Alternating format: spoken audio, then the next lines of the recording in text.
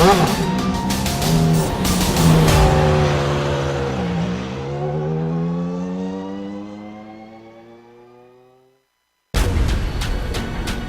is the original esport racing game.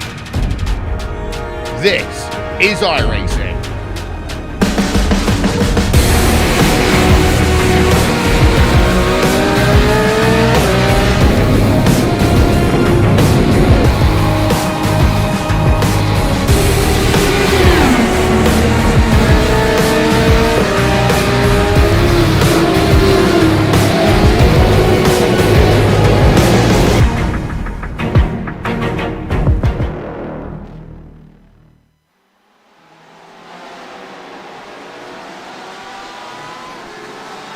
Five hours down, 5 more to go.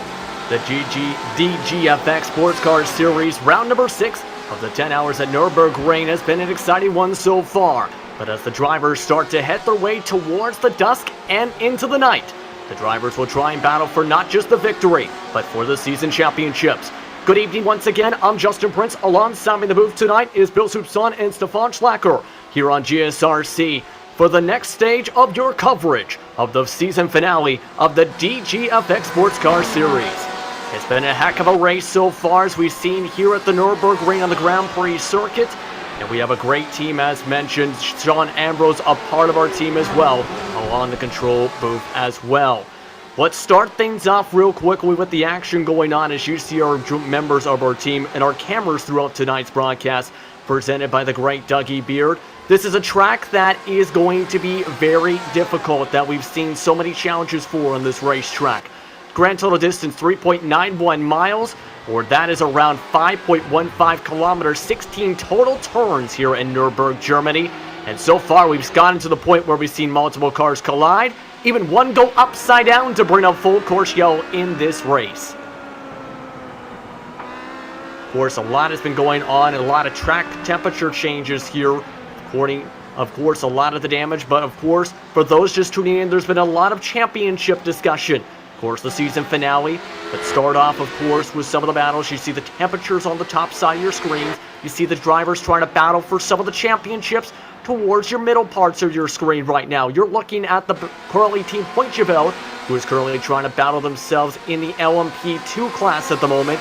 They lead by 17 points and have won the past 4 straight rounds. However, because this final round is a double point season finale here, a lot is still on the line for that championship. Let's quickly swing things over toward the LMP1s, because that has also been tight so far in 2018-19. But teams like Kinetic Racing, GMP Tempo Racing, Steve Works Racing Team, and Simotalk Esport, along with Element Sim Racing, all within range today to still come away with the championship. They're all still within the top 7 on the racetrack. The farthest on back is GT Tempo Racing, with German Sim Racing's LMP1 entry with Stefan Szyłkowski in the lead for the class. Then, though, things get confusing. This is going to be where we bring in one of our first members of our team tonight. And Stefan, the GT Pro and the Pro in the GT Am classes tonight have been absolutely wild. Yeah, as you said, and the thing is, it's absolutely wide open right now for pretty much anyone, especially in the GT Pro class, because Graphite Racing is leading that with 20 points over German Sim Racing, and both of those cars are nowhere to be seen in the top 5 position. Graphite Racing, they're right now in 6th overall in the GT class, also 6th in GT Pro. So they're really down the ranks. If we have a look at Luxim 24 Racing Podcaster 288 car, they are really nowhere to be seen. You really have to stroll down quite far to find that car anywhere on track. They're right now 2 laps behind the Graphite Racing GTE car and well down the ranks. But if we go over to the GT Am series, I think that is probably the wildest series championship-wise right now. IVRA all the way down in 42nd overall. PCDC Motorsports Red, the 302 car, We saw that car wreck out literally on the first lap of this race. Pineapple Racing, the 360, we saw that with a lot of troubles. Early on in the race, they're right now 36th overall. So they right now have the upper hand in that battle. They're 12 points behind IVRA. But the car, which has the most cards in their hands still to win this GTEM championship, is the 333 of Usagi Racing. They're right now 31st overall, but way more important, they're 3rd in class.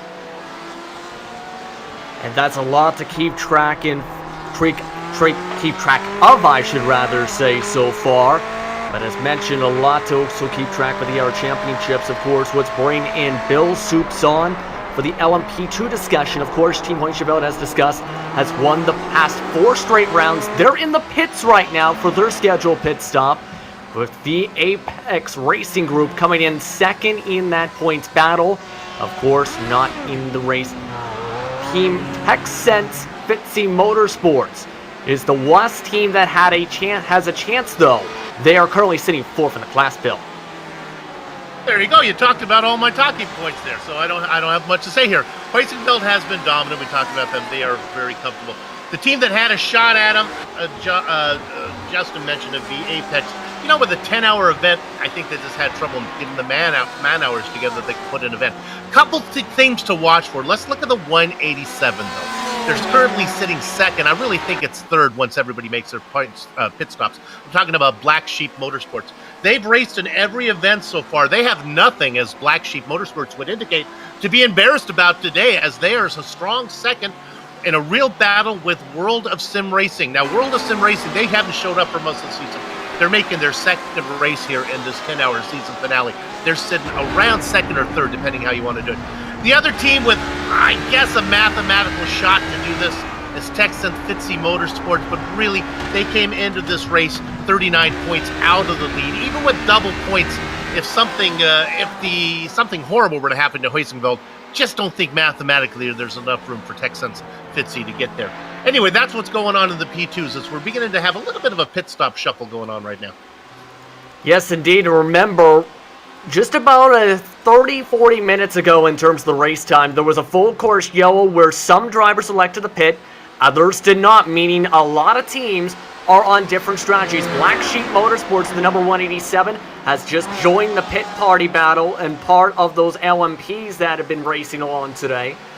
As you're still following along with Simon Mazzella, and now following along with Lane as he enters the set pit lane for his scheduled pit stop. So, Stefan, how much do all these pit stops really, essentially with that full course yellow, really change things up, as we have a driver change for that Black Sheep Motorsports machine? Yeah, Peter Andreas Schmidt-Fjellmir is back into the 187 there. And the thing with pit stops in endurance series with endurance cars is that they take up to 1 minute 20 lane cone to cone. So it really sets you track position-wise quite far back.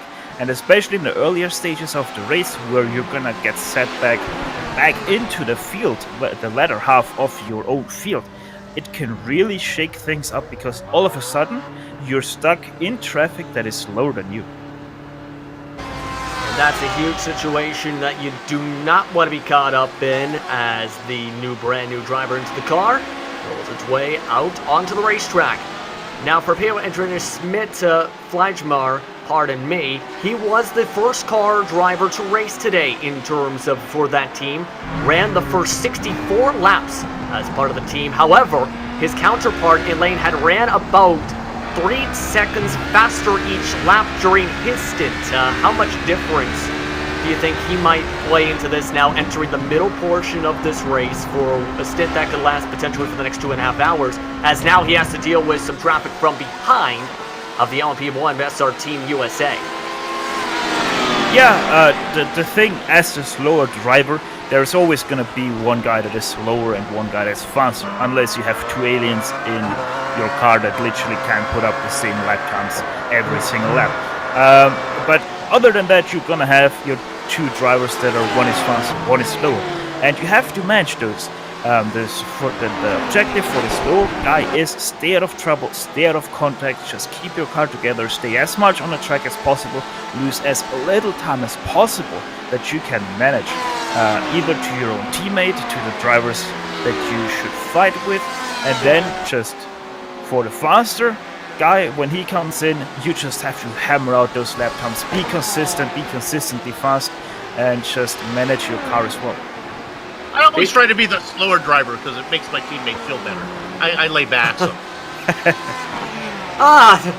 Yeah, so you're that type of driver, I see. But as you can tell, a lot of drivers are coming into pit amongst this stoppage of Kirsten Minkel will stay in the machine for Fitzy Motorsports Fighting CRC machine as part of the GTEs running the field today. You also have Team Vikings Mingard in towards the pits as well, Pineapple Racing. The latter of the two have had a whirlwind of a day so far. Pineapple Racing spun around in turn 1 with contact earlier today. Team Vikings destroying their car after hitting the tire barrier on the pit entry.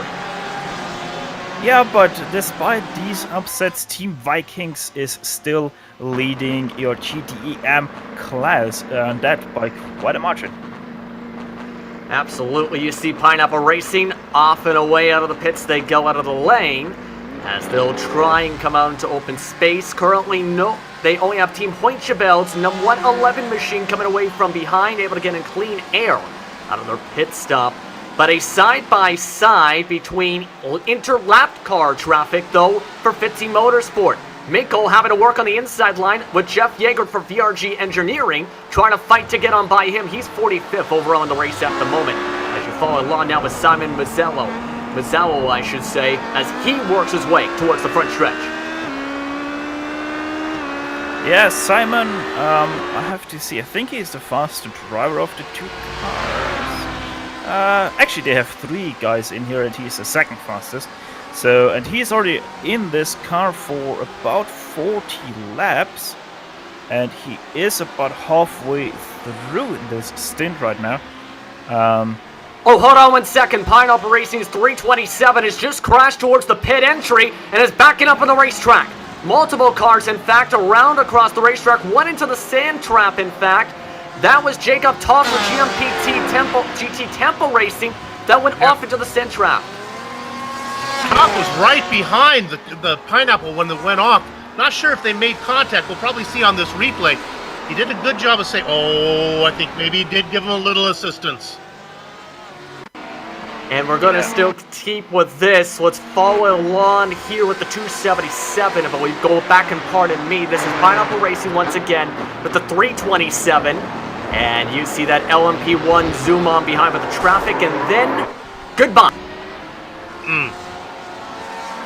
They were getting into it. They were getting into traffic, and they checked up. You know, if you're the trailing car, really you have the responsibility to stay off the tail of the car in front. But there was definitely some checkup going on. Absolutely, and now he's into the pit lane because of that situation, for obvious reasons. Having one of the front pit stalls, but having a little bit of damage, of course, from that, especially in that whole front end.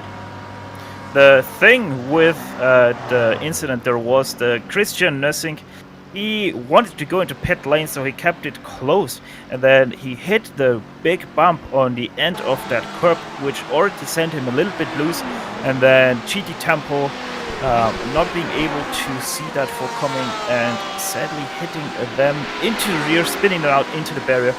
A bit of an unfortunate incident there for them.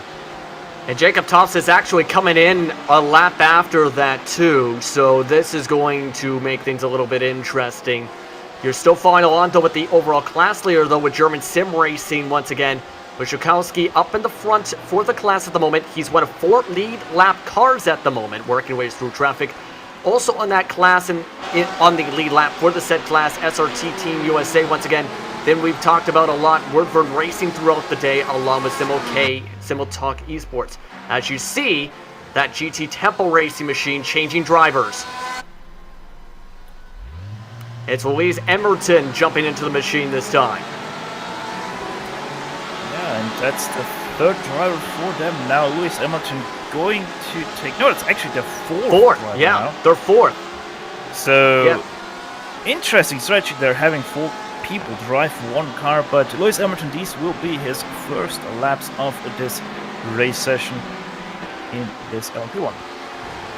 Now let's go off to P2 for the GTEs right now. That is currently one of the Team Pointsingveld machines trying to run in that number 18 overall. They're still battling though with Virtual Motorsport. A bunch of different cars are trying to pit at the same time, but Christian Frank trying to defend on Roy Dietersen, I should say, for that 213 machine, but he's been gaining some time and gaining quick. You can see down to 5 seconds, just under a second, as he tries to dig his way through towards some of the corners. Yeah, and the 278 and Virtual Motorsport, they know each other. They have been battling since pretty much the start of this race. Both Huizenveld cars and the Virtual Motorsports were fighting. Also, Team Vikings Ragnarok was a long time foe in that battle. But they have dropped off since with some problems of their own. But Roy, and you're looking on. Go ahead. I was just going to say, pardon me, on board with that 213 machine.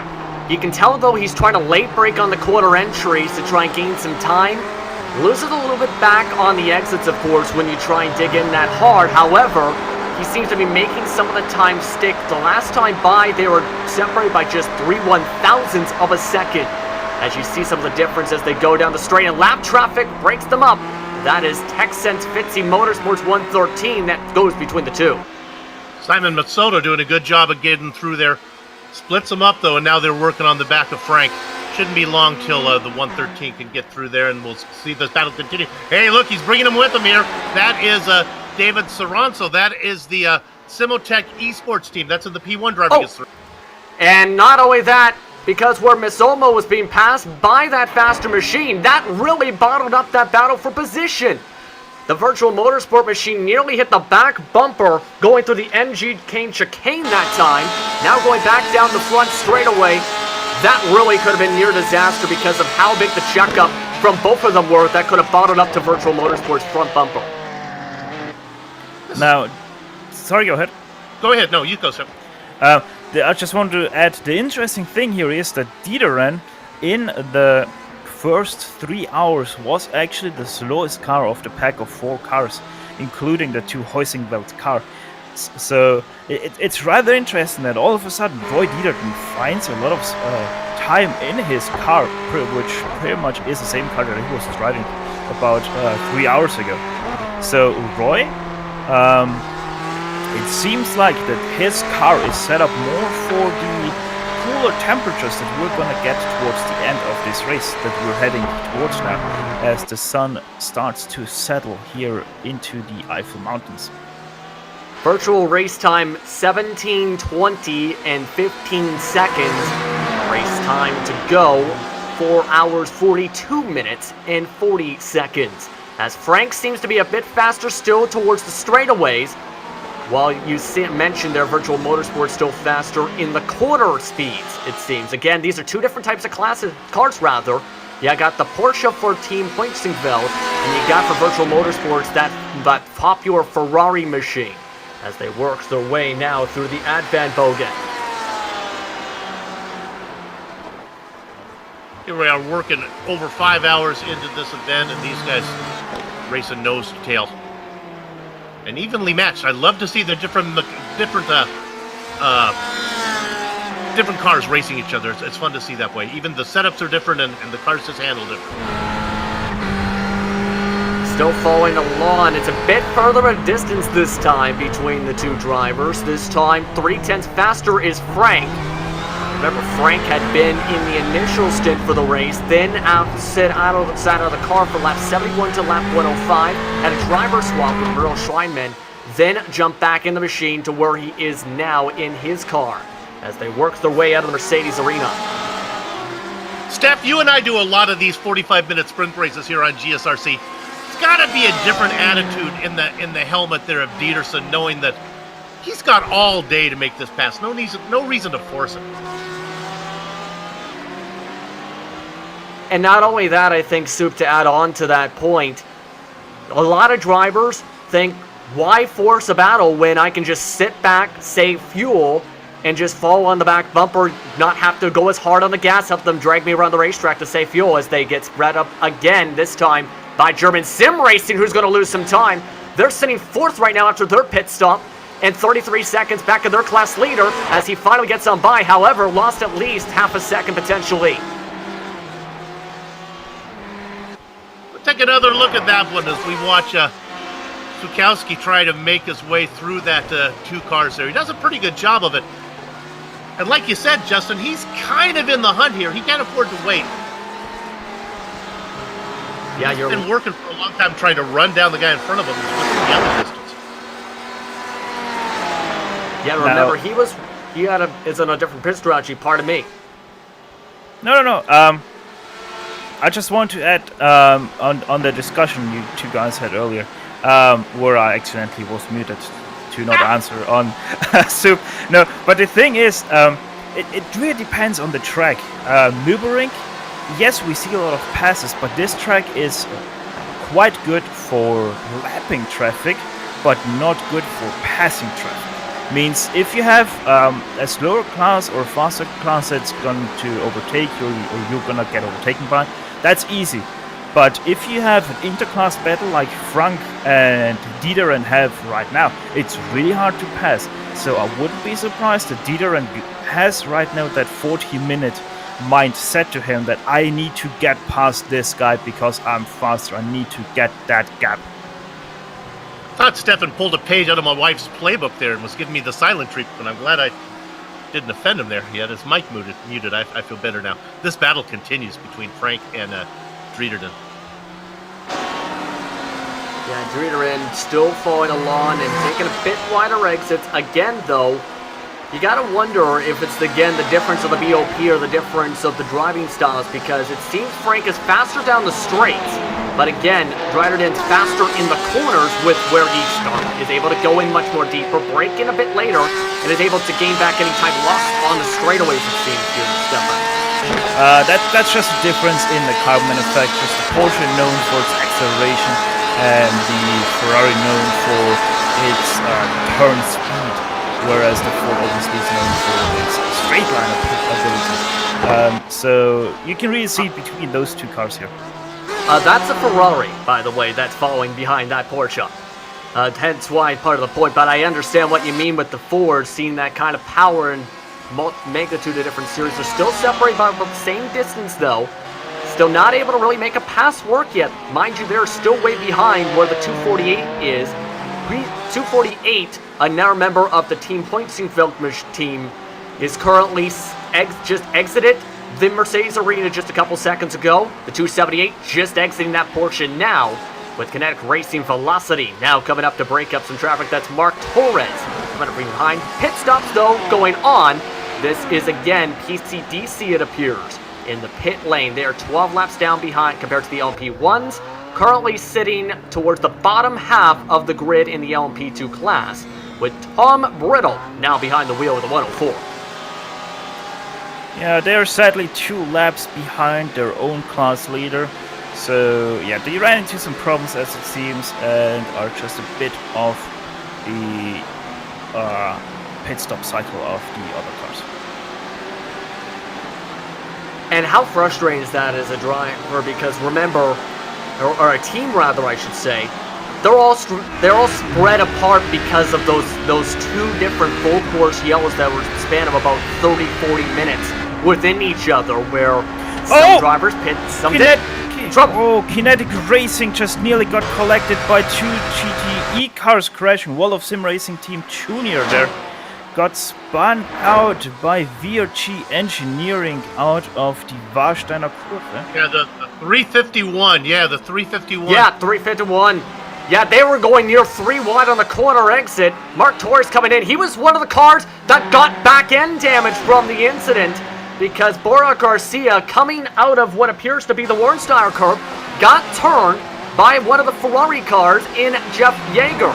They were separated by about 3 total positions, had just turned my eye towards that, in fact, but separated by at least a couple laps Now multiple drivers with trouble.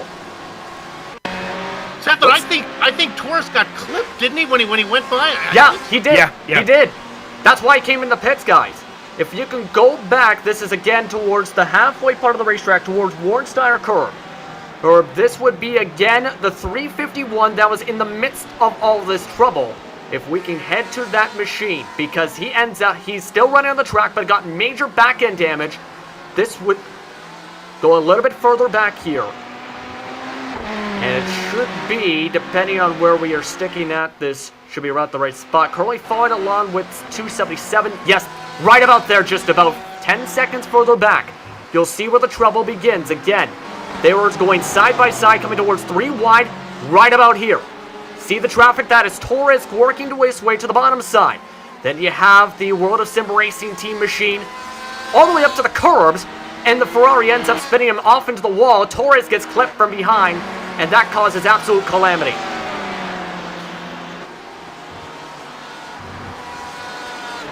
Yeah, and Torres most definitely did feel some damage right away. He was testing out his steering wheel through the pit lane and everything as he makes his way.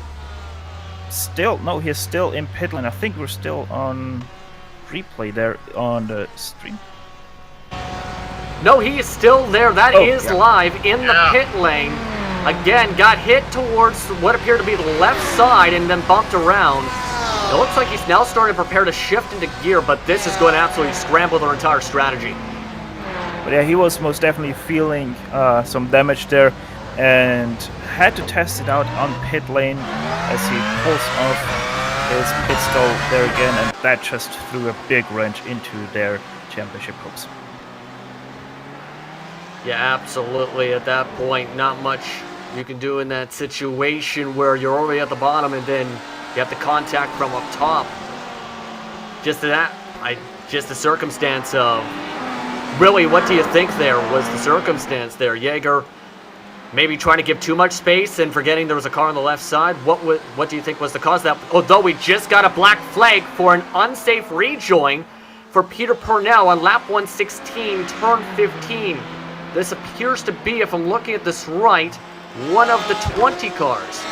If I'm looking at this right, going to get the official number clarification real quick here, but again, a stop and go, a 20-second stop and go. That is on Pineapple Racing, in fact. That's just been given at the GTM machine, the one. That is the 108. Yeah, and rather interesting because I think that is from the incident with the GT Temple car where they went again into pit lane and held up some traffic. It definitely was. That lost them some time, got hit in the back. They're going to have to serve even more so time. They say the classification is unjustifiable risk as the reason for the penalty. Do you agree with that? Hard to say. Honestly, the pit lane is so close to the grass there and to the walls. It's a hard decision, but I think it's justifiable. SRT Team USA now coming into the pits. Marcus Valekas behind the wheel since lap 139, entering the pit lane. That is the number 29, and is on his very lonesome. He was the class leader for the time being. Gives it up to Wernford Racing, who stays out for at least one more time. With Simo Talk Esport, Jade also making the pass. Remember though, German Sim Racing on an alternate strategy was originally the class leader before they ducked in. They're now heading towards the final corners of the track. You see them right now on their own, quickly going through the NG King chicane and heading towards the final corner. Here's the question, are they going to be able to overcut, or undercut I should say, that SRT machinery, one of the cars who actually did go under the pit window. SRT He's off and rolling. And he's going to still come out ahead. He's going to come out ahead by at least half a second as German Sim Racing dive bombs it right by Road Bastards. You see the gap is officially marked to about a second, maybe two.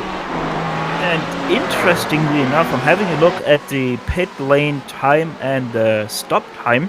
The stop time was 4 seconds slower for SRT, but the pit lane transition line that's from cone to cone is actually 3 seconds faster. Yeah, that is an absolutely interesting fact to actually bring up. Thank you for mentioning that. The pit lane average has been up and down in terms of the strategies, to say the least, today. 45 seconds for some of the drivers within the top grouping. And that was, again, the fast German sim racing still at the faster lane speed according to that point. However, well, despite the faster stop, just ended up having, I think, the better track position in terms of clean air and not as much traffic to manage. Now, they're filled with traffic to try and manage out of the pits. Oh my goodness. Oh. Yeah, you can see him blinking his lights, in fact, to try and get by some of this traffic. It's getting to where it's a bit of a hornet's nest for some of these cars. Now that is starting to get quite aggressive there for Marius, going pretty much 4 wheels on the inside. Yeah. They're over the big curb. He went on the grass to get that done. I don't think that's the way you want to do it, though, guys. Now, the thing is, that is an incredibly big curb there on the inside. And I wonder, does Marius have bottom end damage now because of that? Because that had to be quite a hurty bottom out there. Yeah, that is possible potential for sure. That can really affect the steering on that machine. Let's quickly go then back to P number 9 for the GTEs. Again, you have the GT AMs and the GT Pros battling amongst each other for overall positioning. But that battle is still starting to shape itself up, I should say.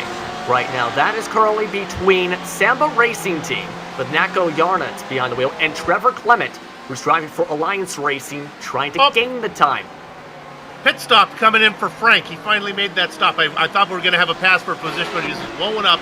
He brings the 278 car in. That means that the 213, the virtual racing car now, is going to get into second position. But I really think this is going to work out great for virtual. I think virtual was faster, and they're able to run an extra lap. I think they're going to do what, I guess this would be the overcut, right, Stefan, where you stay out there. I think he's going to run a faster lap and get the pass made that way. Yes, overcut is going longer, undercut is going shorter. And yeah, it's going to be interesting how that plays out. It's also going to be interesting how pretty much everything plays out. I don't know if something happened to the geodesic cars, but it's kind of weird to see them down in 5th and 6th position in GTEs, as more GTEs stream into the pits. Yes, a lot of people are pitting, and another penalty's just been issued on the racetrack. This one to the 351 machine, the 366 rather, who's been on investigation. VRG Engineering, that was for that contact with World of Sim Racing's 351. They've been giving a penalty for avoidable contact / aggressive driving. 20 seconds stop and hold as everyone tries to duck in. Again, VRG given the penalty. Clearly, the race stewards have not had a good night's sleep. They are handing out the penalties. They're cranky. Yeah, and I don't blame him for that penalty for what happened there, because that was it. I know he was trying to give space to the driver on the inside, but it came all the way up to the outside. Meanwhile, the pit party getting very aggressive. A lot of drivers coming in and out of the pits. This is going to get interesting down into turn number 1 for some of this traffic, as now there's a lot of cars coming up to full speed that are going to enter side by side. Element Sim Racing diving right underneath Black Sheep Motorsports' 323 out of their pit entry, as a lot of others still follow out. Alliance Racing, Torque Free Racing, Longchamp a part of the train. And our leader did pit in meanwhile. So Virtual Motorsport is now in first position, taking over that from the Team Hoisingveld cars. Yes, and you're looking at that machine now. The Team Hoisingveld machines came in. Now it's the question, when is he going to come in? Right now, it's going to be a difference in terms of the time between them. Fairly significant, about 30 seconds. However, we've seen it where you get caught in some kind of traffic with some of the LMPs. You can lose a lot of time. 40 seconds is the official distance. Stefan, we were watching that battle in the LMP M2s between Virtual Motorsports, the 213 car, and then the car they were racing, the other Hoisingveld car. Hoisingveld made a driver change. Does a driver change take up time, or are the pits off so long you can change drivers without it costing you? No, pit stops are about a minute if you take full service with tire change. So driver change is not an issue. So one thing that I had to look at though is Roy Dieterton. He made his pit stop on 1:37. He actually got into the car in that lap. The Team Heusinkveld cars, both of them, also pitted on lap 137. So right now he is able to stretch that fuel tank 2 laps further than they are, as he now comes in the pit lane. A lot of drivers still coming in and out. That brings up a good point. I'm glad you asked that question, Soup, because it was discussed a bit during the first stint of the broadcast. Double stinting and or triple stinting tires. It was discussed, of course, you see it more at the night. However, we've seen a couple drivers here and there trying to take that risk. How significant is that to try and do that depending on which class you may be running in, as Virtual Motorsport is now into their pit stall? Stefan. I actually brought up that point Yes. because in the first stint we saw people actually doing just a single stint, especially in the LMP1 class. But in the GTE class with these temperatures, you normally should go double stint, and then probably in the night, or most definitely in the night, you're gonna see people triple stinting those tires, because that's just how these tires work. In LMP1, we probably will see the same thing with double and then triple stinting in the night, because they are also going to obviously be easier on the tires. So for LMP2, I'm actually not sure how they work with their tires and how much they use of the tires in a stint.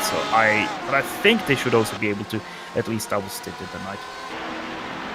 As that was going on, Virtual Motorsport just pulling out way far back to compared to the 248. Jorn Van Wint still behind the wheel of the overall class leader, but is ahead by a virtual mile essentially. The Alpine Stars, Geodesic Racing Gold and Black Machines are still followed on. However, I believe they still have to, yes indeed, still have to come in to pit. The next driver in terms of drivers to come in, pardon me, Stefan? The Virtual Motorsport, they overtook actually their foe in their battle, because Team Heusinkveld 278 is actually behind them by about 2 seconds. I should rephrase, the 248 retook the lead, the 278 lost time because they did do a driver swap with Roberto Schordelman behind the wheel now, so they did lose some time. I think that is why Soup got that up. No, I don't think it was the driver swap. I think it was pace, Steph. I think Virtual was sitting back there just waiting. I think they knew they could go longer. I think they ran 2 extra laps, and I think that's why they got it. And I think that's why they were so patient. They knew they were going to be able to do it. And that's a smart decision, actually. Again, goes back to why force it when you can be patient, save some fuel, trying to go an extra few laps, and ends up working for. But who knows how it plays out now, because we got new drivers, so that's the beauty of endurance racing. Everything changes. Everything changes at the blink of an eye. Still a lot can change in this race with 4 hours 22 minutes to go on the clock. Again, right now your leader for the LMP1, surprisingly, has been Winford Racing DGFX in the 41. They've cycled in and out towards the front all day in their respective class, it seems, with Pierre Benoit Lemire behind the wheel as you see him working his way through some of the traffic. That 248 is the next one he has to try and work his way around. Still in the lead by 13 seconds. Him and Simultalk are on a bit different strategies compared to the rest of the class, though. I got a few years on both of my commentators here, so I'm going to put in a little story about some real-world endurance racing. I'll do this quickly. You guys interrupt me if any action breaks out. It was about 52 years ago when Ford came to Le Mans, and it was Dan Gurney and, of course, A.J. Foyt, the 2 American drivers, were able to give Ford their first All-American victory. The interesting story on this one, when we were talking about drivers and about pace, Gurney had been working with that Ford all season long. It was really quick in it. Foyt came in and had only actually put in a couple laps before they went racing at Le Mans. And Dan Gurney made a point not to race the car as fast as he could, because he knew that his partner, A.J. Foyt, was so competitive that he would try to get more speed out of it than he probably should. So Gurney, we talked about laying back. Gurney would actually race slower so that AJ didn't feel the pressure to race the car faster than he needed to. I thought that's a kind of interesting story about knowing your teammates and what goes on between the ears as we look at the beautiful sky pushing down here. That's an interesting story to bring up, actually, in terms of that, because that also has to play, I think, towards team chemistry, potentially, to try and be on the same page, not to make sure you know how the car's handling, to make sure you're supposed to be on X strategy to set up your next driver once they jump in the car here. If I'm understanding your reasoning for the story. Oh, that's it. Well, he knew that Floyd was competitive, and he didn't want AJ trying to match Gertie knew he was faster, and he didn't need AJ trying to do more than he could. To overdrive the equipment. Overdrive the car, or end up risking anything happening to it. Nomad Sim Racing is also in, by the way. You're still following along with the second overall driver in Simotalk Esport.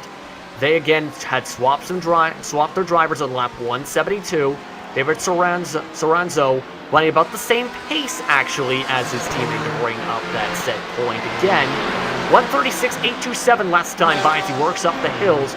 Again, though, he is slowly but surely trying to reel back in Winvern about a second faster. This is not going to help, though, as it's side-by-side traffic in front.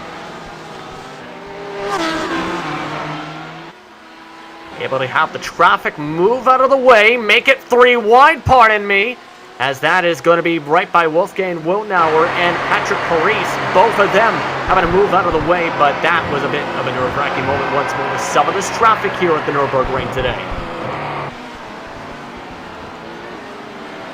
For Stefan, I think in terms of this, we had talked a bit about there not being many passing zones. Basically, turn 1, Dunlop, turn 11 are essentially the main places to really pass, but there's also a lot of danger zones. Turn 1 still a part of that. Well, Schumacher S a part of that, etc. Look at the battles, meanwhile, starting to form up now between these two to under a second at the same time with Ferrera and Coke. well, you have to you have to divide between passing zones and lapping zones. Lapping zones are many here. You can lap someone nearly every single corner here because of how different these cars behave through the turns. Passing zones, as I said correctly, there aren't many. You have the Dunlop carry and you have the Haukhagen, and that's pretty much it already, because every other turn doesn't have enough braking to be able to outbrake someone. Indeed, You know, as a back marker, when it comes, and trust me, I can speak from experience here. When it comes to a track layout, what you really worry about is a long straight that had a right-hander setting it up and then a left-hander down the way, or opposite-facing corners. Because eventually the racing line has to move from the one side of the track to the other side, and the faster car, the slower car ahead, eventually has to cross over, has to change lanes, and you can do it anywhere. And that's where you get into trouble. On a racetrack where there's right-hander followed by right-hander, left-hander followed by left-hander, the racing lane stays on one side of the track. It's a lot easier to be out in front. That's just getting in the head of a driver that doesn't have the pace. That's stuff we worry about. Indeed, I agree with you in terms of the pace, rather, and trying to do that. You're now following along, meanwhile, with NAB Racing. They are last in their class running. 14 laps overall down. They are about 4 laps off the leader's pace, mind you, in terms of that. This is, again, Garrett Kochlever driving behind that wheel, but you got to think in terms of positions like this where, 1, anything can happen to move you up the grid. 2, it's the last race of the season and one of the longest races, if not the longest race overall on the schedule. So you want to try and go from start to finish, especially if your teams that have had struggles today, such as NAB Racing, in terms of pace. How about a tip of the hat to the organizers here? We're on the last race of the season. We got a 10-hour event, which means these teams have to get together 2, 3, 4 drivers to run this thing. We got 53 cars here. That is a healthy series. Very healthy series indeed, with multiple different classes when you think about it. The endurance side as well. I mean, endurance, this is the endurance side. What am I trying to say? As well as the club sports side of things as well for the series. Lots of competitive drivers, lots of competitive teams. You're still now following on with Winford Racing, as they still are out in the front of the field for the time being. Again, they pit on lap 173. In terms of the pit window, it's a... are we looking at in terms of the pit window for Wyvern Racing and for the other teams that may be the ones still running a bit longer now on the track. So we watch that battle continue on screen. You can see the sun start to get low. It starts to reflect off the track a little bit. Just to drill down on the health of the series, what else I like about this is the distribution of the classes. Fewer cars up in the faster classes and a whole bunch of cars down in the slower classes. That's the way it should be. That's the way it is in real world, and that's the way it is here. It adds a sense of realism to it. I agree with you that it does, as now you're looking at the LMP2's leader right now. That is, again, Marcel Tai, a very talented driver when you think about it, in terms of the iRacing service that's been in the car since lap 31 after switching with Christian Hewitt. Also, they have driven with Ronnie Fantini in the machine today, and essentially they've been untouchable with some of the pace that they've shown today. A lap ahead fully over the world of sim racing today in this series. Or in this round, rather, I should say. Stefan. Yeah, you pretty much said it. They're a full lap ahead of second place, or I think that might actually be due to lapping. Yeah, it's because of lapping, but they have half a lap on second place, pretty much. As World of Sim Racing team, they're just now going through the Michael Schumacher S, and Team Heusinkveld goes back on through the Haukhaken. Just shows you how much 43 seconds really are on this track. Yeah, now we go back to where Daniel Jarvaz Juan, I should say, is now in the 151. He's been still running again on his own, going through some traffic a little bit. He's still at the same lap cycle as TechSense, Fitzy Motorsports, Black Sheep Motorsports, along with Lexim Motif Podcast. However, they've been able to get basically a lot of track distance, in part because of strategy, in part because of their pace. They were one of the drivers who came down during that yellow flag, I believe. Pardon me, a lap 166 they officially came in last time from the pit cycle, as you look on board for third place. Well, the thing is, they were consistently the fastest drivers out there. Ronnie Fantini with a 42.2 with the fastest lap, not only of the 111 but also of the race in that class. So just it's yes, they have slower drivers, but the slow drivers in that car are just fractionally slower than what Ronnie Fantini was able to do in his first 3 stints. Yeah, let's go off to P18 for the GTEs. Meanwhile, lots of battles shaping up across the racetrack, while on different lap cycles. Again, this is a difference in terms of the numbers. If you see that currently in terms of the classes today, if you are a part of the pro class, I should say, you're around the 200s. The AM class is the 300s in terms of their numbering. A part of this battle is, again, Pineapple Racing, who did serve a time penalty at one point, has some damage still that they're still trying to manage with that Ford. However, it doesn't seem to be slowing them down too much as they try and gain time on the 288 of Luxim 24 Motif Podcast. Yeah, and actually, because we're right now on board with GTE AM car, I would Pardon me for a second. Apologies for cutting you off there. The 41 has just ducked in for that alternate strategy was trying to bring up. He's now came in the overall race leader, so that pit window for him and Simultuck Esport has just come towards an end. Now it's the question, where are they going to cycle? They're on a big time difference in terms of pit strategy, about 10-15 laps because of when they came in for the safety car here, Stefan.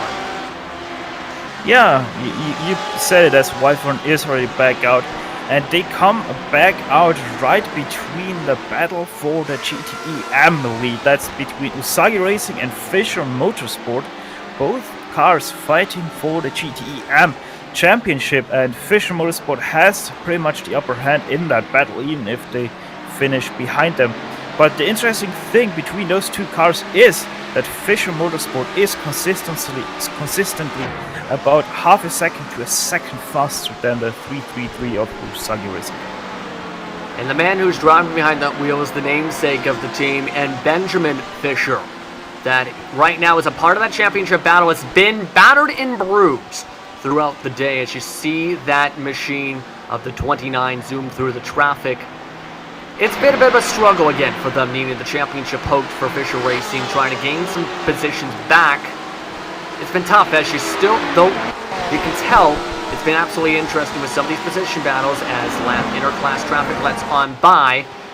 Wyvern Racing has cycled himself in. Kinetic has come in as well for the GTEs. Yeah, we see that GTE making the pit stop up in the P1s there, the LMP1s. It's about what would it be? About a 12-lap advantage for Wyvern as far as fuel goes. The question is, will they have the pace? They're about 3 seconds. Well, now it's only 2.5 seconds. I think Simultalk Esports has a chance to run them down, the Jade team. Indeed, right now you're looking at some of the differences now. Wyvern still cycled, surprisingly, towards the top here in terms of the leaderboard, if I'm looking at this correctly, in the 41. Yeah, they actually did. Yes, they had only a 20.8 second pit stop, 45 seconds flat in the lane. That is one of the fastest pit stops the entire day today by Wyvern Racing to come up in front of SRT team. What do you think might have caused that there? They're in the lead now by 2.9 seconds. In part on strategy. And they are working through traffic with aggression right now because Lemire knows that he's out in front and he's got a fast driver behind him. So when he gets to traffic, and I'm talking about the driver of the 41 car, man, he is taking no prisoners. Can we go to the 41 and watch this right now as he's coming up behind? Watch how he just deals with these guys. He's got to hustle. Gets them at a good place, and he picks up those two right there. Able to hustle around a couple more, able to go around some of the LMP2s and the GTEs, has a whole three train of GTEs in front as well. You look on behind though, coming off the corner right now is Velarquez right now, who ran last time at 137.9 on the circuit, 118 for Wyvern. Again, that was after the pit stop for SRT as they're now caught in that same traffic. Same traffic now with different cars. Being reached by the overall race leader as he goes to the inside, tries to pass on by him, this time by in terms of the time.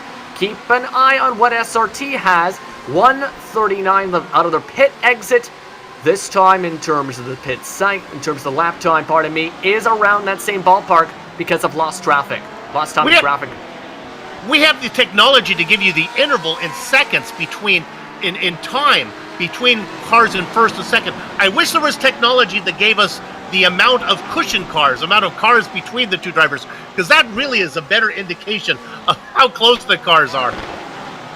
And an average machine is into the pits now. It looks like it's Benjamin Gregory coming in and swapping some drivers. In fact, that is the 113 of TechSense Fitzy Motorsport, parts of the battle, the position battle. That's going to mean Mezzomo is out of the machine for that 113. Stefan.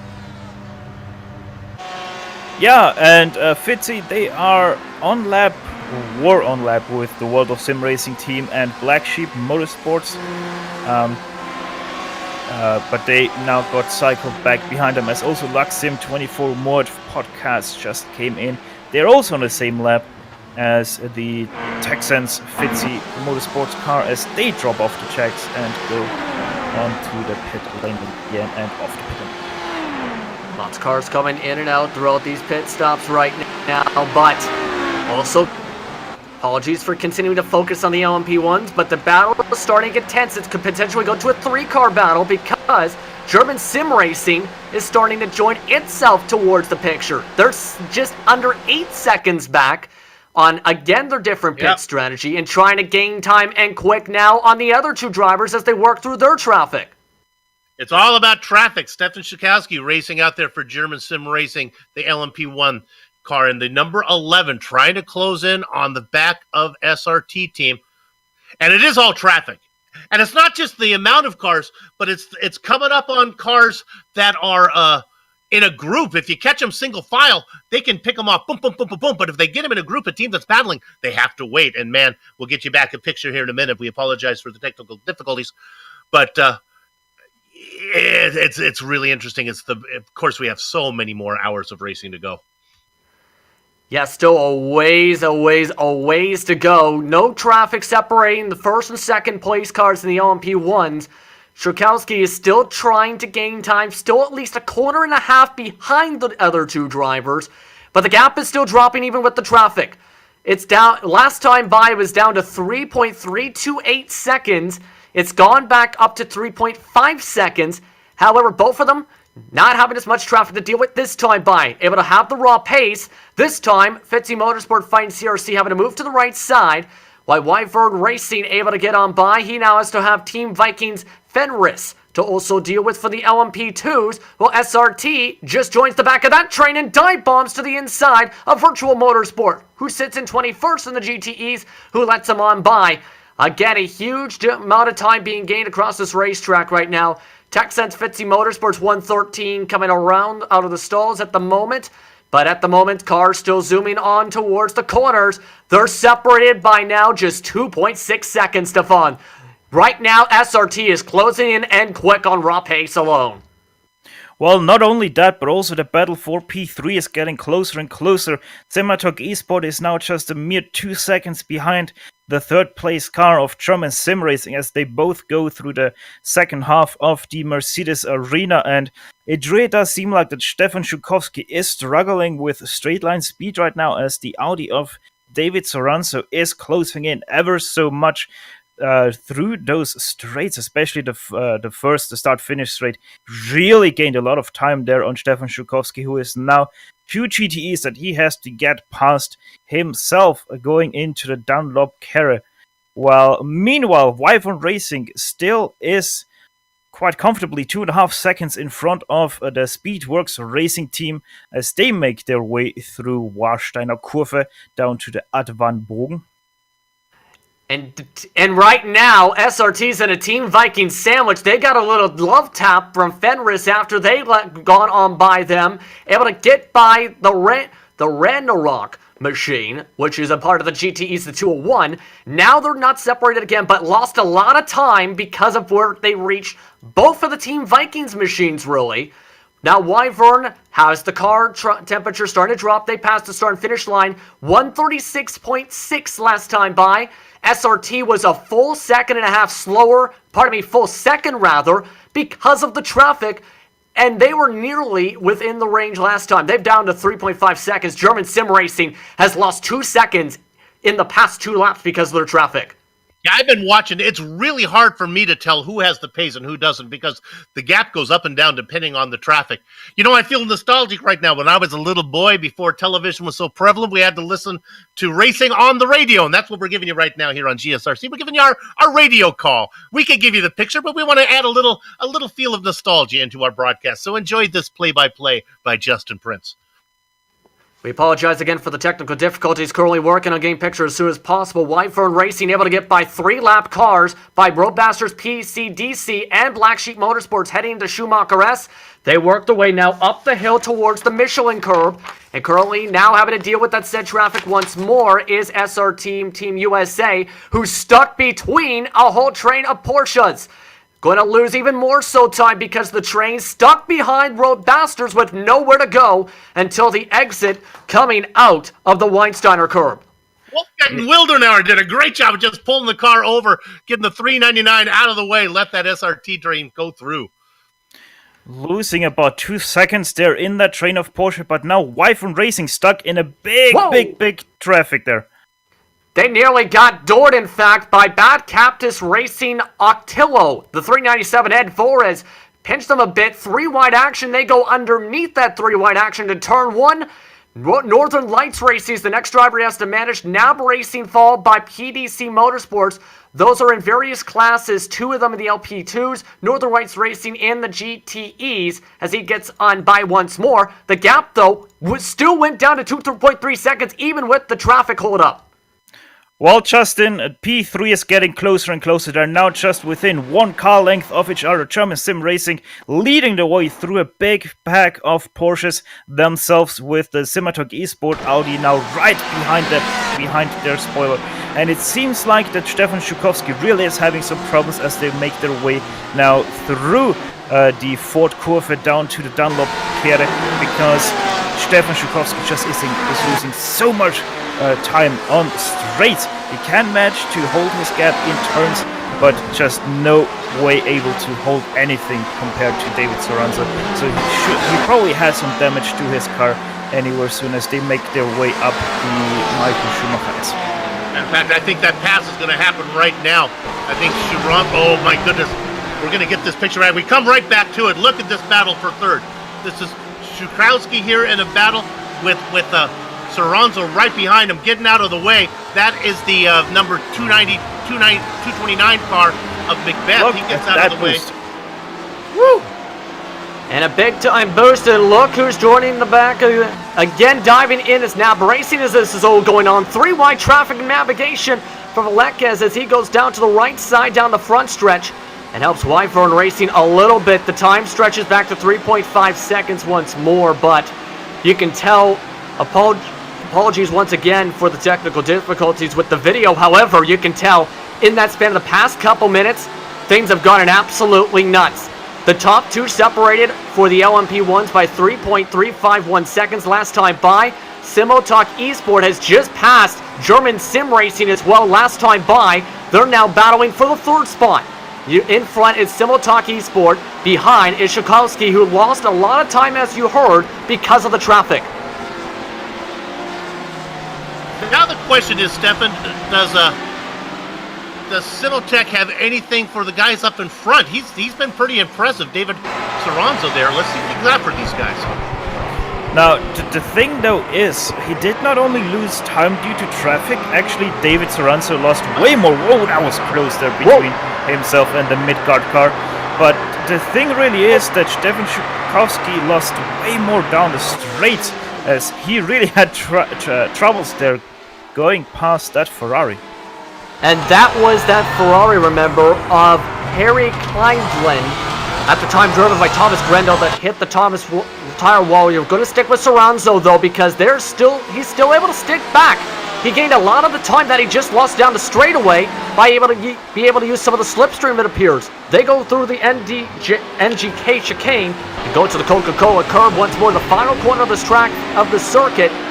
Bit of a faster launch this time. They're separated by about 5, maybe 6, now 7 car lengths down the straightaway.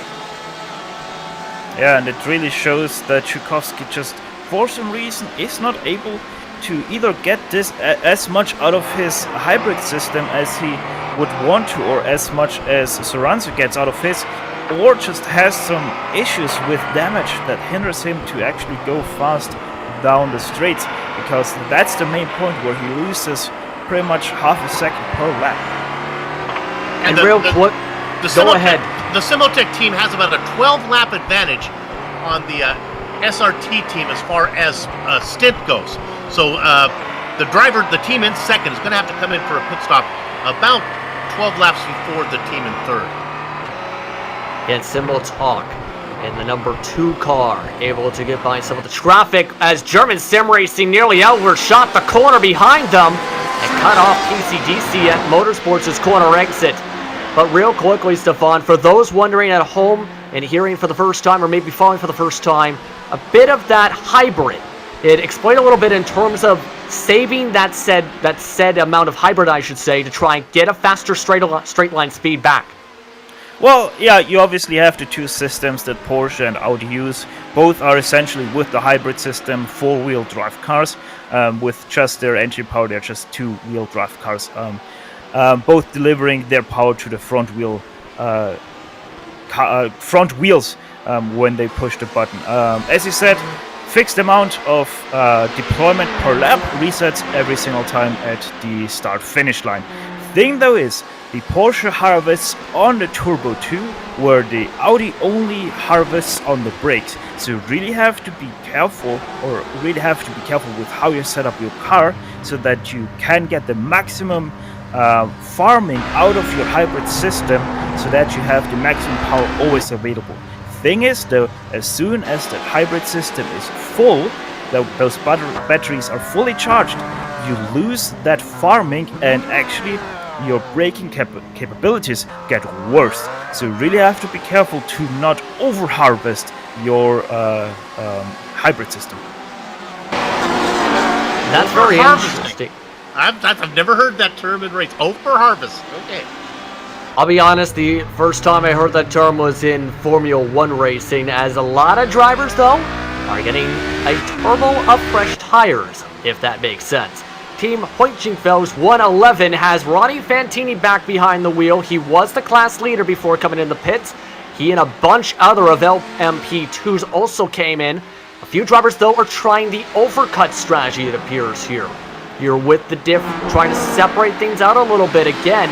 They were a full lap ahead of the rest of the field. A lot of drivers might be trying to hope for some luck here. Yeah, and we should see both LMP1s, or all three classes essentially, to soon start their pit stop cycle, because we're getting into the territory as actually German Sim Racing LMP1 goes into pit lane now to serve their pit stop.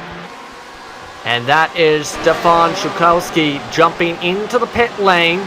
He's been in the car since lap 121, so 100 laps is the amount of time of the stint. He lasted the first 60 laps of the race, then handed off the car to Marcel Egbers.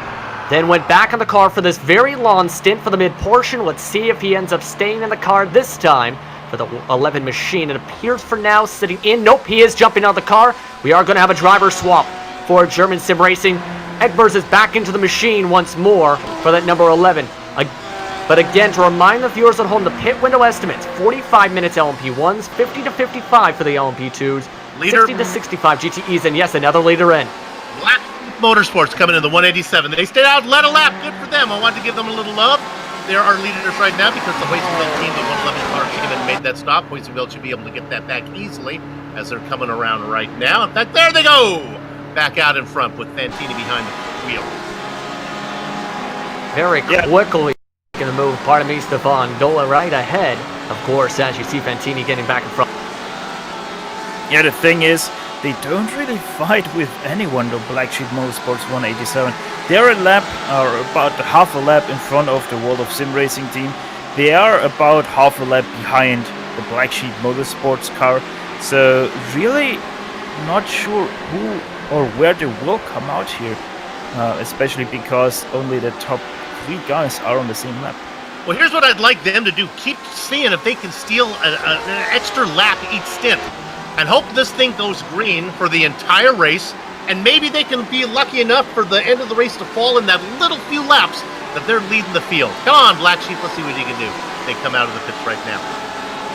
Black Sheep able to work their way now into the Mercedes arena and still separate, still in a situation where they're at least now it's still in second with World of Sim Racing third in the class. So again, they're still in great track position by far. World of Sim Racing still at least a quarter track behind. I like their name too. They have an inferiority complex. They just don't feel good about themselves. I don't think that's what Black Sheep means. Kind of like Black Sheep as in the... I'm not even going to try and explain this because I'm not sure how to explain it, but a battle is going on. Let's go to a battle, the 333 and 334. Fisher Motorsport, again with Ishaji Racing, once more battling. This is 27th and 28th overall on the racetrack. Okay, race cars. Yeah, and that's also the battle for the lead of the GTE M class. And I earlier said that Fisher Motorsport is the car that has the upper hand on the GTE M standings. I was wrong, it's actually Usagi Racing that is having the upper hand in this battle. Also for the GTE AM Championship, they are in total 28 points behind your leader, and Fisher Motorsport is 36 points behind the leader of AVA Vervatic in that GTE AM class. Last time by, it was actually Fisher Motorsport who was faster by about a second as well, and taking these corners a little bit differently. However, again, remember they're in that tight points battle where they needed to have a strong race today, and so far, it's not worked towards their way. They came in as the furthest on back in terms of the points needed. Their strongest finish, in fact, came in the last round at Road Atlanta, and they really needed to hit it out of the park today. Right now, in terms of the GT AM class, they're currently second in terms of the cars still on the racetrack. However, things are still going to be interesting with the double points. I think they're still going to need some luck, including passing Usagi Racing, who technically is in that amateur lead when you count towards that way. The yellow, again, pro is the green, amateur is the yellow, on board with Fisher. Two. Oh, I'm sorry, but yeah, we're right on board with Fisher right now. I want to quickly take you to a driver that hasn't given us a lot of attention. Can we look at the 256 car? They're currently running in second position in the GTEs there. And that's the Alpine Stars Geodesic Racing Gold. This is the Gold team driven by Nathan Parkinson. Now, he's going to need to make a pit stop here pretty soon. Remember that battle we were looking at a while ago between, it was Virtual Motorsports and Team Hoisingveld. Well, Virtual Motorsports pretty much ran away with that one after the pit stops. And we're waiting for these guys in the Alpine Stars to come on and make their pit stop as well. That'll put Virtual back in second. I want to give a shout out to these guys. They're having a good race. And it really depends on where that checker flag falls on where these guys, the Alpine Star guys, are going to finish up. They're going to be anywhere between second or maybe fourth or fifth. Indeed, right now you're looking at Nathan Parkinson. This is the Gold driver team right now for them. And remember, their 255 entry, as you follow along the 256, had been at one point the leader for the Pro Class, then had a bad stop, and then spun out at the 7 hour and 45 minutes to go mark. That was during the Samuel Taylor Dawson stint for our broadcast coverage, and really, both of their cars since then have not been towards that position to try and battle for the race lead since the furthest has been so far as the 256 since then, of course, going in the second spot, as Soup just said. Working on a stint here of, my goodness, how long is it? 31, this is 32 laps coming up, so that fuel tank's got to be about as empty as a syrup bottle after a pancake social. He's going to stay out and run one more lap. And again, towards that pit window, Stefan, I think you have a strong point to say here too. It's actually not about these cars fighting here that we see right now on screen, but it's actually about the GTEM Championship. Yeah. And as said, Usagi Racing has the upper hand on Fisher Motorsport. They are right now leading the GTEM race and therefore get 60 points. But Pineapple Racing 360, they are right now in 6th place in class, giving them 36 points. And that would be enough to clinch the championship here with just a few points to spare. Yeah, we're going over to where Pineapple is now. They're 36 on the track, but I'm glad you brought up that strong point. Because even with their struggles, even with what other counterparts have at Sir Pelonies, they are still able to, at the least, pardon me, that 327 I should rather say, still be in a situation where they can do something here right now. You know, in terms of where they can gain the points they need to. They still have that damage that's been on the front and the back portions of the car. Now it's the point where they need to basically keep on going. They're still at least a quarter track ahead of World of Sim Racing Team Junior after their earlier incident. That lost them a lot of time. See them now going through turn number 1, heading into the Mercedes Arena once more. That's the World of Sim Racing Team LMP2 coming to behind of Urca Estefana, zooming on by, and that's going to make the move as he tries to actually cross them up a little bit. Alliance Racing's also gaining some time. That's again lap traffic, interclass traffic separated by a full lap. We go now where the World of Sim Racing Team is towards their back bumper. They're currently sitting 3rd on the racetrack. With all the pit cycling, though, they're now in the same lap cycle, in fact, it appears, to Team Hoinchenveld, along with Black Sheep and Texense Fitzy. That's much more different than what it was just even 30 minutes ago, where you have Team Hoinchenveld a full lap ahead at one point.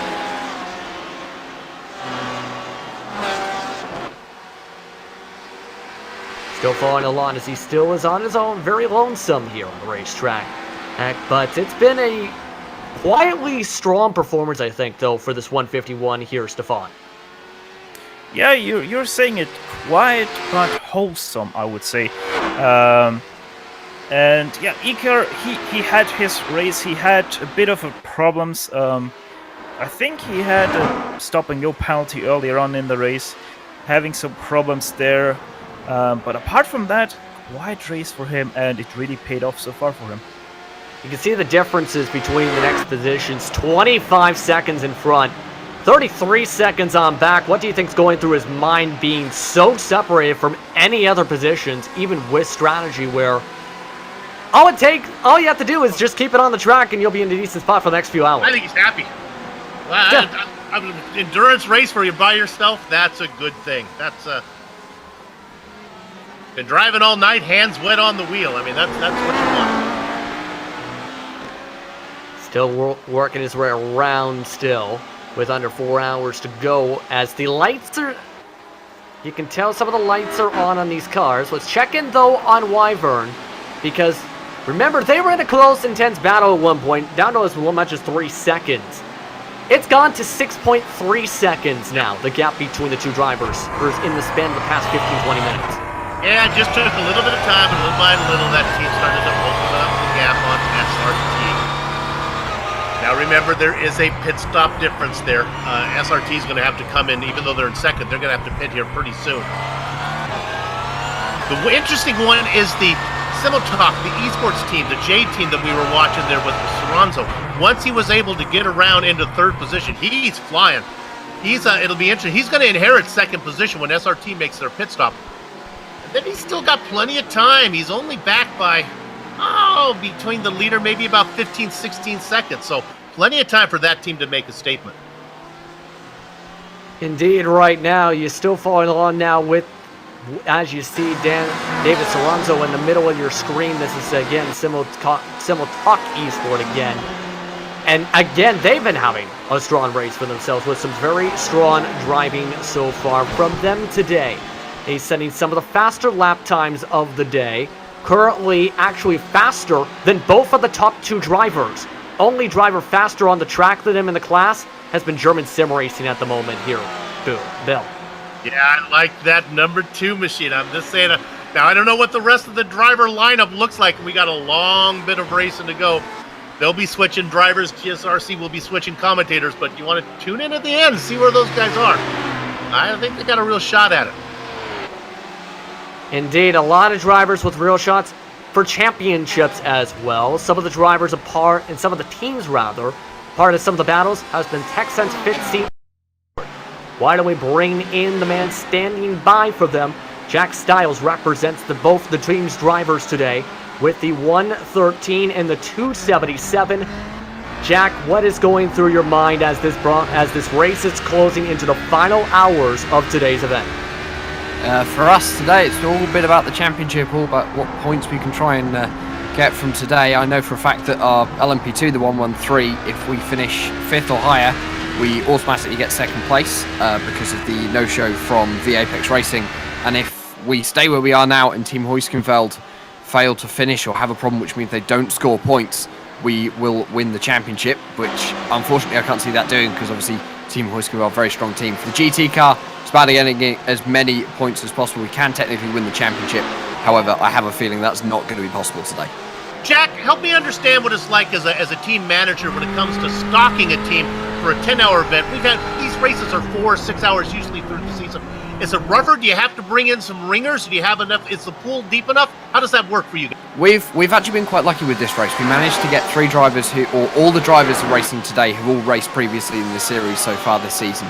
Ben, Michael and Simon in the P2. Simon has very kindly stayed up overnight down in Australia. It's currently 7 a.m. and he's just gone off to bed. So he's had a very long night for him. Ben and Michael both been very quick all season long. Michael's actually raced both cars for our team at some point in the series. He started off in the GT and then switched to the P2 halfway into the season.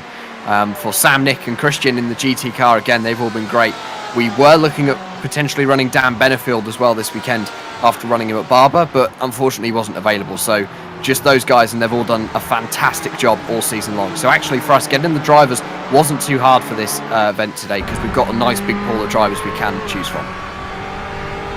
Justin Prince back here in the broadcast booth. It's been an interesting race as well in terms of the pace with 2 full course yellows. What's been going through your mind again as the team manager, or to try and strategize for this kind of event, especially with the 2 full course yellows, really mixing things up towards the 6 hour to go mark around that point today? Luckily, it's not just me who runs the team. My best friend and one of the drivers here today, Sam Fitzpatrick, he's the co-owner of the team. So we've sort of taken charge of a car each. So I've got the P2 and he's got the GT. So we're sort of leaving it concentrated on both. We're obviously comparing between each other. The caution for the LMP2s was absolutely brilliant because it got us straight back into the race. Had we not had those cautions, we would not be where we are at the moment. Unfortunately, we did get a speeding penalty on the last pit stop, so we've had to come back down and serve that one. For the GT, it was a little bit of a hindrance, actually. We're currently investigating a few issues that could have come off of those cautions. However, we're not sure what the implications will be of those. So for both cars, the cautions have been helpful, but also have been a slight hindrance in some other ways. At this point in the race, have you mapped out, assuming it goes green, do you know exactly how this is going to play out? Or does that not start till you get closer to the end? For fuel, we'll do that much closer to the end, because obviously there's no point doing fuel calculations for drivers that won't be in the car for the final 2 hours. So all the fuel calculations and everything, that'll be done towards the end of the race. For the case of the positions, we're just taking it as it comes, because cautions can change everything. Just a bad lap or a bad run can change everything. So we're taking every minute as it comes. It's still a long race to go yet, and essentially a full distance race from an earlier round this season still to go. It's quite a long time. Yeah, basically, now you start to race for real almost as we do those 4 hours. That's about what we have left. Man, it's been great to talk to you. Thanks a lot. Good luck to you down the road. Thank you very much, everyone. Have a good rest of your day. That was a good interview. I learned a lot there. And that was Jack Stiles joining us, also part of RaceSpot TV's broadcast. Hence why you see the RaceSpot logos on the front wing of their machines and the front bumpers today here on today's broadcast here on GSRC and the iRacing Esports Network. Oh, I thought they were like for carpet cleaning. I thought they race over and clean your carpet. They're like, get that spot out. They're a broadcast company. RaceSpot. Oh, I get it now. Yeah. I'm learning today. I think Will Vincent's going to say something to you after that joke, but let's go back to the overall race leader, because race car, Wyvern, up to 17 seconds, because as that interview was going on, pit stops happen, I believe, for one of the drivers and or some trouble, because, pit stop, in fact, yes. With the driver swap for SRT Team USA, they now have Charlie Carlson behind the wheel. They're now a minute 16 seconds back. Remember, they're on very alternate strategies today. And right now, again, into second cycling in for now is Simultalk once more with David Soranzo and German Sim Racing, because the pit stops, they've also fallen into a battle themselves. And for that with SRT, with Egbers battling with them and closing in fairly quickly before the cycle. And now things are going to get interesting from here on out as you follow on. Again, the overall positions on the left side of your screen. It is German Sim Racing up in the third spot from the pit stop as they work their way through some of the traffic. You now follow on board with Carlson as he tries to follow in some of the tire tracks. He just sits on behind. They actually just flipped spots, in fact, just a moment ago. And he wants that spot back.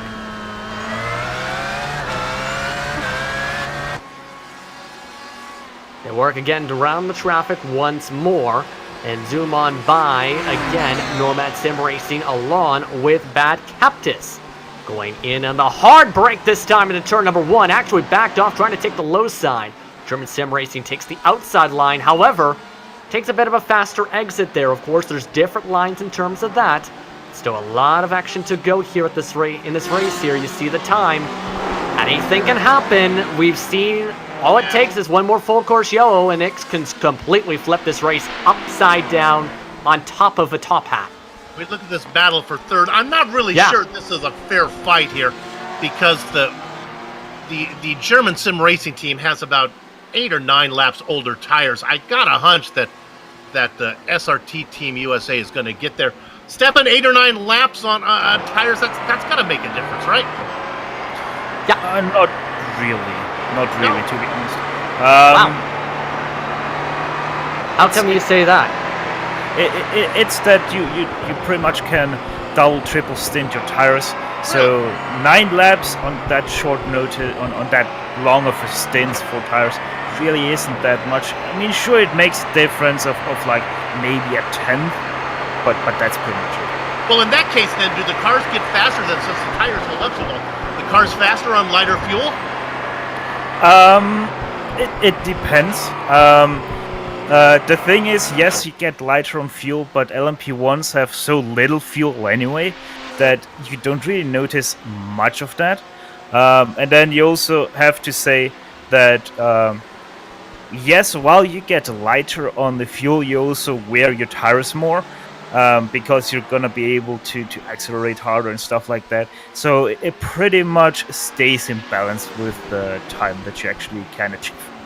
How about the night before the race if I have a simulated salad compared to a simulated pizza? A simulated salad has got to make me faster, I would think. It's just I don't know. No. What you really need for that is you need to have a virtual pineapple pizza. That makes you really fast. Battle for position on your screen with some of the GTEs, and this involves one of the Alpine Stars machines, I believe, and part of this mix-up. And look at this, yes indeed, heading to the final corner with Graphite Racing GTE, who's had a strong race for themselves much of the day today. They have Julian Bell behind the wheel for their car, trying to gain up on Brenton Cronin at the moment. They've had a decent run today, and again, have needed one of those teams that needed a strong points day today, and are now having to deal with interclass traffic of Lexim 24 Motif's podcast up in front of them. And you can see Cronin tried to dive in a bit later, nearly hit towards the back bumper. Patterson looks like he's starting to get really held up by this Porsche and trying to find a way to slingshot. They try and work their way now towards the Valvoline curb and then towards the Ford curb.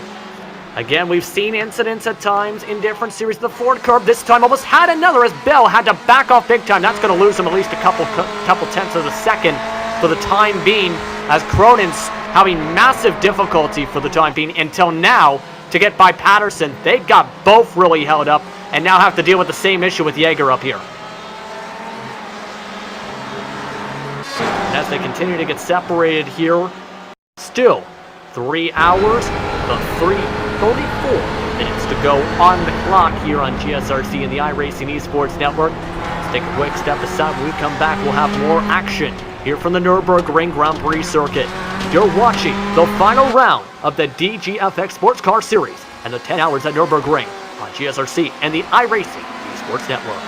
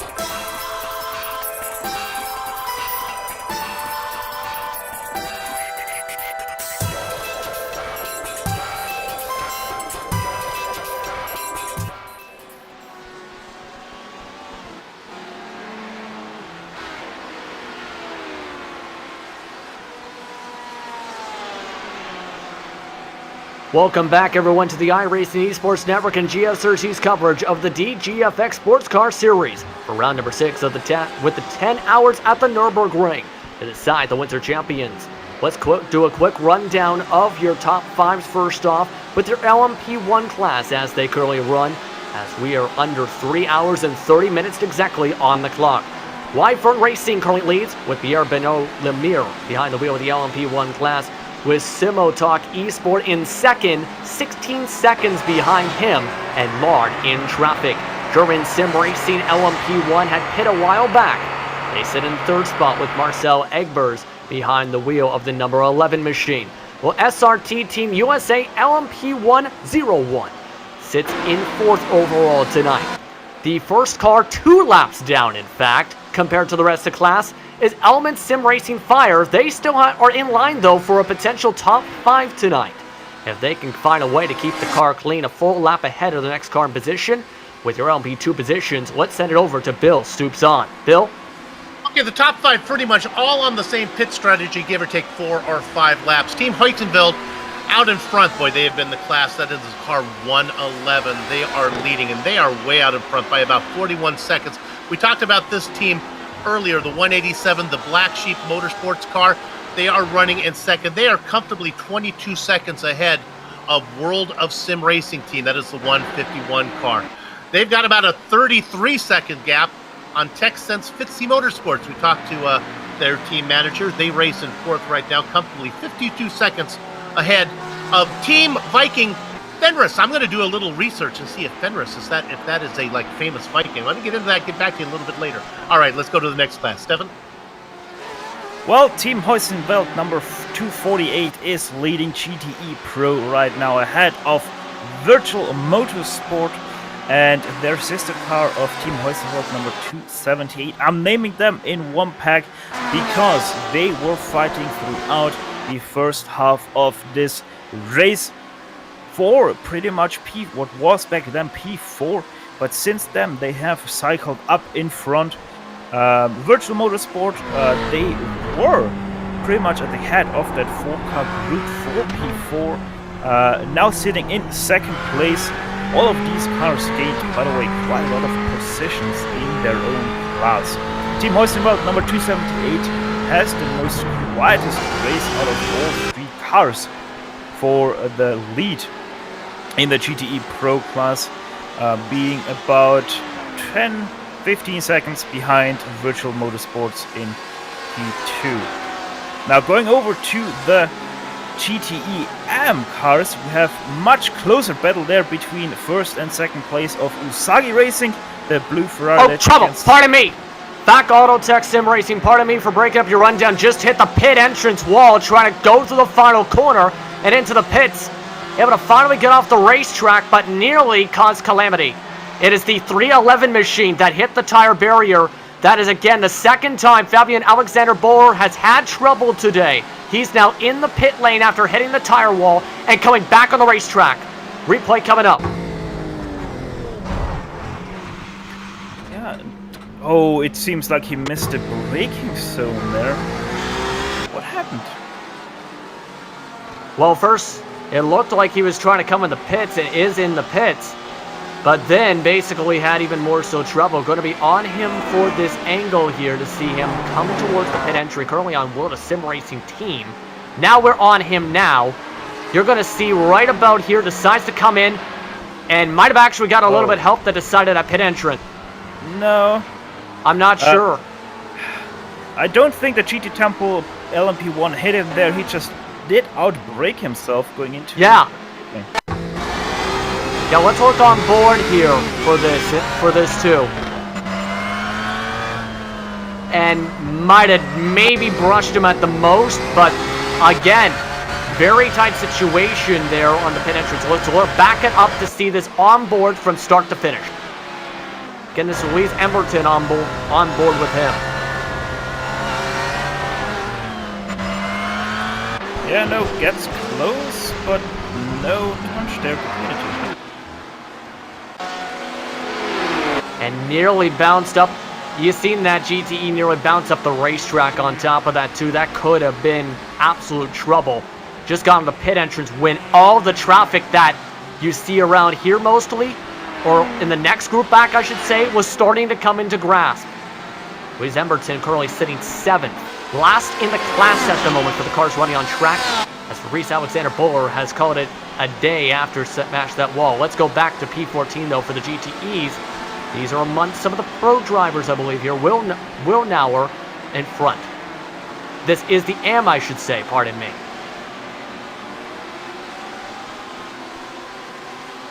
And this team has had, these two teams have had an interesting day themselves too today. Yeah, and we can actually complete the rundown there with this car, because Road Bastards Omega, the 399 Porsche, that is actually 3rd place in class. Meanwhile, we were on the replay with the GT Temple car there, the trouble involving them. Fischer Motorsport had a big slowdown through the Michael Schumacher S and lost the back of Usagi Racing. So that battle for the lead in the GTE-M class has been broken up. And that might actually be somewhat a bit of a bigger slowdown than because again, we're talking a bit about some of the points implications tonight. That's not something I think they wanted to have in terms of losing a little bit of time to the driver they need to pass as they lock up the brakes heading into turn 1 a little bit, smoking the tires on the apex. They're still within shouting distance though. They're within 6 car lengths as they head out of the Mercedes arena, but they're starting to really squeal those tires. It seems like they're locking up the left front maybe when they're coming on the corner entries all of a sudden.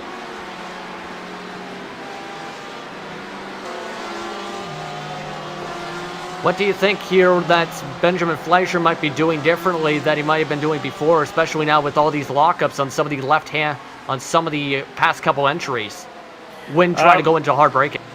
I think he's just pushing right now a bit too much.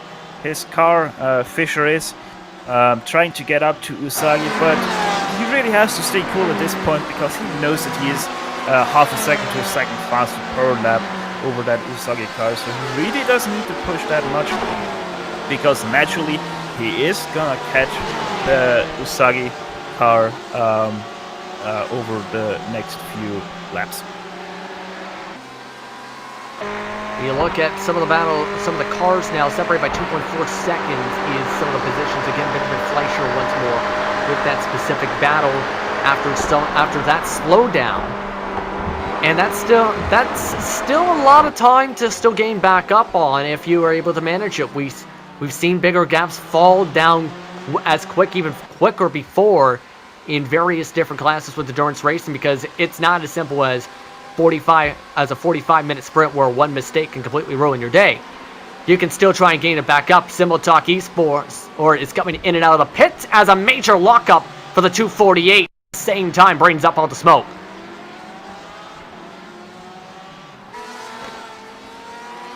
Can't even watch that battle. Boy, he is lighting up the tires, isn't he? Yeah, a lot of these cars are starting to light up the tires, and the light is starting to get a little bit orange, you may notice. Again, we are racing towards the night in this final half of the broadcast today. Track temp is 70 degrees. In-game time is around, give or take, 1841 and 30 seconds, I should rather say. So still a little bit time. What would that be in civilian talk there? That'd be like 6:41 p.m., something like that, on in a virtual standard time here, and they have it set for April 6th. That's our date of racing here. Nice spring day. Nice spring day, nice pit stops, hopefully for some drivers hoping for. Pierre Kiermaier jumps into the car now for Team Pointchevel's 278. First time we've seen him today here, Stefan. Now, Graphite's also in. I want to talk about the 278 team. Remember, we were watching earlier, they were in that battle with the 213, the Virtual Motorsports. They were nose to nose when we first came on the air, would it be about an hour and a half ago. That gap Virtual Motorsports, once they made their pit stop separate, that opened up to almost, my goodness, like 30 or 40 seconds. So they were able to run away with it. Another battle that I want to talk about is the one we were watching in the LMP1s in the 3rd position. Remember, coming out of the pit stop, Simultalk was right ahead of SRT Team USA, they were nose to tail. Well, man, they have just ran away with it. As Rubilu has opened it up to 6.3 seconds on Carlson. So not a real battle going on there. Now, because we were talking about the racing into Twilight, I just had a quick look for Google to get myself the astronomical Twilight here. And astronomical Twilight, if I got it roughly right, is about 21:20, so 9:20 p.m. when we enter astronomical Twilight here. So we will finish this race still in astronomical Twilight, because we will finish this race at about 10 p.m. Virtual Standard Time.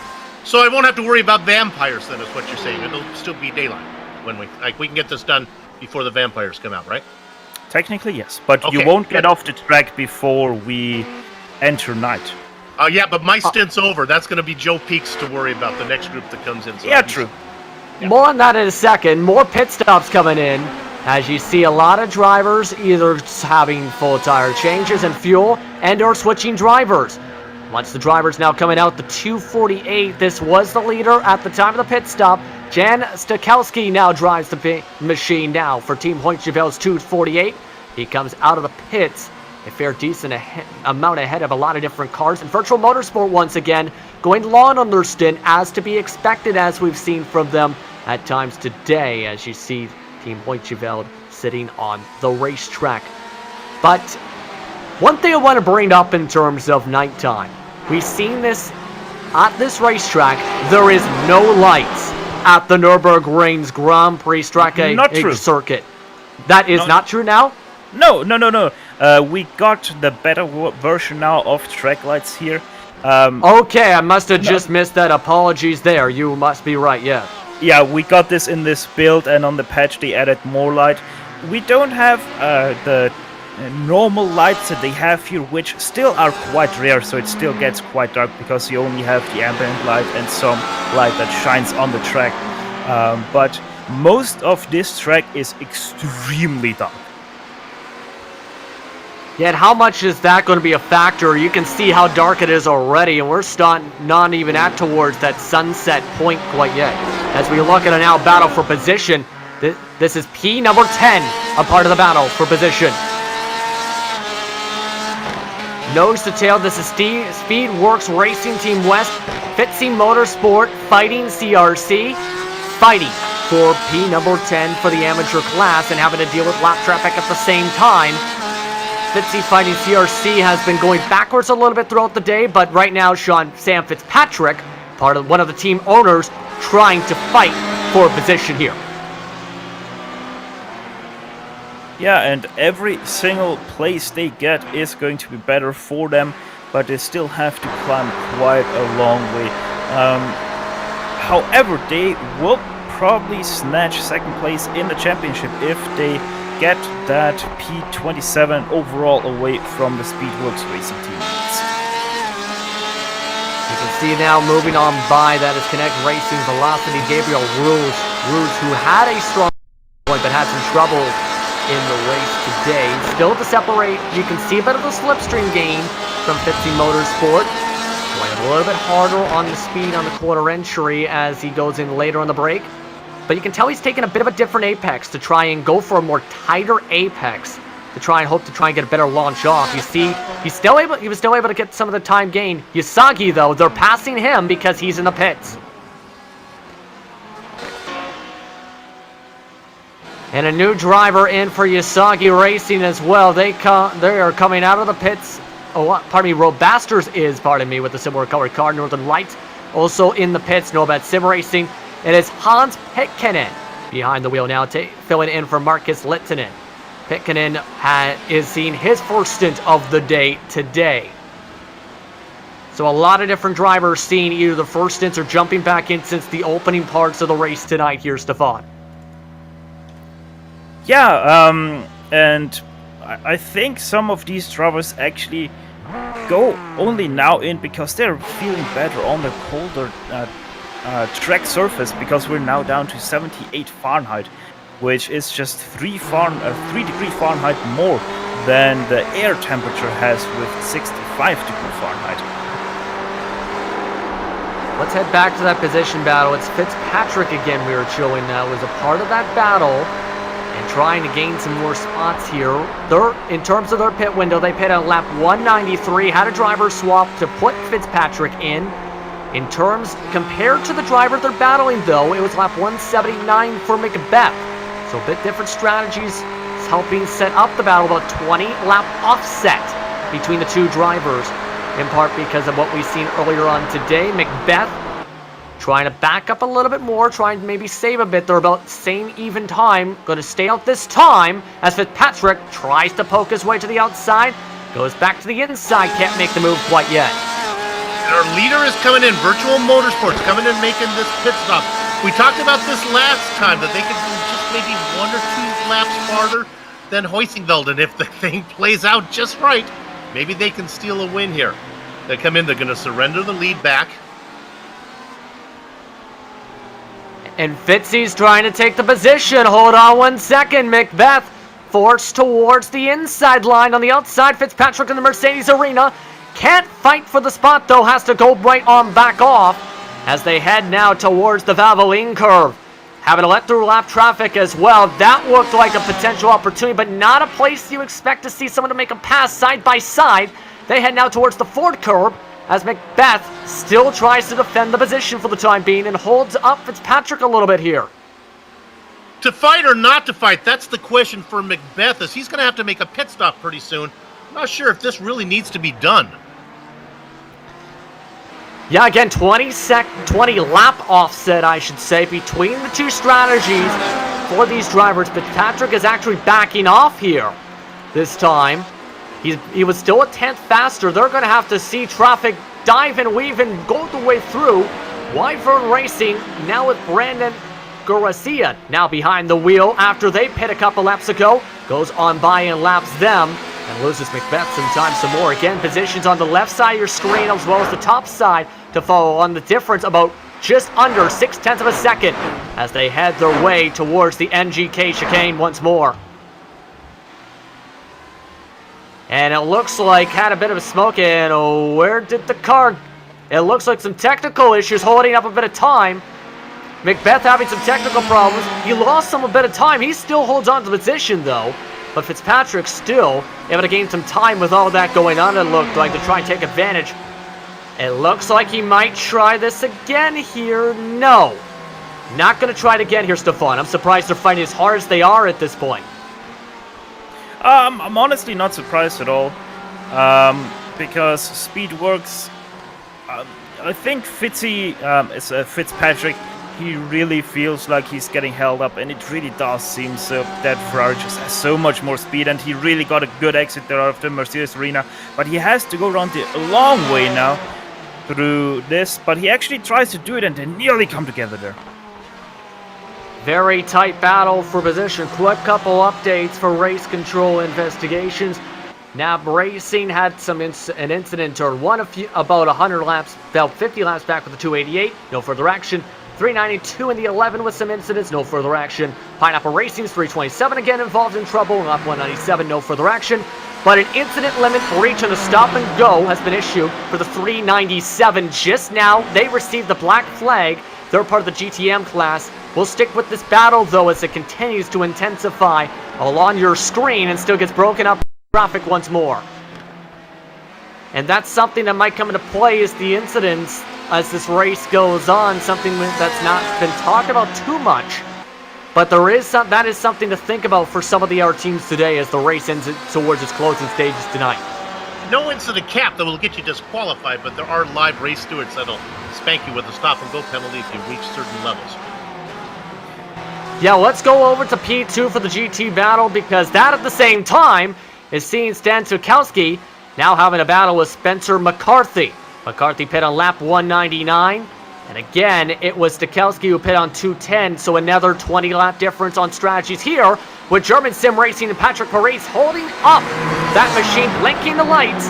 Again, Parise is damaged from an earlier incident. This is really going to hurt McCarthy's attempt to try and battle and gain some track time.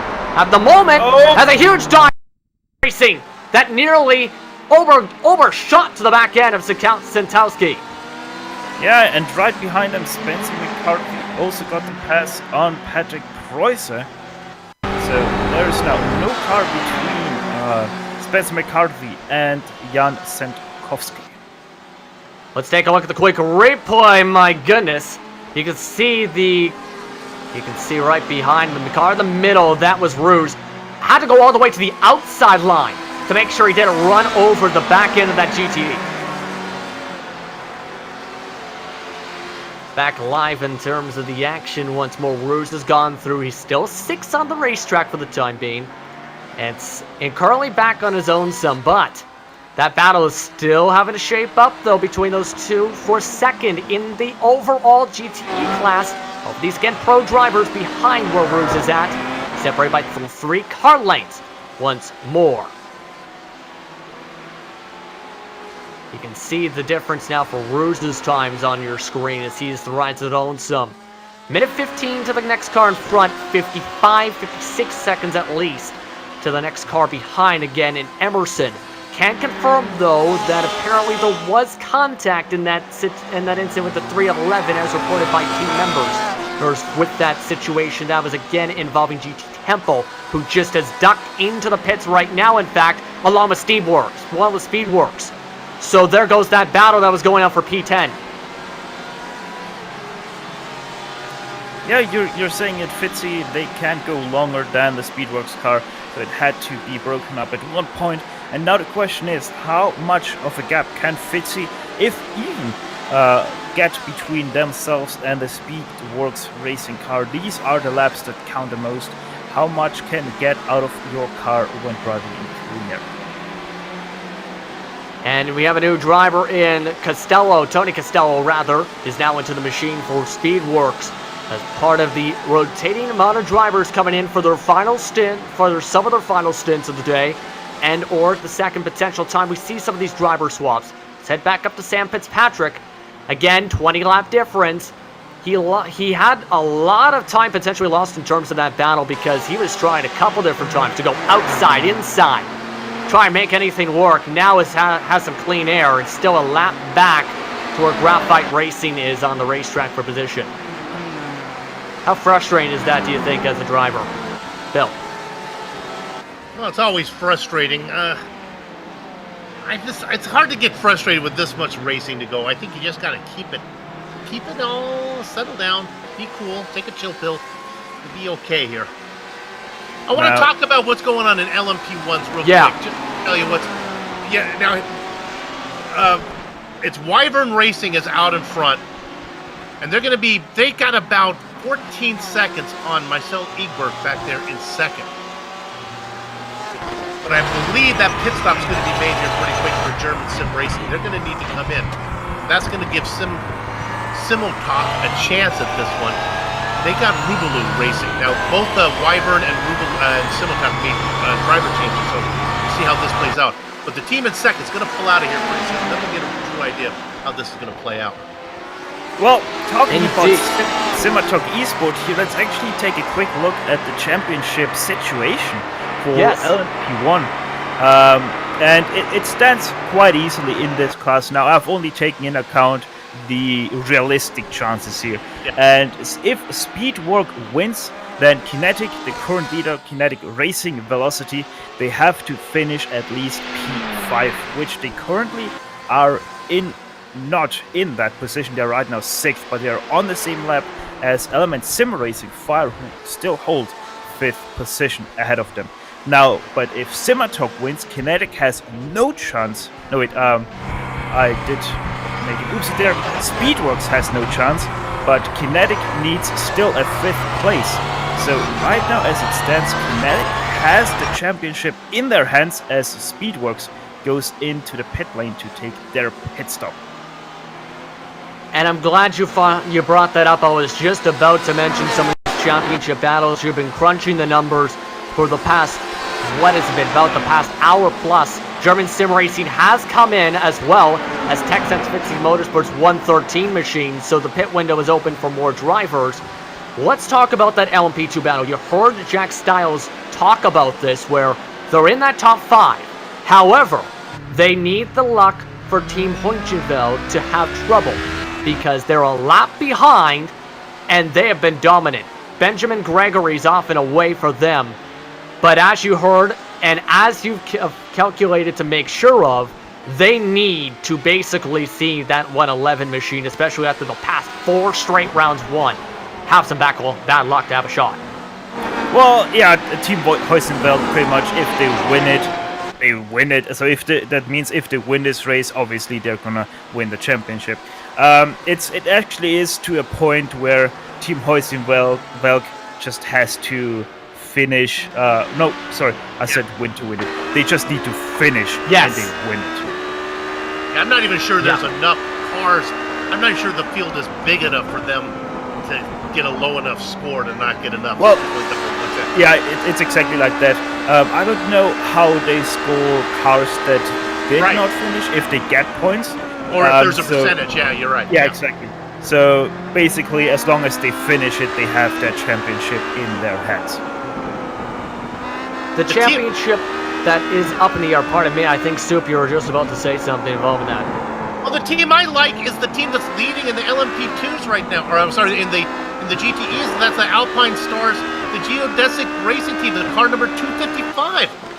These guys are out there. Yes, they're going to make a pit stop here pretty soon, but they are in that weird kind of sequence where they lead a little section of each one of these stints. It could be fun to watch. These guys have been out here for a long time in the lead. They've led maybe 4 or 5 laps here since Heusenfeld made their stop. And technically, I think this is the first time Cronin's been up towards the front and leading laps since that situation on the outlap on his pit stop, because he was originally the class leader for Geodesic. Right, I'm telling you, there's a again, we talked to Jack about if you start figuring out, how the fuel's going to play out, and he says, well, it's too soon to tell. But you got to start to think we're getting now. You start to map it out. Can we do it in one less stop, or they don't need to do it in one less stop. They just need to do it in the same amount of stops here as their rivals. I like it. Now, quickly, in terms of that, let's talk about the championship battle for that specific class as well, specifically the GT Pros, those which are the green cars, as mentioned. Graphite's in the spot they need to be. They need to be in the top 9. They are currently sitting in 7th on the last car on the same lead cycle as Alpine Stars, Team Heusenfeld, etc. on the track, Stefan. That is the 292. Yeah, exactly. As said, once again, I only put in the realistic chances. Technically, every car that is less than 60 points behind the leader still has a mathematical chance to make that championship theirs. But realistically speaking, Graphite right now only has to stay in the top 9 of the GTE Pro field, and they have that championship towards their name. And again, Graphite has won 2 rounds this season, round 1 and round number 3. Finished second as well at round number 5. Then it gets interesting again with some of the numbers you were crunching for the GTE AM class, because that's where it gets interesting with those 2 battles with Fisher Motorsport and Yasachi here, Stefan. Yeah, exactly. And that's the thing where I probably had, apart from LMP1, it's GTE AM is where I had the most time spent. Because basically, if Usagi wins, which we have the situation right now, the number 360, that's the Pineapple cars, one of the 2 Pineapple cars, they need to finish 10th or better to win the championship. But if the 360 stays where it is right now, that's in 6th in class, AVA needs AVA Vervatic, that is, they need to have at least 9th or better, which I think they have not right now because they're 11th in class. But if the 360 wins, and that's a possibility here because they're only half a lap behind the GTE leaders, Usagi can't win at all. And AVA needs 3rd or better, and that is a big challenge because behind that 3rd place, they're about 2 laps behind that. And that's again what's going on with the championship battles to keep in mind as we are approaching 3 hours on the dot to go in tonight's action. In just under 30 minutes time, we'll hand it off towards our final broadcast crew of the evening with Joe Keith along with Nick Schmeg and Taylor Burris. course I'm tonight. feeling good. These 2 hours went by fast. I don't think we need to. They can. Let's stay. Let's make them kick us out. Bar the door. Lock us up. Let's go the distance here. I agree. Hey, I agree. if you're a fan of GSRC, you've been heard. I'm going to get on my soapbox here. Director, I want to talk about the Team Viking team. Let's start with Team 103. I have been preaching for years for team management to come up with original names to differentiate between cars. I hate colors, the Team Viking blue, Team Viking black. Look what these guys did. They went to Norse mythology here, and they used the 103, Team Viking Fenris, which is apparently some type of mythical god. The 301 car, can we go there? Team Viking Midgard. That's another Viking Norse guard. And then finally, the 201 car, Team Viking Ragnarok. Yes! Another mythical Norse god. Now that is using some originality. I approve. And you do that kind of thing, and you get a little extra screen time here on GSRC. Keep that in mind when you're naming your teams. Don't use colors. Don't use numbers. The 111 is in the pits, to use a number. That is the LMP2 leader. That is just ducked on in with Fantini. He had again pit a lap 200, so about the scheduled pit stop window. Oh, for that team, it seems, for the LMP2 as he stops into the stall once more. At this point, it's been to the point where it's been a rotating mess to keep track of some of the pit cycles because of all the different, because especially the full, I keep on bringing this up because of how significant it was those 4, of course, yellows. We got a car stopped at the racetrack, guys. Hold on 1 second. It is the 327 of Christian Nossing. It was stopped towards the entrance of the final corner after riding over top the rumble strips. He's back going, but lost control. No yellow flag. Still able to keep going. Let's take a look at the race replay to see what just happened to Nossing as he went for a ride on the curbs. Yeah, and he hit that, I really don't know what to call that. It's the inside curb of the first apex of the NGK chicane, and then just spun out over that because that is a really aggressive bump that you give your suspension there. And to help calm some people down that might be watching, it's a 360 Pineapple Racing car. That is a part of that championship battle, but that was again on the racing line. Again, got lucky that he didn't get into a collision there. He's still able to keep at least where he's out of the racetrack, that 327. Currently 28 laps down compared to the LMP1 race leader, 39th overall. And in terms of positioning as well, 22nd behind some of the amateur cars on the racetrack, in fact. And I'm drinking I got a Virgin Pina Colada right here in their honor because I like Team Pineapple. They're doing really well. Go ahead. Since we are on the topic of bad news for some cars, I have to deliver the bad news for 2 cars now. The 281 Talk Freak Racing incident. Oh, hold on! Caution is out! Caution has just come out because Team Vikings Midgard. This is something we've seen. It is from huge contact. It is coming out of the Mercedes arena that flipped them up in the air. The 301 machine is the one who flipped the 301 over top the tire barrier, and that's why we brought it out. You have to manually cross the tow truck, and it's been such a significant incident that it had to be drawn a tow truck. Third caution of the day, full course yellow. Second time for a car flipping upside down. Let's take a look at what just happened. Well, this is going on. You watch the replay. I'm going to tell you right now that Black Sheep Motorsports is coming in for a pit stop real quick. They're going to see if they can snake Huizenveld and get the lead here. Look at that. Whoa. That is, while managing traffic, that is road bastards. They came across and sent them skyward. I don't think I've seen that much of a flip, though, that sent you all the way back to turn 1 before at the circuit. Well, guys, I'm counting 6 barrel rolls for Harry there. That was one ride for him there. Look at this on board. Never seen a car climbing that barrier ever. And that's a ride and a half there. 6+ barrel rolls. Able to get back going, but did bring in the caution. So this changes everything. It looks like he has now put it onto the tow truck. Again, you have to request a tow. You cannot just immediately pull out of the race car. And we've seen it before. One car blew its engine earlier on. Draw the first caution. Caution breed yellow cautions. led to a car flipping the second caution. That car still kept going though. Now a full course yellow, multiple drivers getting waved around the pace car, multiple cars trying to undercut multiple other competition drivers as they come into pit. This scrambles the entire race. Well, you know who is now smiling from face to face. Yes. Go ahead. It's that Team Heusenwald number 248, because they now have that pit cycle went through, and the real bad thing is happening for the Alpine Stars Geodesic Racing black car, because they pitted a lap before the caution came out.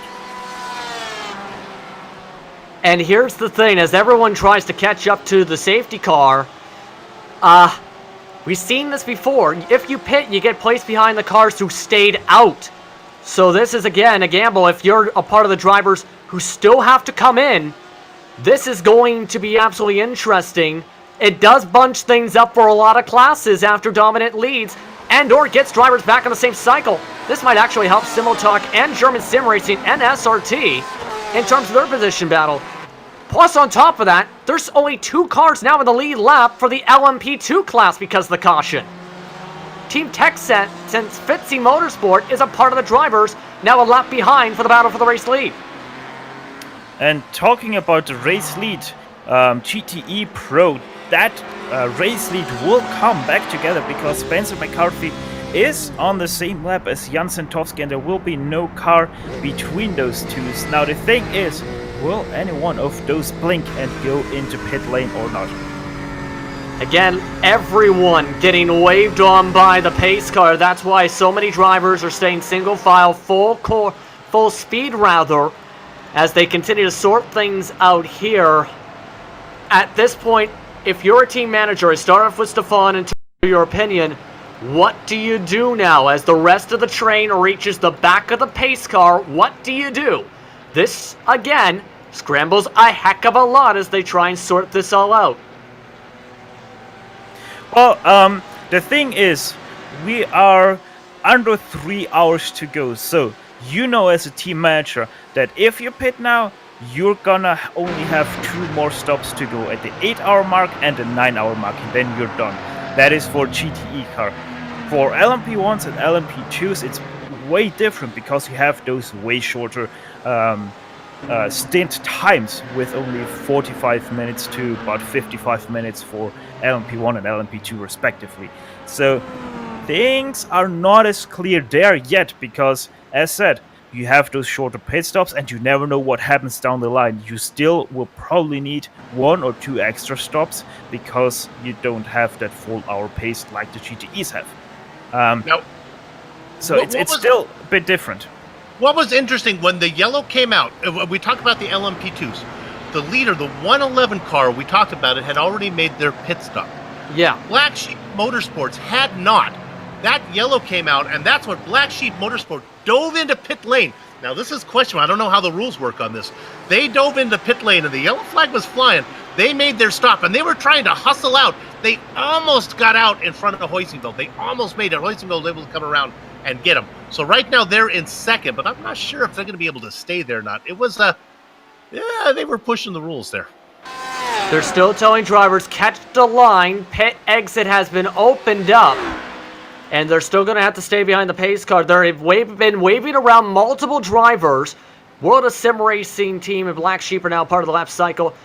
There's a lot to clarify here with all this, as they're now telling 3, 5, and 1, the 3-5-1, to catch the pace car as quick as possible, as everyone's trying to catch up here. Everyone's spread out across the racetrack. We also have 2 penalties given out as this is all going on, mind you. The 281 of Torque Freak Racing for GT's Pro Class, they've had a rough day. They breached the incident limit breach, so did the 327 with their spin along those rumble strips. So everyone lines back on up. 15 minutes, by the way, until Joe joins in and brings us for the final 2.5 hours of the coverage, but this is going to be a doozy of a final 2.5 hours now because of this caution. Yeah, you're saying it. If we look at the LMP1s, I see 4 cars that are on the lead lap. Wyvern, Simultalk, German Sim Racing, and SRT Team USA. I believe I have that right. Now German Sim Racing and Sim RT, they took their pit stop just 7 laps ago. It was 17 laps ago that Wyvern and Simultalk came in. So now you got to think that maybe those drivers in 3rd and 4th, maybe they don't pit. Maybe the guys on 17 laps didn't have to come in. And maybe they can all go the distance on just, what would be, 2 more stops from here? I don't know. Yeah. Again, interesting. Pit road is officially open just now as well. I'm so staying the pit out. road is open. If I'm German Sim Racing or SRT Team USA, the Well- 11 or the 29, I'm staying out. Simultalk went into pit lane. So they are, Wyvern did not. again, remind you, some of these drivers needed to pit for fuel and their tires still. But if you pit, you're behind everybody else, interclass traffic or not. Meaning while you'll be on a better cycle, you'll also have to negotiate through the slower traffic. Okay, this is great. Let me run you down what happened. You had 4 cars in LMP1s. You had the 2 cars that were leading that have been out there for about 11 or 18 laps. Then you had the guys who had about 10 less laps on their tires. So and fuel. So here's what happened. Wyvern stays out. They were out in front, but they're on a long 18-lap stint. German Sim Racing, they stay out, but they have 10-lap advantage as far as distance that they can go. They're going to be in second. Simultalk, who was racing in second, they decided to come in and left Wyvern out them by themselves. And then Sim RT, they came in as well. So now you have 4 different teams on 4 different strategies. This is interesting. And you see the train of cars stopped at the pit exit lane. A lot of drivers are either changing drivers or getting tires. Pit exit has now officially opened. Going green this time around the circuit. So all these drivers who are pitting, once they're allowed out of the exit here and starting to come out, they're going to have to start. They got to mash it, essentially. They got to fly out of this pit exit and catch to the back of the line. Some of them might be at full speed by the time they reach them, with the time that we're seeing from some of them. Well, one thing I can say, it's no surprise at all that most of the cars that took the pit lane or took to the pit lane were GTE cars. However, quite interestingly is that Spencer McCarthy opted to stay out, so he is not carrying at all of this safety car and the opportunity to only to have only 2 more pit stops from here on out. He stays on his strategy, and this keeps him very close to the Team Hoisingveld number 248. Very interesting stuff. And for those wondering, why did all those cars get waved around? Of course, with the caution, the pace car comes out of the pits and picks up the overall leader on the track. They waved all those drivers by because there might be drivers stuck between a class leader and the pace car for that situation. Then in terms of the pit open, the pits don't open until the announcement of the pit lane for the racetrack. All cars can then enter that. Prior to then, pit lane is to be closed prior to what iRacing says, and we've seen a lot of cars come in for that, which is going to be interesting how that gets taken for that situation. Any cars, again, that choose not to pit has cycled now ahead of their class leader and are eligible for a second wave by, and we'll receive it as soon as possible. Once a waved on by, they can enter service next time around. Green then comes out. Green flag coming around this time by is what we're hearing from race control. They're going to come out of the MGK chicane and approach the restart zone. The safety car enters its way into the pit lane. That brand new, beautiful Porsche pace car, mind you, with Wyvern Racing leading them down. GT Temple Racing, who's a lap down car, and Kinetic Racing also lap down, also up there as well. Then you have second, German Sim Racing. Away we go. Green flags back out here at the Nürburgring, and a confusing one. German Sim Racing. Go ahead. Directly side by side for the GTE Pro lead there between the Alpine Stars, GSRC Racing Gold, and Team Hoisingveld number 48. Team Hoisingveld is able to defend though this Position 4 now through turn 1. Able to defend the position again. That is between Hoincheveld and Alpine Stars for their class lead. Trying to dive on through with some more traffic. That is SRT team that lost a few seconds, of course, because they elected to come into the pits. They're going to move towards the right side. They still have a couple more drivers to try and pass. Then they're over to reach where German Sim Racing is. You see them now entering the Ford chicane after going through the Valvoline chicane. This is going to be interesting to see how these drivers negotiate. Behind all these cars battling, you got Team Hoincheveld in their class lead. On their lap cycle, after all the wave arounds, TechSense, Fitzy Motorsport, Black Sheep, World of Sim Racing are all in the same lap cycle for the LMP2s. Well, I think Black Sheep, though, did not. They came in and topped off. Yeah. Black Sheep and World of Sim Racing, they've got about 4 or 5 lap advantage on Weissingville, about 10 laps on Texan Fitsky. So it's going to be interesting. The one to watch out for is in the slow class down there, the 255. Go ahead. And as that's all going on, you see some of the lap traffic being negotiated. German Sim Racing nearly ran over the back end of GT Tempo, giving them a slight love tap possibly on the left rear wing, still off and running to try and gain some time. They got one more lap car to negotiate in kinetic racing velocity between their battle. Meanwhile, going back to where we were just seeing, it's a hornet's nest. If you're NAB Racing and a fan of NAB Racing, you're screaming, my goodness, I hope we don't stay in trouble, along with that machine of Simotalk Esport, who is now zooming its way by multiple drivers on the left side. You're looking at NAB Racing on the middle part of your screen as they enter turn number 1. And a big lockup behind from Graphite Racing that was trying to dive bomb the 392 as they were trying to gain some spots. They're up to 5th spot now because of the caution sign. And we got trouble. Heading out of the Mercedes Arena, it's Tim Claussens. Nearly cut in front, and now we've got cars piling up. Multiple cars stopped on the bottom side of the racetrack. That is 2 different drivers. PDDC Motorsports Yellow also stopped along with Nomad Sim Racing. Both of them colliding. The 303 is the one you want to look for. Yes. The 303 was the one who got stopped sideways on the exit of Mercedes Arena. Let's take a look at your replay. Now, this was a checkup from the original incident. Yeah, that started with the 281 and the accordion effect coming together there. Now look at this. Tim Claussens. You can see him come down, cause the checkup, and then you see the secondary incident right at the back side of your screen. Just when that's all going on, you gotta essentially say, okay, we can't just run over the back driver. You're gonna look on board with some of this here right about now for the angle. My goodness. I think World of Sim Racing team might actually got a bit of a tap possibly from that angle. Back to live action either way. And now he's around! How about that? That is again World of Sim Racing with Garcia knocked around. Able to get back going, but has some significant back wing damage now. Let's take a look at that replay now. Now all you can say is, when there's a caution and a restart, it breeds trouble. Yeah, and Garcia, he had an LMP2 car right in front of him. He did brake early for a bit of a checkup in front of him, and he did not expect that and ran into the rear of that LMP2 car.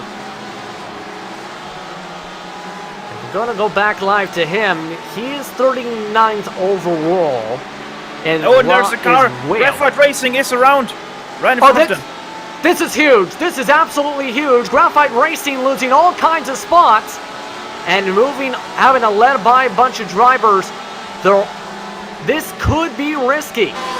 They were able to get back going with minor damage, if any damage. Let's take a look at a quick replay of this one. They were 5th last time by at the stripe. Yeah, and a simple mistake there on cold brakes, I would assume, just spinning the brakes out. And locking them up and spinning out. And that could have possible point implications. I'm adding this up right. Going to have to make sure if I'm adding this up correctly. In terms of the drivers on the specific lap, there are just 9. if he got hit by anybody, that might have blown the championship wide open.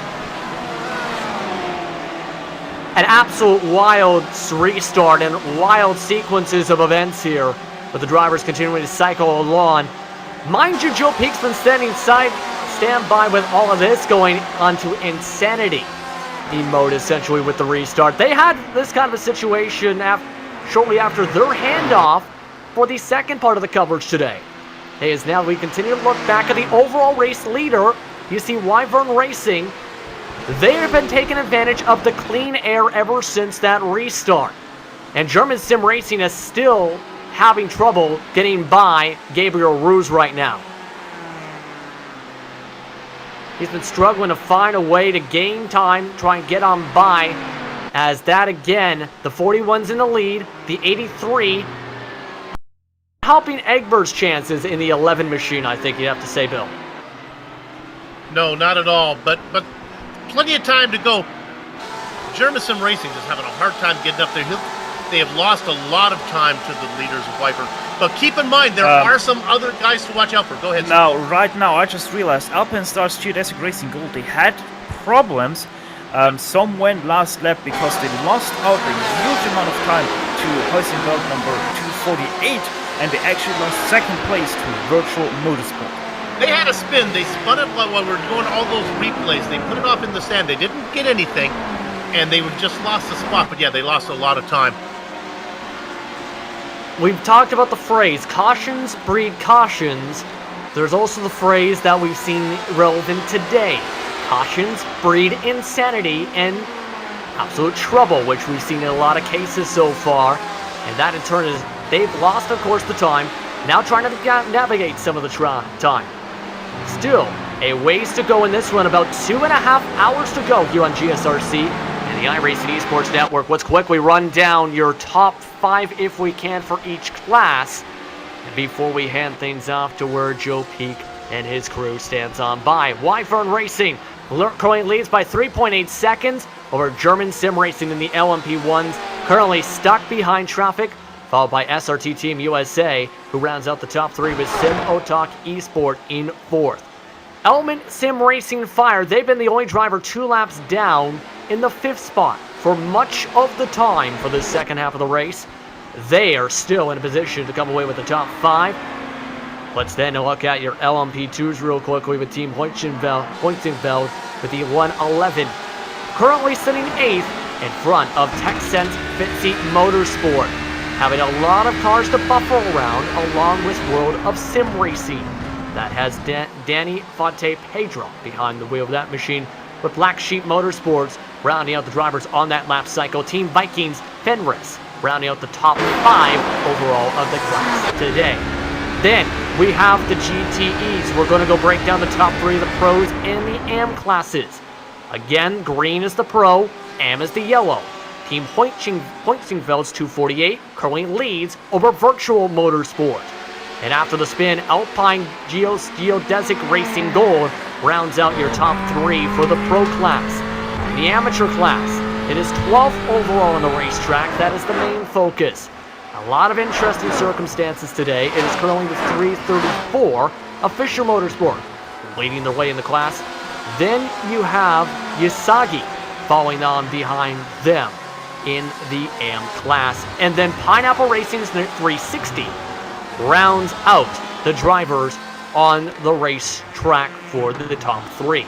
We'll take a quick break. When we come back, Joe Peak, Nicholas Smeg, along with Taylor Burtis, will be joining us for the final 2.5 hours of action here from the Nürburgring. You're watching the iRacing Esports Network and GSRC for the 10 hours of the Nürburgring.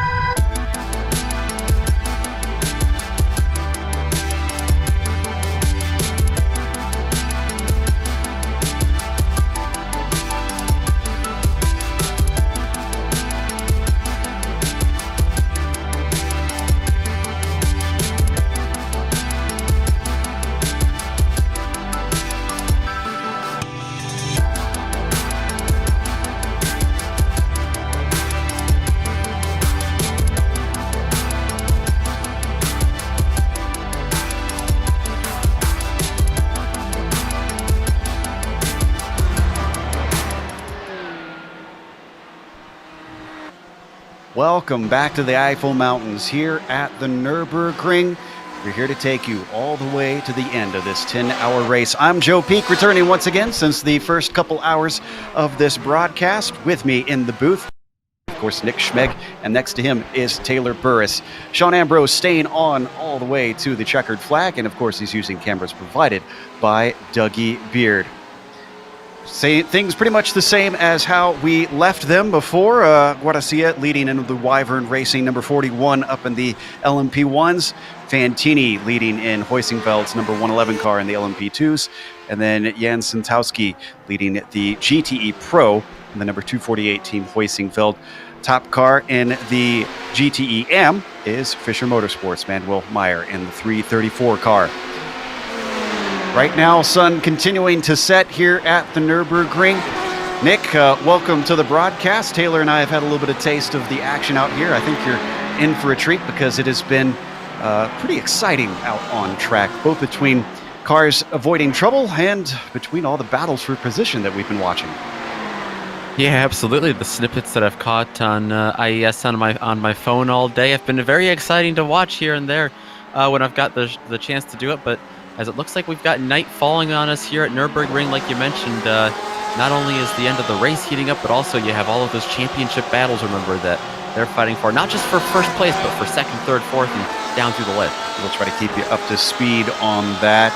Taylor, we ride on board with Tony Costello, 17th down here into the overall GTE class. He's actually giving chase to the Road Bastards Omega, Jan-Philippe Wiebe, in that car in 16th. This is a pretty close fight for as far into the race as we are, only half a second separating these two. Yeah, this is a close battle we have going on between the two Porsches as they're making their way up through, I believe, looks like to be the Schumacher S's, I think.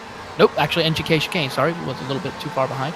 But these drivers have been battling it out. Costello was early on running up into the top 10, but it seems like now as pit cycles and as well as other incidents might have happened, has cycled him back outside the top 15. But still 2.5 hours to go. A lot can happen here as we see a new leader up towards the front of the field in the GTE with the Team Hoisenfield car. You could see that the lights have turned on for our vehicles out there. It's getting dark enough that they've had to flick them on. Still, here we go. Have jumped up to our leader in GTE Pro, Jan Santowski in the number 248, leading Garrison by a whole 4.5 seconds, the number 213. Nick, we've talked a little bit about earlier in this race the challenges facing these drivers leading up to this point, but now that the sun is going down, how does that change the game? Well, for one, you know, you have the obvious, the track temperature. It's going to be dropping as we have night here in Germany. It's going to become grippier, but at the same time, you're only going to be able to see, less and less every lap ahead of you. And when you have, 8 hours or so under your belt, like these drivers do right now, 7.5 hours under your belt, the muscle memory and getting all of your points lined up, your braking points and your shifting points, everything's going to change when it goes to dark. You almost have to relearn the track all over again. And what about the setups of the car, too? Because I know, Taylor, you work with a bit of your team over in the Ford GT at times. Is it tough to get it right between daytime and nighttime? It can be very difficult to set a car up for that. I mean, especially late in the going, you want to have that car that's kind of balanced to where it can be able to handle well during the daytime, during the hottest parts of the day, but then maybe just with a small tweak of an adjustment, or if not any adjustment to where that setup is so good, it'll work out well for you at the night. I know running at Sebring, we had that same opportunity where the car was good all the way around, even at night, even though we use the same setup we use during the day. It's just small little tweaks that they need to make in order to make the car feel just right in order to run those right lines and run at top performance throughout a duration of an endurance race. Oh, back to that battle we were watching before between Costello and Wiebe, and Costello's got him. I think it happened into turn 1. Let's take a look at the replay. Costello with the run down the front stretch. And I'd say this was just a textbook outbraking. Let's take a look. We're trying to get the replay spooled up. There we go.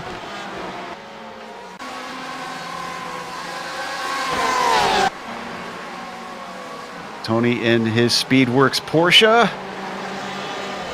Wow.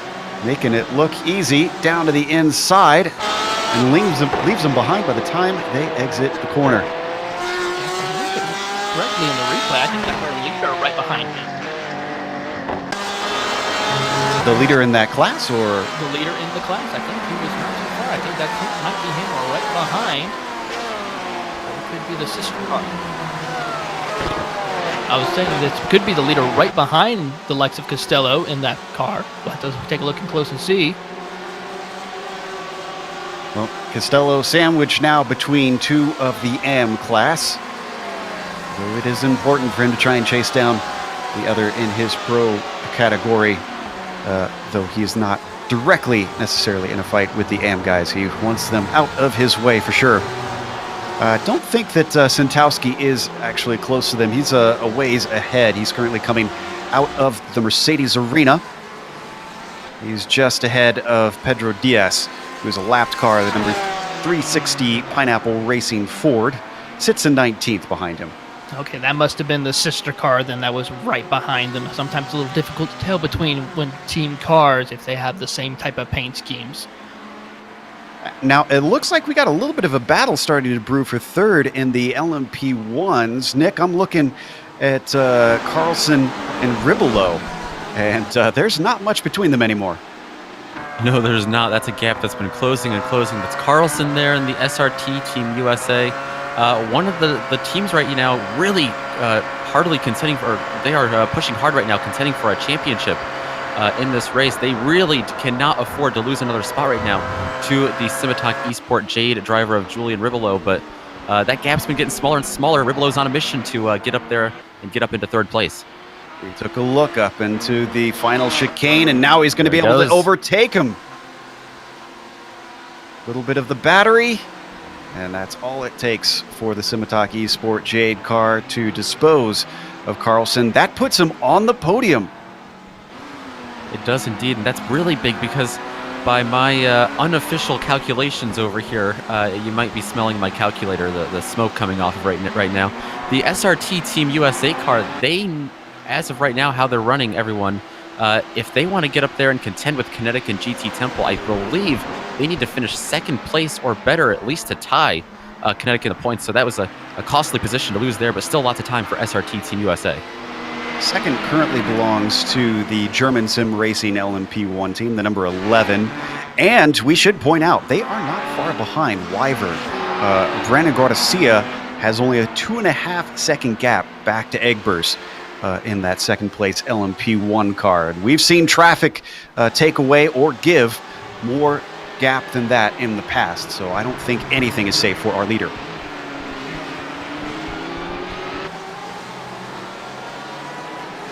Watching him work his way by more traffic. He's being followed by Egbers, who just went by Kim Salveson, the Team Vikings GT car. A little bit of open track, though, ahead of our leader for the moment, Jake Farquhar, currently ahead of him. We're going to ride on board with our second place driver. Do get a little bit of that glare. Now, thankfully, from my experience, Taylor, it doesn't seem like it's nearly as bad as real life being in these cars with the sun getting in your face, but can still be a little distracting, I guess. Could be a little bit distracting as far as maybe trying to mess up where it could be a possibility where you lose your point of focus on the racing line or your braking points, depending on where the sunlight might be hitting. But other than that, not really as like it would be in real life, where you're coming out of a turn and the sun is just completely blinding your field of vision, like in a real race. Watching some actual professional races recently, you've seen the in-car with the sun blaring. It's almost impossible and amazing how they're able to drive with the sunlight like that in their eye. We have someone on pit road. Yeah, the number 29 SRT Team USA, who were leading this race at one point, unfortunately fell to some problems and has since been demoted to fourth. Now they are a lap ahead of Element Sim Racing Fire, who is chasing them, so they shouldn't lose a spot with this pit stop, but they're certainly losing time to the cars ahead. This is the Sim Experience Element car with Niels Hundhedge in it. And that 29 car on pit road, that's a driver change going on as well for those guys over at SRT Team USA. That's Charlie Carlson stepping out of the car for the Illinois driver of Marius Valiokas. who's had the majority of this race under his belt so far today. He's being joined by Wyvern. They come in from the lead to take their scheduled pit stop. And down to hit their box. Now, I'm curious if this is a response to the likes of SRT, or is this simply a case of this is how to work the race backwards on strategy from here? Yeah, I think that might be what a couple of these teams are trying to do. That was the first thing that came to my mind, was trying to work the race backwards right now. We have 2 hours and 20 minutes left, so you see Guarcia pull out of his box there. He's back on track, and he should, I'm not sure if how many spots he's going to end up losing with that, but back on track right now for the Wyvern Racing car. It was overtaken by Germanson Racing and Simitok Esport Jade, so that bumps him down to third. That should cycle back around. The real question is going to be whether German Sim Racing can jump them. Those 2 seconds could be fluctuating due to the traffic. And Egbers, unfortunately, not able to make up that time right now because he is absolutely stuck in the midst of a bunch of GT cars. Now he's going to release himself. That lap in the midst of all those slower class cars, though, certainly did not help the number 11 machine.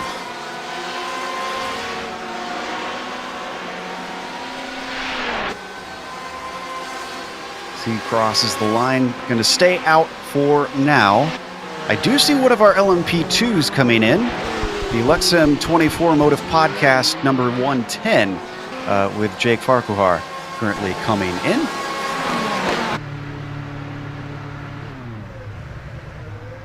Yeah, that's Jake Farquhar coming in. He was another one of those guys stuck in that big mess of cars, so might just be an opportune time for that team to come in and get a pit stop. You just do not want to be in traffic.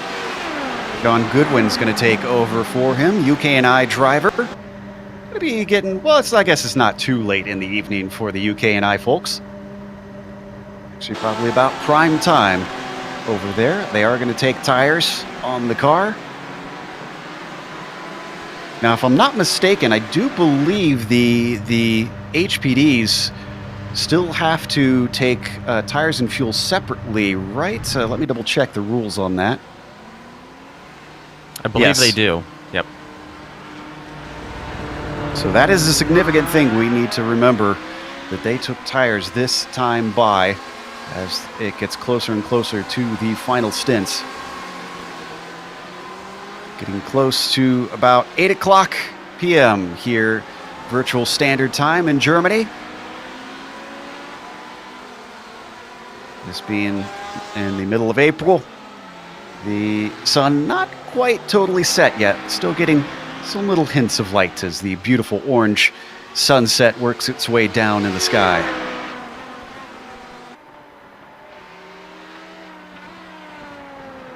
Checking on our leader in the GTE Pro class, number 248, leading by 3 seconds over Dennis Garrison. Not much like we were talking about with the LMP1s, Taylor. Not a huge comfortable gap, but at least a buffer. Yeah, it's enough to where if he's able to, he can start pulling away to where it's not a major issue, but a small mistake could cost him big time. Or if a pit stop happens and there's a mistake, we could see that driver in the Ferrari right behind him in second place, the Virtual Motorsports of Dennis Garrison, take over that first position. So these teams are being very careful, taking their time with it, but who knows what could happen when the GT cars come down pit road if we'll have a new cast of characters take up towards the top 3. Also completing that podium is Miguel Vigo in the Alpine Stars Geodesic Black, the number 255. He's got a larger gap up to those two, about 9.3 seconds to get to second place. And of course, obviously, he's about 11 to 12 seconds behind our leader within his class. A little bit of a battle going on here in the LMP2 class. This is for third place in that class. The Texsense Fitzy Motorsports car in the 113 under fire right now from the Black Sheep Motorsports 187. This one, the gap opened up, or it was pretty tight together, opened up, and now getting a little bit tight together again. That was Garcia, our third place driver in LMP1, who just split them. And that's going to cost a little bit of time. Fjellmeyer falling off the back of Gregory. This helped them come back together. Edward Lack in his GTE machine, his Porsche, putting the car of Gregory just a little bit offline, but also is between them before they get up here to the Coca-Cola hairpin. Not offering anything quite yet to Fjellmeyer, but he has just stayed within the tire tracks, chasing down the likes of the number 113 at all possible opportunities. Yeah, and that's pretty much been the story of this battle for the last 10 or 20 minutes or so. Fjellmeyer is able to close in just a little bit and a little bit of traffic just because he doesn't have that the upper position, and Gregory is able to maneuver just a little bit better through traffic and create a little bit of a gap. The good news for these two as well is that they can battle if they want to. They've got an entire lap back to fourth place. It's Julien Ogen in the number 169, so he is nowhere in the picture of this fight for the final spots on the podium. We got a car off track in front of them. That is Niels Hundhedge. That's one of our LMP1 drivers. What happened here? Let's take a look at the replay. Oh, he was... Something in a Valvoline happened. Yeah. And before that, watch this. He just almost like weaves off the track. I'm not sure if he was distracted or what. I wonder if he had an incident because he was a little bit off pace. Oh, he had a run-in with a GT car. It was with Spencer McCarthy. Oh, yeah. Ooh, and that car... Go ahead. McCarthy was actually running in the third position earlier on in the GTE Pro class, so that's big implications for that team right now, as actually there's been a change for the lead in the GT. You are correct. Dennis Garrison has managed to get by Jan Santowski. Let me see if I can figure out how long ago this was. Oh, and Santowski actually made a mistake. That's what handed it over, and it was in the same corner we were just watching Valvoline. Let's look at the replay.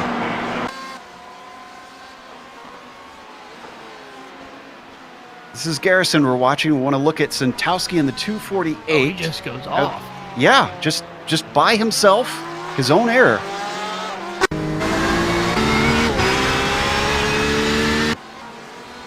We're going to watch it one more time. The Porsche down into the plunging left-hander. Oh, it started to go even as soon as he turned in.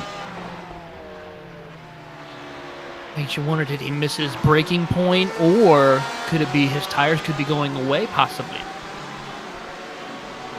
Tough to say. He's only a second behind Garrison. So he lost some time, but it's not monstrous.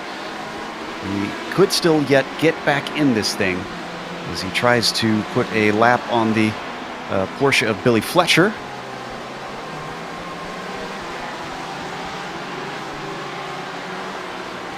Go ahead. Gap is still about 1.2, and it is kind of closing up just a little bit, but not by much. So the Virtual Motorsports of Dennis Garrison is going to have to try and pull that gap before the next round of pit stops come around to see if he can hold that lead during the next cycle. And then, of course, the driver that we saw off, Niels Hundhedge, in his Element Sim Racing Fire car, unfortunately has had enough damage that he's had to come in off cycle. It is now taking his pit stop in the number 77. I suspect he's going to be in here for a while. He's already been stationary for over a minute. This is our leader, meanwhile, on track. Marcel Egbers, number 11, leading by about 17 seconds over Simitok Esport Jade. But both of those have yet to make their most recent stop. Seems like we've got a little bit of a battle happening in GTE. this is between the 278, the second of the Team Huysenfeld cars, against Casper de Court and the Graphite Racing Ferrari. They're now coming down, looking to see. They got a little bit of lap traffic right in front of them. They're going into Dunlop. These two drivers have been battling for a while. Casper DeCourt has been someone to watch earlier on in the race. He worked his way pretty much battling with 4 other cars for the top 10 right now, but as they're climbing up the Schumacher S's, he's got his eyes set on the next car in front of him. I believe that is Peter Kessmayer, I believe, if I'm looking at the stats correctly. Yep, that's Kiermaier in the number 278 as they continue to work their way around the traffic. Certainly not helping them out all that much, although he can't make his car disappear, and here comes the HPDs. And that's that battle we were watching before, the battle for third in LMP2. Yeah, Fjellmeyer and Gregory still close together. So those two battles somehow managed to navigate each other without too much issue and continue on their merry way. Let's stay with this, but I just want to update that Tuhej, with his incident that we saw on replay, did give him a black flag from the stewards, a 20-second stop and hold for causing a collision.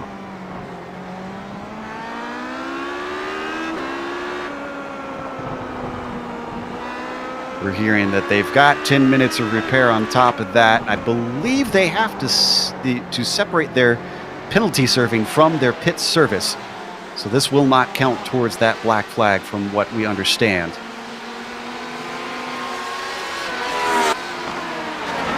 This chase continuing on between the likes of Fjellmeyer and Gregory. They split Stefan Overgaard in the Kinetic Racing Speed 283.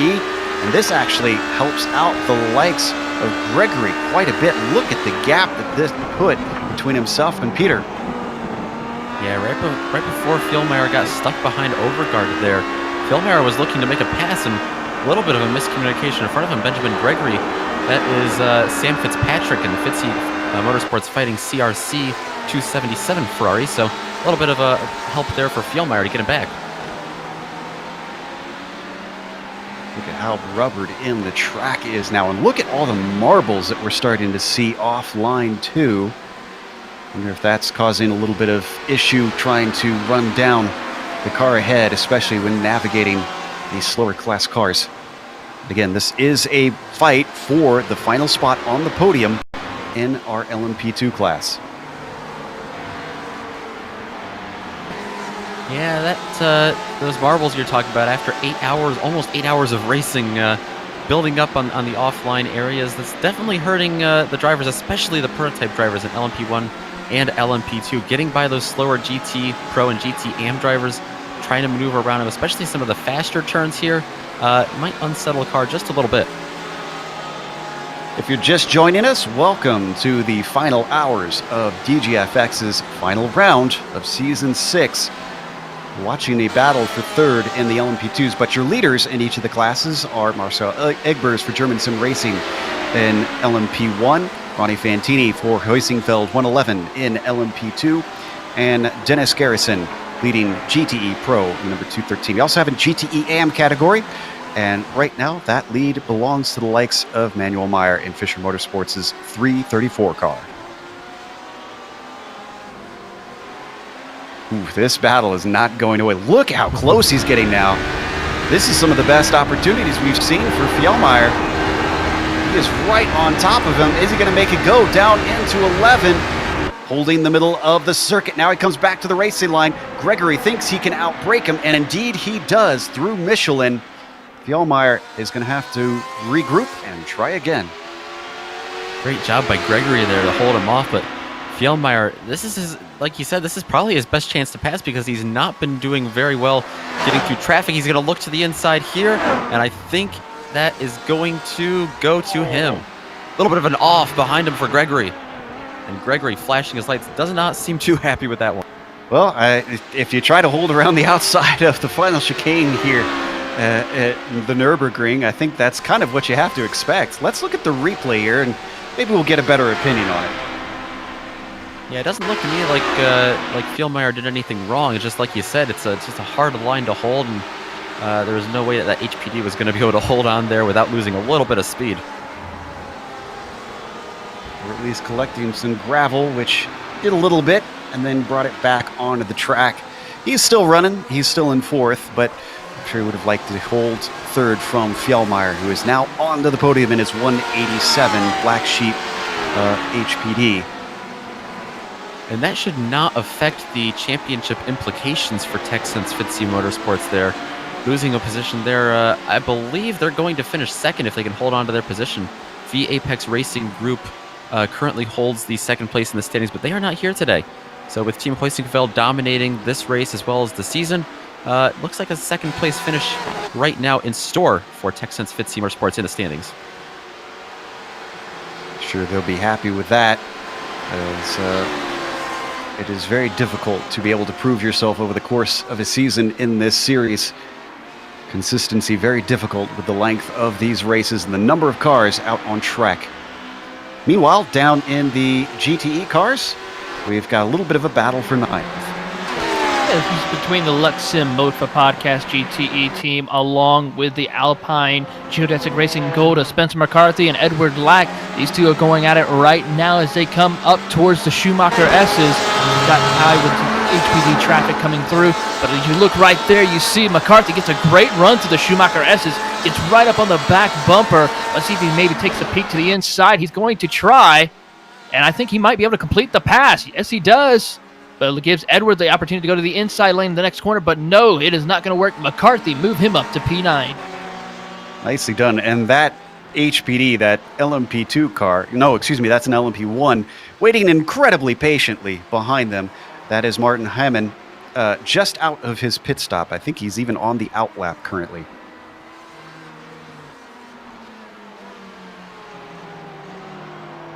See, our highest of the GTE AMs is still running 12th. I've been rather impressed with the GTE AMs this race. Some of them have been running as high as 8th overall in the GT class, Taylor, today.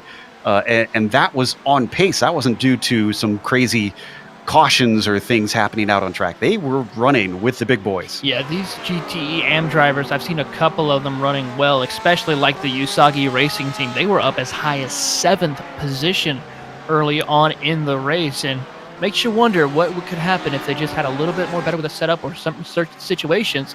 We could have even seen one maybe finish inside the top 5, but great to see some of those GTE AM drivers work their way up through the field today. All right, we've had another domino fall in the LMP1s. Looks like Stefan Schukowski has come in and has returned in 3rd place in the number 11 German Sim Racing car. That's going to hand the lead over to Ribolo up in the Simitok Esport Jade. It does indeed, and the car behind Simitok Esport Jade continues to be the Wyvern Racing driver of Brandon Guaracia, so when Simitok Jade comes into their stall, that should be who cycles through the lead in LMP1. We've got just over 2 hours left to go in this race. They've been running for 8 hours now. Who is getting tired? We talked to a couple of the drivers earlier on, and some were saying how they only have 2 drivers. Now, that's definitely doable, but boy, you are going to be a little bit wiped out after this one. This is our leader in LMP1 that we're watching in that red and black machine on your screen, the number 2 car.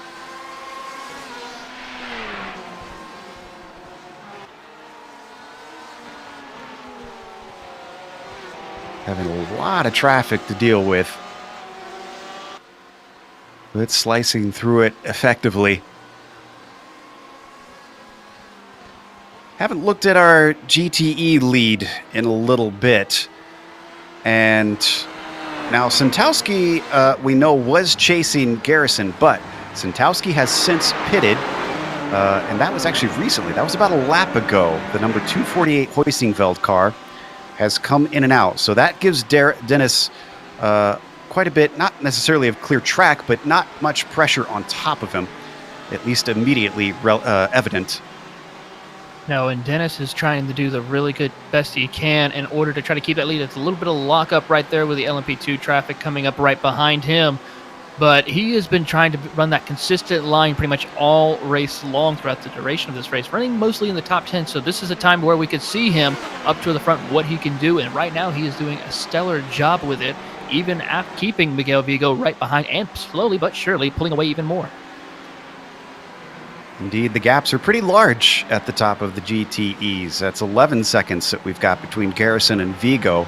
And you've got to go another 37, if I could speak today, 37 seconds back to third place. That's the podium separated by 47 to 48 seconds right now. Granted, it is a 10-hour race, so even though it's a big gap, you have to consider overall pace they've been able to hold among one another. That is Peter Karameyer currently in the 278.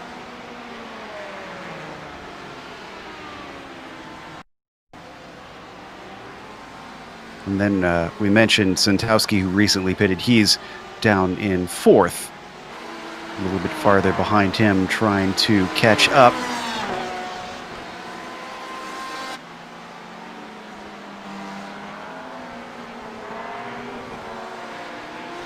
So looking through our notes, am I seeing correctly that we've only had 2 cautions all day today? Yeah, as a matter of fact, we did. It was actually during the earlier broadcast where we had a couple of cars go off, one blowing an engine, and then, of course, another on its lid early on in the race. It's both of them GTE cars. So it's quite an interesting thing to see. One of them even being one of the German Sim Racing GTE cars blowing the engine, while the FAC Autotech team ended up on its lid after contact with one of the 4 GTs. Well, that's sad to see the 311 car unfortunately falling afoul of those issues. They were doing very, very well early on. We only have 46 cars left out of our 53 starters. Not too bad, considering it's been this long into the race. We could have had so many more retirements than that, especially to the racing early on in the season, which was pretty frantic at times. I do say that I think they've cooled out a lot as the rounds have gone on. The start of this race, and even right now, look drastically different than what we came into at the first race of the season.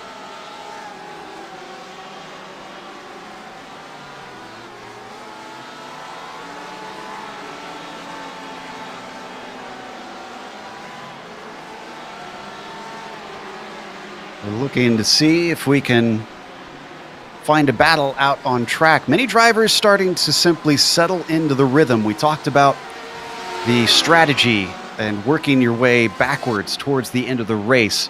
We'll explain that in a little bit. I suspect we've got a lot of teams starting to do that since they don't have too many drivers that close that they're directly battling with. Just starting to look at what they're doing instead of what everybody else is doing, trying to get to the end as fast as possible. And the one pit stop I'm curious to see is, when does Simitok Esport Jade, our LMP1 leader, come in? They have the longest stint out there so far in LMP1, and they're definitely the next in line to pit, with Julian Ribolo at the wheel of that machine right now. And Nick, we keep saying this working backwards thing, and normal race fans, especially endurance race fans, kind of get what we're saying. But for the regular viewer, the average viewer, what are we talking about exactly when we say work the strategy backwards? Well, essentially, you know how long your car can go on fuel and tires, and fuel being much more important here, I think. But you know how long your car can go on fuel. You don't want to get to a scenario where you end up having to stop with 10 laps to go. If you can work backwards and say, okay, if I'm going to have a near empty tank as soon as the checkered flag flies, when do I have to make my last stop, and the stop in front of that? So that's essentially what that means when these guys are trying to figure out their fuel strategy. We had a car off in the Dunlop hairpin. That was Casper de Court, and actually he's one of our front runners in the GTE Pro. I think that was all just by himself. Let's take a look at the replay. Marius Valiokas was going around him, but I believe you're right. He was all by himself, just got in there a little too hot. Looking at the replay right now. This is coming out of the Mercedes arena. Yeah, this happened down into the hairpin. Go ahead. Just looking at it, by seeing it, it's just losing his car control pretty much by the most part. I don't see any contact. As you were saying, by himself, no problem at all.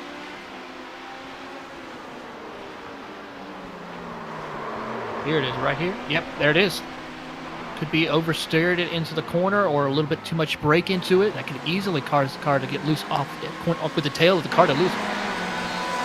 And now the good thing for the Graphite Racing car is that Casper did a good job of just getting it to stop right off of the track and then coming right back on. He lost maybe about 3 or 4 seconds in all of that. So not too bad. As the nose of Rudolph gets bright into the night, we'll have to hope that he doesn't run into more problems in the final stages of this race. And while we were looking at that replay, the answer to our fuel mileage question for Simitok Esport Jade was answered. Julian Ribelow brought that car down into the pits, and they are off and away already, making their stop. Indeed, Ribelow returns in second place on track, ahead of German Sim Racing. And if I'm not mistaken, they were behind, weren't they, before that last set of stops? I believe they were. 20 seconds stationary for Ribelow, 36 seconds stationary for Schakowsky. If there is a difference in taking tires or maybe a driver swap that we missed. Actually, no, because Schakowsky was out there before the stop, I'm pretty sure. Let me double check that. No, there was a driver swap. So, Egbers was in there, Schakowsky got in. So that explains why they were about 16 seconds longer than the number 2 car.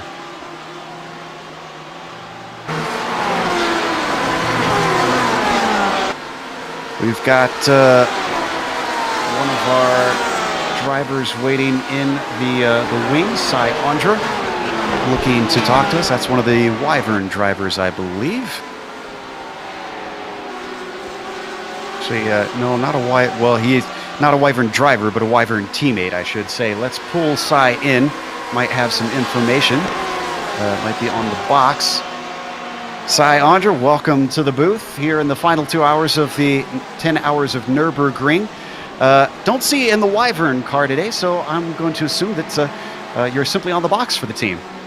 Yep, I am just in here as a backup driver and race engineer, just kind of doing the things behind the scenes today. No driving for me. So as the race engineer, we've been talking a little bit about this backward strategy towards the end. How are you guys working things out? Are you at all concerned about everybody being a little bit out of sync in the LMP1 class right now? Well, absolutely. I think the last stint has basically been us figuring out how far can everybody go on fuel, when do they pit, how many more stops can they make it. I think most of the LMP1s right now still need at least 2 more stops to make it to the end, but it's the length of that final stop that has everybody worried. So you guys have been definitely hovering around the front for most of this race and obviously have the pace for that. But if it came down to fuel strategy and needed to save some, do you have the tools at your disposal to try and switch things up in the car and maybe get a little bit more out of it? Absolutely. I think the Audi is very, very good for that. One being it regenerates so much more off on the brakes, and it doesn't need to be full throttle to regenerate everywhere else. You can definitely turn down the fuel map a little bit and still make time compared to the Porsche, where you need to be basically full throttle everywhere else and just trying to coast it into the corner to save fuel. So I think we have an advantage there. But with the top 3 being an Audi for the first time ever, I think it's going to be interesting to see what the other teams can pull out. At the start, we saw your team run into a little bit of trouble. Did that concern you guys at all, or the fact that it was early on? Was that easy to brush off? It was easy to brush off. I think it was just a little bit of a miscommunication entering the pits with the GTE car. And honestly, we were happy it happened that early, within the first 2 hours. Easy to get out of our minds, and now that we're back to the front, just focusing on not letting that happen again.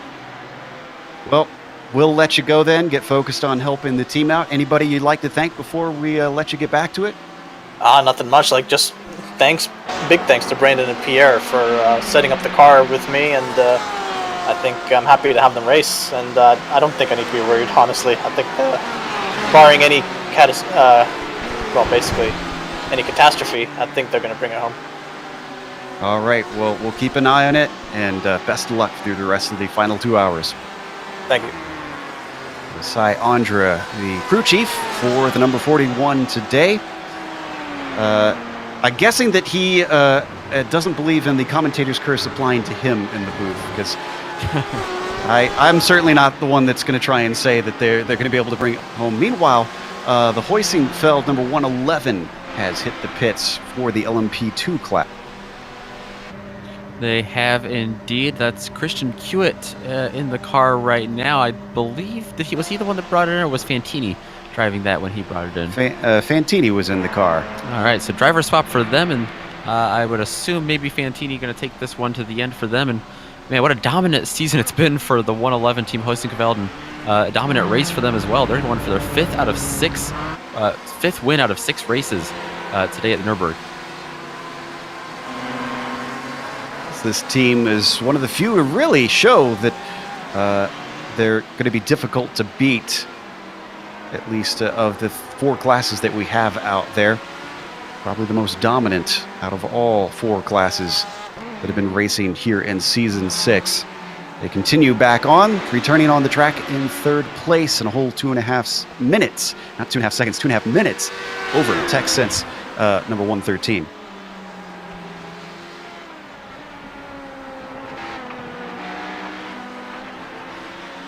That LMP2 class is really split apart. I'm going to guess that maybe that happened due to some shenanigans with the caution at some point, unless we've just really had some horrible luck for a lot of our drivers in those LMP2 cars. Yeah, the combination of the cautions and the pits cycles, getting caught a lap down, and just spreads them out over the course of a long race like this one.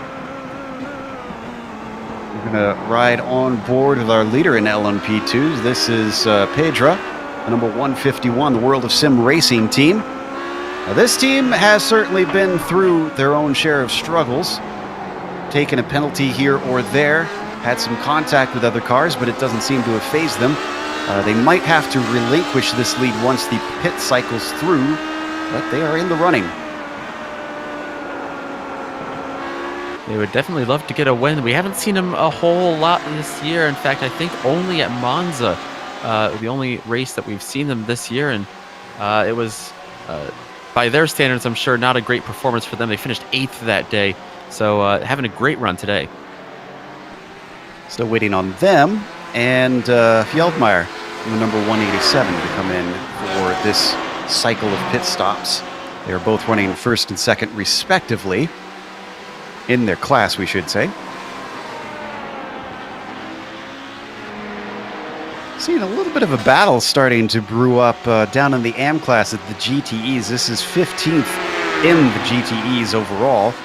That's between Usagi Racing with Hans Pitkinen in the car and Pedro Diaz in the Pineapple 360, less than a second apart from one another.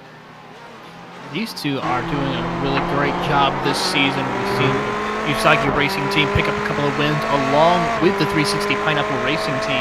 Right now, they are duking it out, battling it out for right now, trying to see if they can figure out a way to catch up to the points leader of the IVRA team to see if they can maybe squeeze by with maybe taking the championship win. It's a double points event, so anything can happen. And looking through the field, the IVRA team is actually several positions, 24th in the GTE class. So it could be a possibility where if they could gain a few more positions, we could be looking at a new points leader and champion here for the DGFX in GTE. This is also for 2nd in GTE AM out on track. That currently belongs to the likes of Pitkinen, and that might not belong there very long because up the inside into Michelin, Diaz trying to make the overtake. The track switches back into Bilstein. If he keeps it out of the marbles, maybe he could find the grip, and indeed he does. That Ford Pineapple car finds itself farther up the podium on the GTE AM class.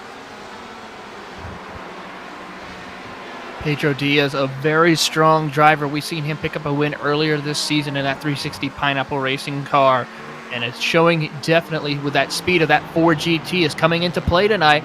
Remember earlier we talked about how these cars in the GTE class have different points during the race to where they start to show their dominance. Right now, earlier we saw the Ferrari show dominance. And later on, the Porsche started coming into factor. Now the Fords are starting to work their way up through right now. Earlier, we had actually the 2 Fords of the Pineapple Racing and then one of the Team Viking cars running 2nd early in the race. So we could see these Ford GTs start to come into play late in the going here tonight. Different makes of cars both in the LMP1 and the GT cars. 2 different makes in that fastest class, 3 different makes in this class, which will increase to 4 when DGFX comes back next season, if they keep the GTEs on, that is, at least, as they've just released the BMW.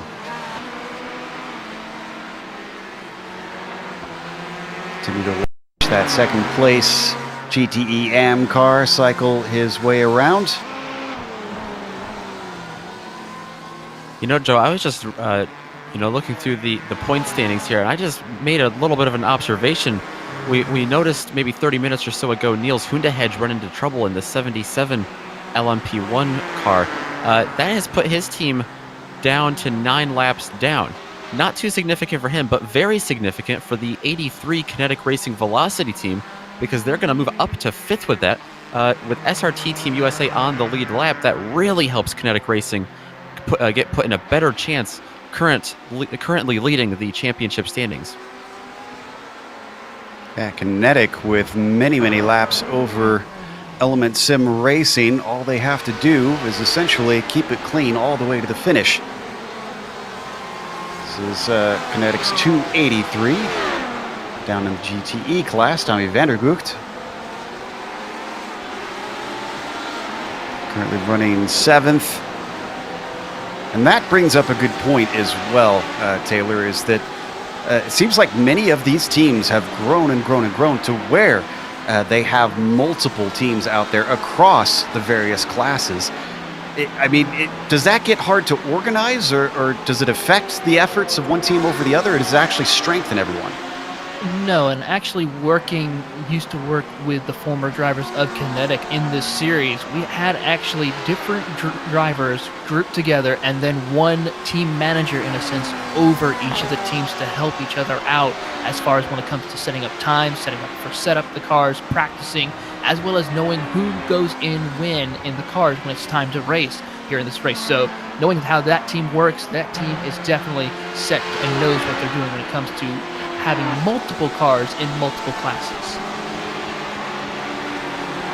Magnussen still circulating.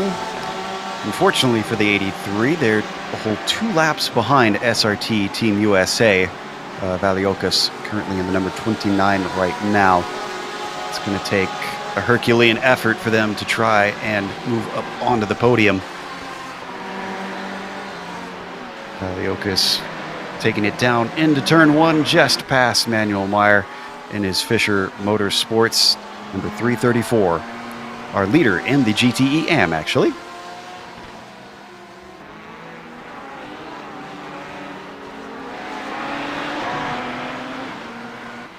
An hour and 45 minutes left to go on the clock.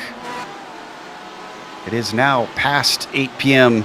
in the evening, Virtual Standard Time, here in the Eifel Mountains. Sun has pretty much set. Any lingering light that we can see is coming from over the horizon. And that's going to be another factor here when it starts getting very dark to where there's no sunlight at all for these drivers, trying to then find where their racing line's going to be, as well as watching out for when other competitors are on track. So they're going to have to really listen to their spotters during that time period, as well as making sure that muscle memory is still in effect where they can hit their marks consistently. Might be a little bit slower on the lap times in the beginning, but later on, when it counts towards the end, these drivers are hitting those fastest laps as possible. Looks like we got a little bit of a battle for 17th brewing in the GTE. Sasha Lamp out there ahead of the Road Bastards Omega machine. That's being driven by Jean-Philippe Vide. Remember, we saw Jean-Philippe a little bit earlier in a nice little fight, and I think he's found another one with a great run off the Dunlop hairpin. Defensive move from Lamp into the Schumacher S's. Is this a wrong move, though? This is going to put him very slow out of the Swift chicane. And I think Vide knows it. He sticks his nose in, down into Michelin, but not far enough in.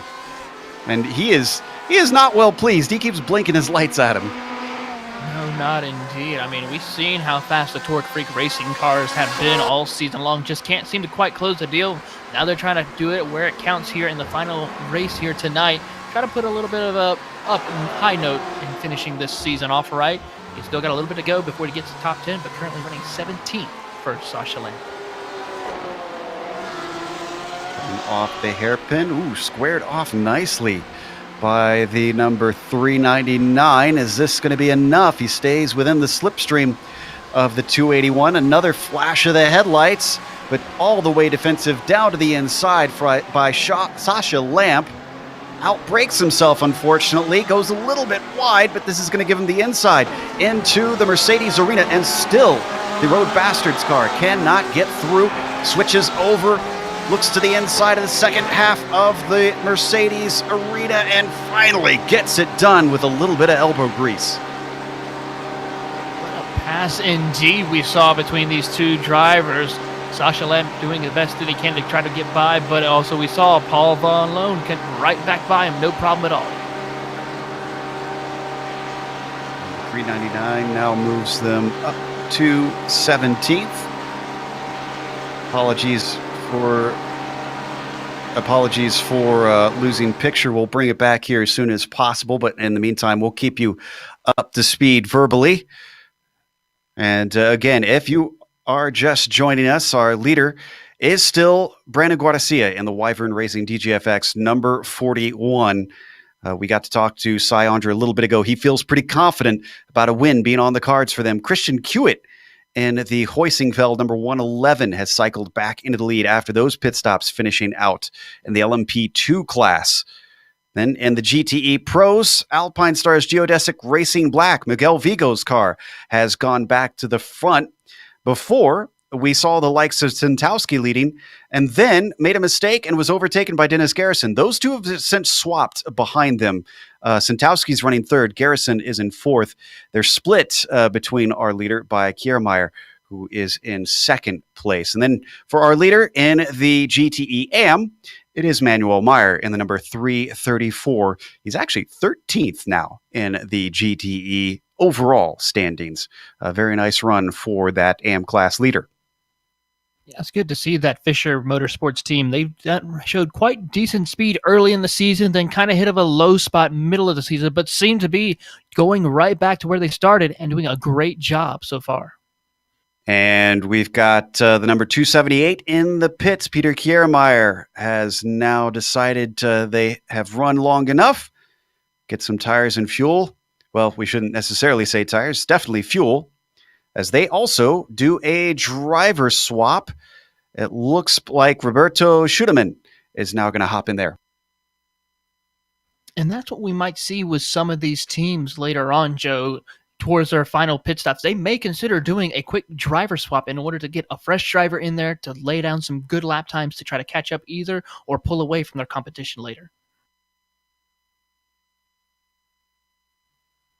See, it's in there for a decent amount of time. Some of that is the driver swap, but that amount of time is already over. So this does look like tires and fuel for the 278. He is still stationary in his stall, slipping down to 6th now, and finally getting going in time to rejoin in that P6. Team Hoisingveld number 278. Now able to go with only one more stop needed before the end.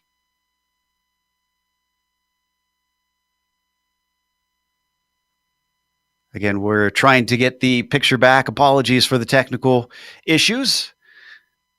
Taking a look through the field, most of the drivers have spread out. We are on lap 291 around Nürburgring's GP course. Wyvern Racing leading the way, having clocked in the most. For reference, our LMP2 leader just started lap 276, and the GTE leader just started lap 262. Yeah, not too many battles on the track right now, very close battles at least, but there are a couple of little skirmishes between a couple of cars separated by a couple of laps. Other than that, though, pretty big gaps. Everyone in all three classes, or in all, at least the two prototype classes, are very spread out right now. Since it's been quite a while since the last caution, I think that's to be expected. I'm sure some of those drivers certainly would love one right now. Others would really hate for that to happen. But it's been mostly calm. We've seen very few incidents on track since we picked up coverage here in the final 2.5 hours. Currently, 46 cars still run on the track. We've lost the likes of Team Vikings Midcard, Vach Autotech 311, Torque Freak Racing Corkscrew, Bushfink Green, Black Sheep Motorsports 222, TCR for in the LMP2s, and PCDC Motorsports Red. Now, what's interesting about all of those is only one of them are not GT cars. There's one LMP2 car gone. Otherwise, it has all been casualties down in the GTE classes. Yeah, no casualties in the LMP1 class at all right now. And we mentioned just a while ago that Element Sim Racing Fire car, after that incident, is the last place there, but really only 9 laps down. So everyone, all 7 LMP1s still on the track, which is good news for the SRT Team USA team. Right now, with GT Temple sitting 2 spots behind him and 6 laps behind him, that would be enough for SRT Team USA sitting in 4th to jump to 2nd in the standings. But if they want to contend for that championship, they're going to need to jump a couple more guys ahead of them, because Kinetic Racing's velocity, even though they're 3 laps down right now in 5th, they are in the spot right now to win the championship in LMP1. That honestly impresses me, Nick, that we've got all 7 of them still out there, because we've seen these can be a little bit fragile cars, and they tend to have to make some risky moves to try and get through traffic at times. So that's a testament to the quality of drivers this final round. Yeah, absolutely. And it's not like we haven't seen any issues with LMP1s. We have 3 of them, 3 of the 7, at least 3 laps down actually right now. We have the top 4 on the lead lap. But like you said, just great driving and great awareness by all these teams. They know that attrition is a factor that goes into endurance racing, and they came well prepared to a 10-hour race, because they are just an hour or so away from wrapping that up.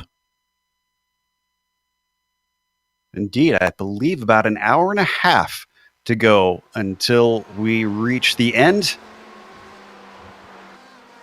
Wondering how many of these drivers are ready for this thing to be over, and how many of them are a little bit sad that we won't be getting any more for a little while. Look forward to see what they decide to do next season in terms of tracks and lengths for these races. And we've had an incident with one of the Team Hoisingfeld cars. Try to figure out which class this was in. Oh, this is the 111. What happened? This was with Tom Bridle, who was down in 8th in that class. Bridle was trying to get a lap back. Hewitt was focused on lapping a car ahead. Yeah, right here. Oof. The good news for 111, the Team Hoisingfeld 111, is it doesn't seem like that's going to hurt them nearly as bad as it could. Barely got by with the barriers almost. Yeah, that was awful close. And Taylor, or either of you, Taylor or Nick, this feels a bit like shades of what happened with Force India, what we saw with the Red Bull, with Verstappen last year, a car trying to unlap itself. I mean, if you were in the steward's position, what sort of view would you take on that? Yeah, it's very similar to that incident, and it's so hard to know. I mean, everyone fighting for positions, even though I believe it was at Bridle, I think it was that we just said, that was back in 8th. Yeah, the PCDC Motorsports green car, the 104 there, back in 8th place in that class. But at the same time, while he's 3 laps down from Team Hoisingfeld, he does have 3 other cars also 3 laps down that he's trying to fight with and get up around. So it looks to me just like a racing incident on that one, but there's definitely been other instances where it's a little bit forced. Yeah, I have to agree with Nick on that as well. There's so many different outcomes. You got several different people trying to do several different things throughout the race on their own agenda, so it's just something that is going to have to be a call straight up for the officials later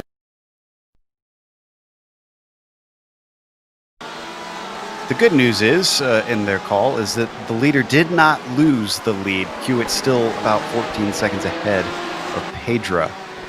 Looking at the other prototypes, though, that lead is only 7.5 seconds. Julian Ribolo and Guarcia, considering it's a 10-hour race, are not that far apart. No, only 7 seconds and a little bit of change there as well to separate those two. And for most of this stint, at least, they've been about 9 or 10 seconds apart. So maybe a little bit of traffic, maybe faulting Guarcia a little bit, or maybe Ribolo just using the battery to his advantage and really being able to get up there and make some moves and push hard. But still, he's only been able to gain 2 seconds in the last 30 minutes or an hour or so. The awkward thing between those two teams is they are 15 laps apart on their stints. So they're certainly not on a close strategy to one another. So one or the other is going to have to alter something potentially to change the outcome of the end of this race. Looking back at our leader in GTE, Miguel Vigo, who re-inherited it some time ago, still holding at about 11 seconds ahead of Jan Sintowski, who bumps himself back up to second place since the pit stops have cycled through. Yes, indeed. Miguel Vigo doing a great job. He's been one of those drivers who's been up and down throughout the season this season, as well as here in this race, doing a great job of working well through the series and doing a great job of holding on to the lead. But as we now got our leader in the pits. Indeed, Guarcia hands the car over to Pierre-Benoit Lemaire, who is looking like he's going to finish things out. Last driver swap of the day. This does hand the lead over to Ribolo, but I don't know. Yeah, actually it will hand second over to German Sim Racing. Number 41 still stationary as the number 11 goes by. And you mentioned, Joe, how the awkward thing between the 41 and the 2 was that they're about 15 laps apart on their pit cycles. So adding to the storyline there with Lemaire coming out of the pits now and handing that lead over to Ribolo. So let's put ourselves in Cy Andrews' position then, as he outbreaks himself coming out of the pits. 45-minute stint and 45-minute stint, and that sounds about right. Don't these usually do about 50 minutes, these LMP ones, I'm going to say? Yeah. So that splits it up nicely for them to be able to get to the end with a little cushion, a little bit of wiggle room in case they need to alter their strategy. But then you look at the likes of Simitok Esport Jade. If they've got another 15 laps, then let's see. Are they going to be able to make it to that 50-minute mark? They would have to pit with, 10 or 20 minutes left, I would think, unless we get a caution. Yeah, I think you're right. So they might have to go into fuel-saving mode, potentially. They might. Now, everyone's good on their stops now. Everyone needs the same amount of stops, but the question is, when do they need those stops, and how long is the last one going to take? Because that's what's worrying everyone down.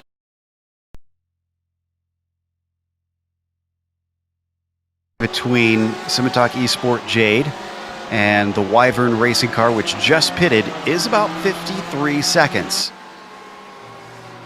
So if their final stop is short for the number 2, we need to make sure that they come out before those 53 seconds disappear. Kinetic Velocity also takes a stop. This is in the LMP1s.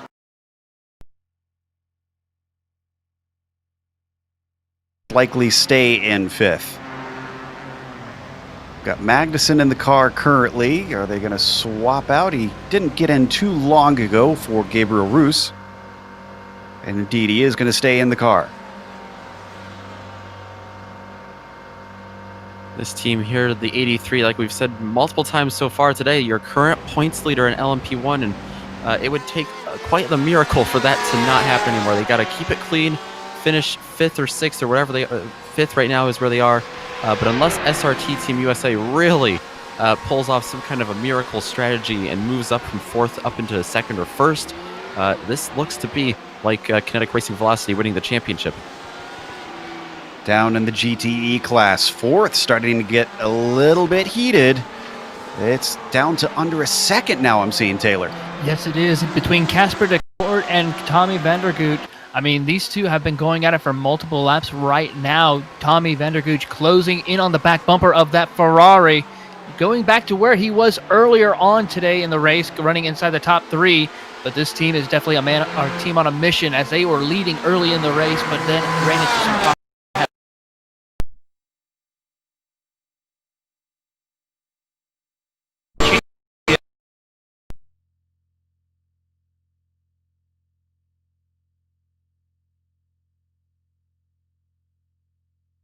Place in GTE Pro, the Kinetic Racing car.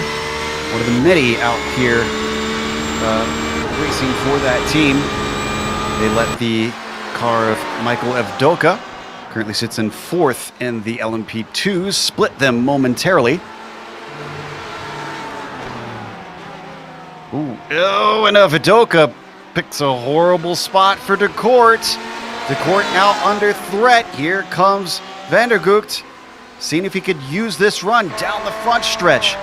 Slightly defensive move from Casper, sticking to the middle of the road. Dive to the inside from Vandergoot, and decides to back out of it by the time they hit the apex.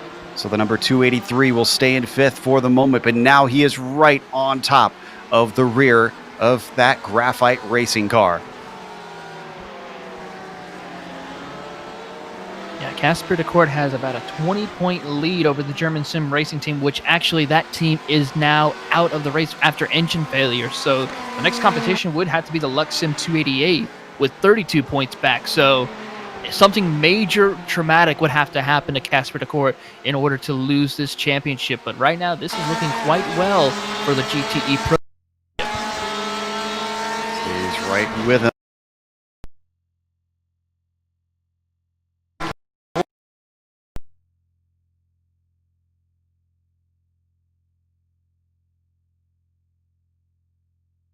Mistakes. They are being hounded now by the Kinetic Racing 283. Not willing to make a dive down into Michelin. Oh, but Tommy is definitely putting a lot of pressure. He is going to try to find a way. We may see an opportunity down through the NGK chicanes, and it could be a little bit detrimental even if he's not careful. As they come down towards it like now, he looks to the outside. I don't think he's going to clear him or make the pass. He's going to try, though, to go the long way around. Oh, he backs off, though, just at the right time. Stays with him. Maybe looking for this run down the front stretch again. He's on him. He's in the tire tracks. And he's ducking to the inside as another defensive move from Casper tries to block him off. But it's not enough. He does get in there. He smokes the tires as he tries to whoa it up. Overshoots the corner slightly. This battle continues for the moment until finally into the left-hander. It looks like Vandergoot can claim P4 in GTE Pro. Look at how dark it is now. Just the slightest hints of light in the sky, but down on the circuit itself, it is almost pitch black.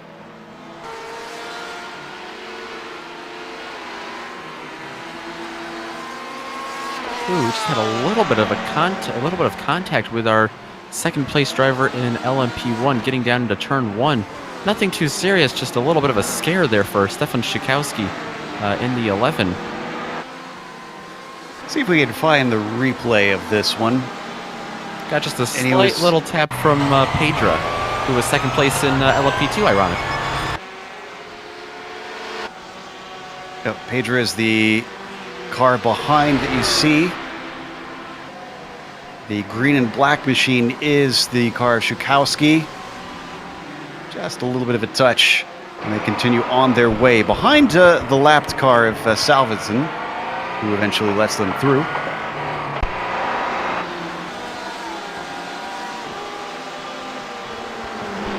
Really, the only close battle I'm seeing out on track is that one we were watching before that just changed hands. P4 and the GTEs. De Kort trying desperately to not lose grip on the 283 now that they've snuck by.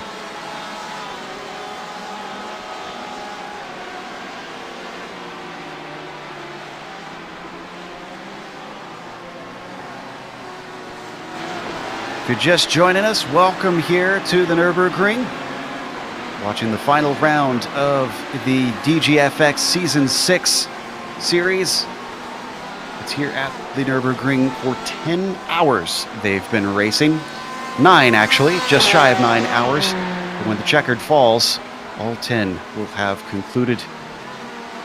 And our leaders in each of the classes.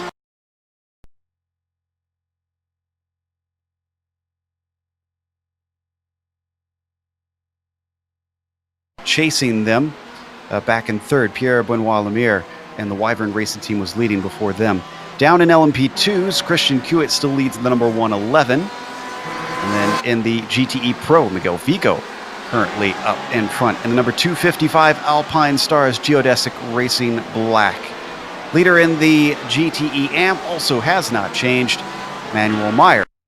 14, currently leading the timing sheets in GTE AMP.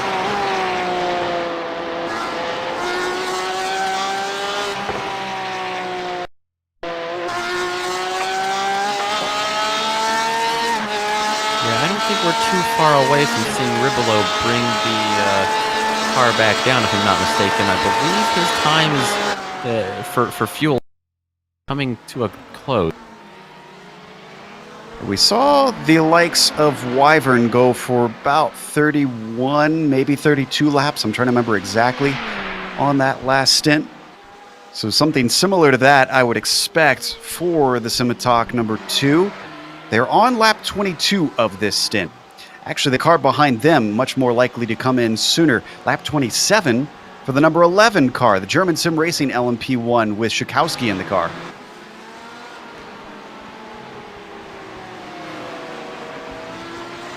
Yeah, we were mentioning earlier how all of these cars in LMP1 are just kind of on a little bit of a different pit cycle from everyone else. Those cautions being thrown right in the middle of pit cycles halfway through the race, and everyone just spread out a little bit awkwardly right now, 5 or 10 laps in between everyone. So why don't we glance at our point situation, starting with the GTE AM. The number 60 of Usagi, they need to finish 10th or better to win the championship. Meanwhile, the number 360, the Pineapple Racing car, they need to stay in 6th, and AVA needs 9th or better to win it. However, if the 360 wins the race, Usagi can't win the championship. And AVA will need 3rd or better.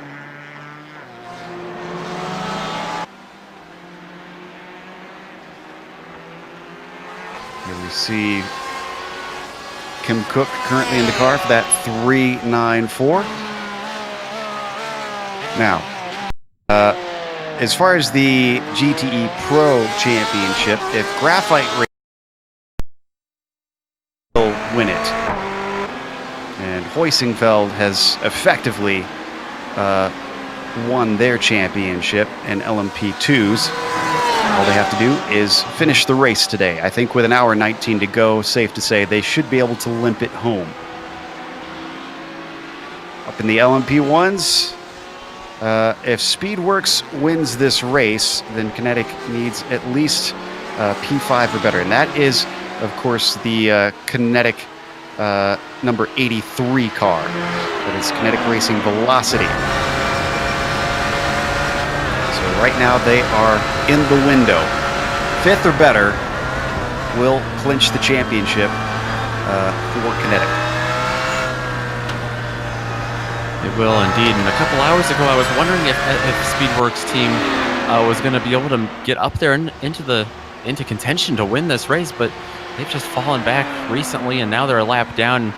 Things not looking great for them to win the championship, but as of now, it looks as though they've jumped GT Temple Racing's number 17 in the standings to take 2nd place. Similar situation in LMP2. I believe Texense Fitzy Motorsports running 4th right now. They've jumped the 101 of V Apex Racing Group for 2nd in that class as well. Watching Matthias Magnussen for Kinetic continue on their way around. Bit of a disappointing way to finish it, although I'm sure they'll be happy regardless if they win the championship, because it's a whole 3 laps up to 4th place for Kinetic. Oh, and did 2nd place just change hands? It did for a moment. There's a Scimitar and Wyvern. And actually, did we miss Scimitar coming in for their stop? I think we must have. And so they've come out and done a short stop, and that's put them in a direct fight here for P2. Boy. Pierre Benoit Lemiere just took it away on track, and that's now P1 because German Sim Racing LMP1 has just pitted. So this is now a battle for the lead that you see on your screen. Wyvern Racing looking fast right now, trying to get their way through traffic. They have the LMP2 car in front of them there as they get by another GT car. That's Tom Bridle in the PCDC Motorsports green in front of them, kind of using him as a pick to get through all of this GT traffic.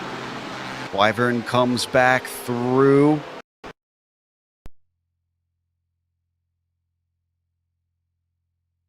Toronzo.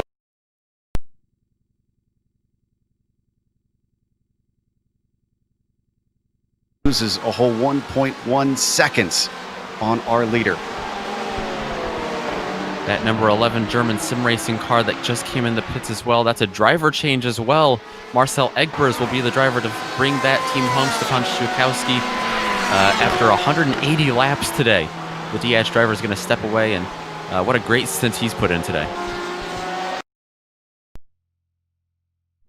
Egbers looking at a podium, having returned in 3rd place ahead of SRT Team USA.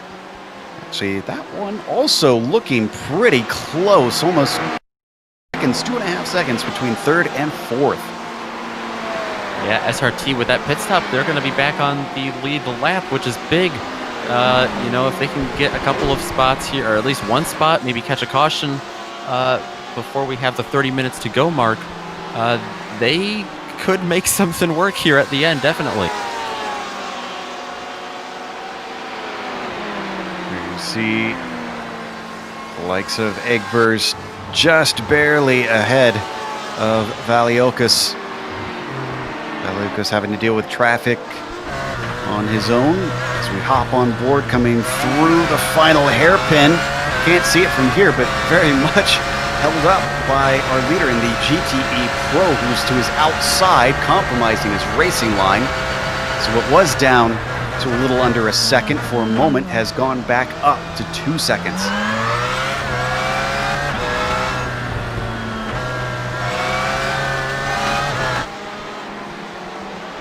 After all this racing, with a little over an hour to go, and our leaders are less than a second apart.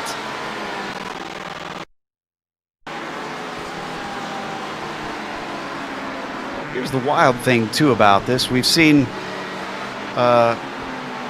complaints about the BOP. When do we not see complaints about BOP between makes and cars, saying that the Audi is too slow? Well, right now the Audi is leading the Porsche with all 3 of the podium spots. In fact, there is no Audi behind a Porsche right now in the LMP1 class.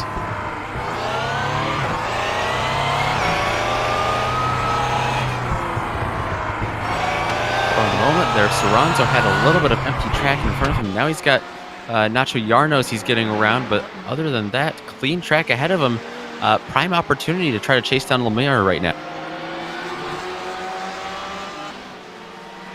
Soranzo doing his best to try and bring in our leader, the number 41, but it is still increasing now. Wyvern seems to have the legs, and whether it's by pace or by managing traffic better, it does not matter.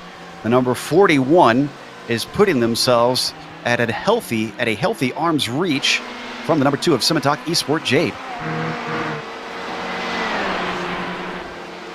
And the same could be said about that battle for 3rd we were watching. German Sim Racing really starting to pull away from Speedworks Team USA. I'm talking so much about this battle up in the LMP1s.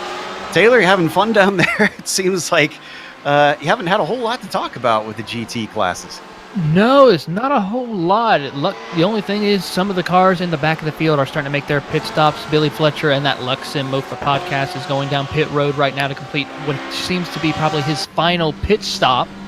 But other than that, nothing major going on. I mean, we still see Miguel Vigo leading by over 10 seconds over Jan Santowski in the Team Huisenfeld Porsche.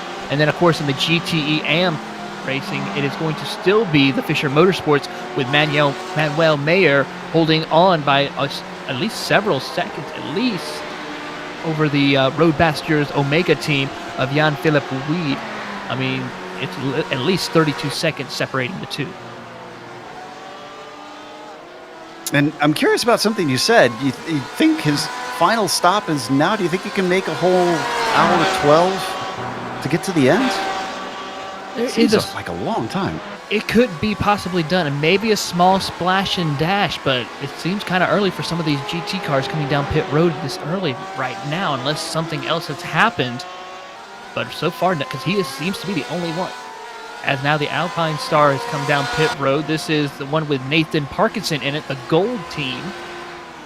So unless they think they can make it, I mean, I think it's possible they could, unless they decide to do a splash and dash with maybe within less than the last 45 minutes of the race. Certainly going to be tight. This is going to give a lap actually to Vigo on putting one on his teammate in that Ferrari. I wonder if Alpine Stars gives them racing gloves to have for sim racing. I have to ask them if they get any goodies for having them on board with the geodesic team. Let's see, we have only 7 cars still on the lead lap for this GTE class. That's all of them, GTE, Pro and Am.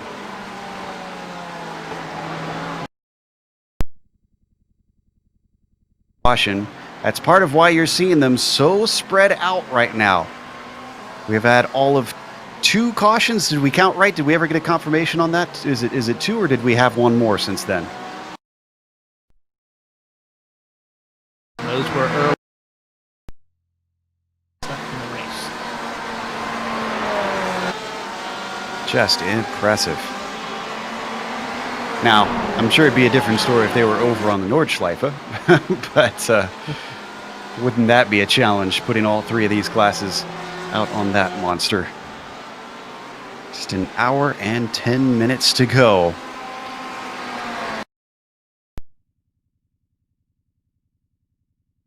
Now stretched it to roughly 4 seconds over Simitok. So again, not pulling anything phenomenal out between the 2 of them, but still gapping them a tenth at a time, just putting ever more of a buffer between them. And then back behind them, we were wondering about that battle for 3rd. German Sim Racing is still leading SRT Team USA, but unlike the other battle, that is staying down a little bit over a second.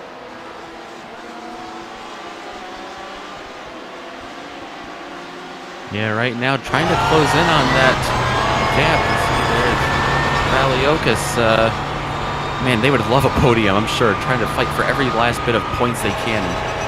That would get them, I think, 4 extra points in the standings. And SRT Team USA, they would love to get that.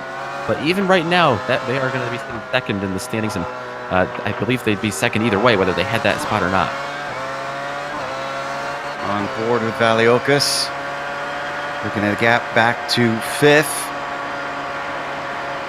This is, well, this is interesting. I'm seeing 6 seconds on this screen, but my timing and scoring, they're saying there's 3 laps between them.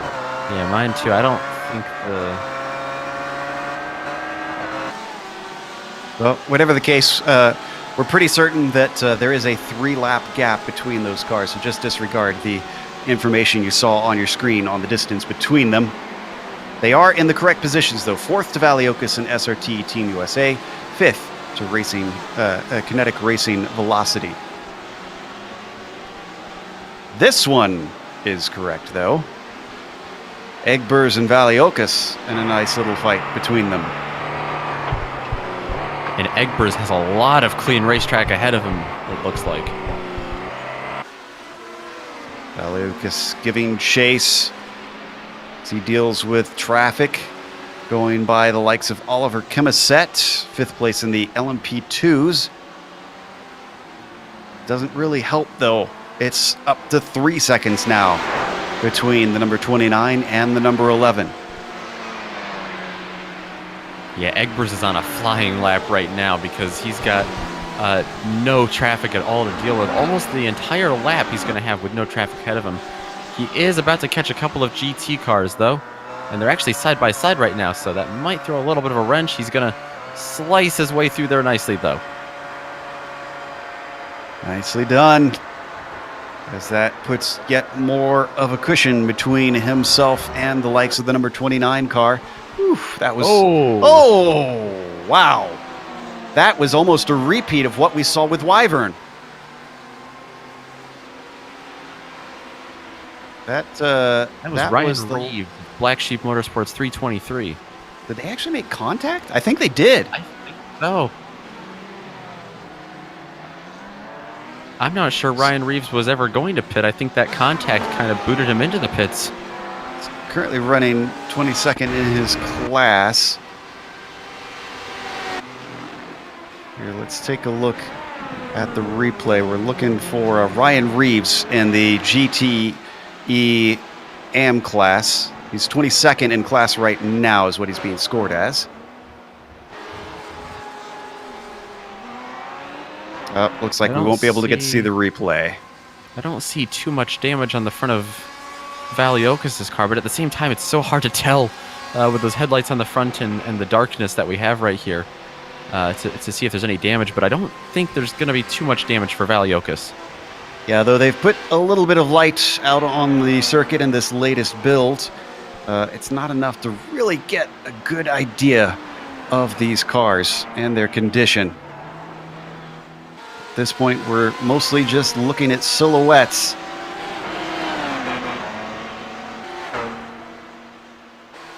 With just shy, or just more actually, than an hour left to go here on the clock, we're about due for a break. Our last one before we take you to the checkered flag here on the Global Sim Racing channel via the iRacing Esports Network. Once again, your leaders in each class, Pierre Benoit Lemire in Wyvern's number 41 leads LMP1. Christian Hewitt for the number 111 Team Hoisingveld LMP2 leads that class.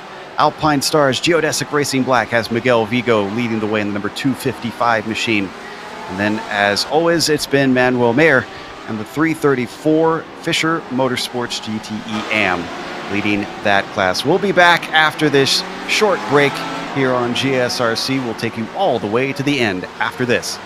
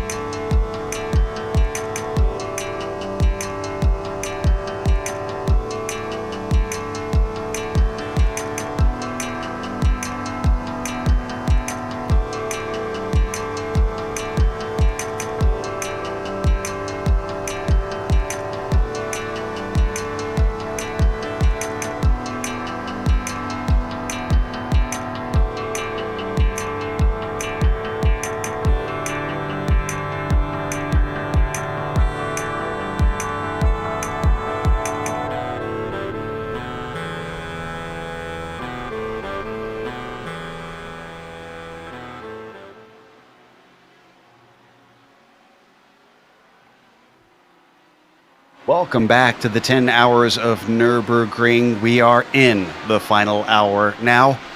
It is dark out. It is very, very dark. We started at noon, and the sun has gone down. But the cars are still circulating. They still have a ways to go before they can see the checkered flag and claim victory or go and hit the showers. We're going to run you through a little bit of where everybody sits in case you're just tuning in, starting with our leader in the LMP1s. It is currently the likes of Pierre-Benoit Lemieux, who is in the car. He's been sharing it with Brandon Guarcia. Those two have been good this race. They've not had it all their own way. They got a little bit off cycle for a bit because of some contact with the car trying to pit when they didn't expect it and ran across their nose. They are leading by about 8.5 seconds. The car back there behind them at that 8.5 seconds is the number 2 of Cinetalk Esport Jade, David Soranzo, in that car right now. But they are slightly off pit sequence. They've come back to that slightly as they had a short stop last time that brought them much closer to the number 41, making it a much tighter fight between themselves and Wyvern for the win. Then it is a long ways back to the final spot on the podium in the LMP1s. Marcel Egbers in the number 11 is sitting in third, about 44 seconds behind the second place car. But still, the German sim racing LMP1 has been running a fine race out there. 1.3 seconds behind them for the number 29, the SRT Team USA LMP1.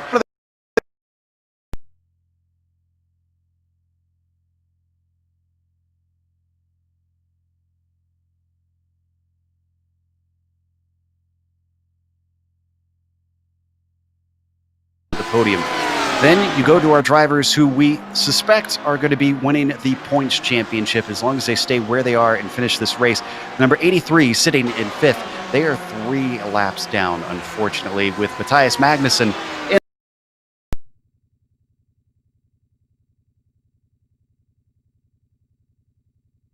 season 6. Let's go to Nick for the LMP2s in the top 5 over there. The leader in the LMP2s right now does not come as a surprise for anyone who's watched a little bit of the DGFX series this season, because it is Team Hoisingveld in the 111. They finished 5th at the season opener many months ago in Silverstone, and they never looked back. They won every single round after that, round 2, 3, and 4, and 5. They're looking for 5 in a row out of 6 today. They have the championship locked up if they can stay up here and keep the last hour of this race, last 56 minutes at least, clean. But right now being driven by Christian Hewitt, just another dominating performance by Team Hoisingveld. Behind them, there's 2 cars on the lead lap with them. Danny Fonte Pedra in the World of Sim Racing team. That's the 151 team, and they are currently in second place over Black Sheep Motorsports 127.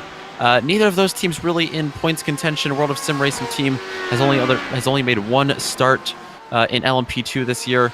Black Sheep Motorsports currently in 10th in the points. Behind them, it is the 113 of TechSense Fitzy Motorsports, who we saw battling earlier with Black Sheep Motorsports, but that battle has since expired and they've fallen back just a little bit.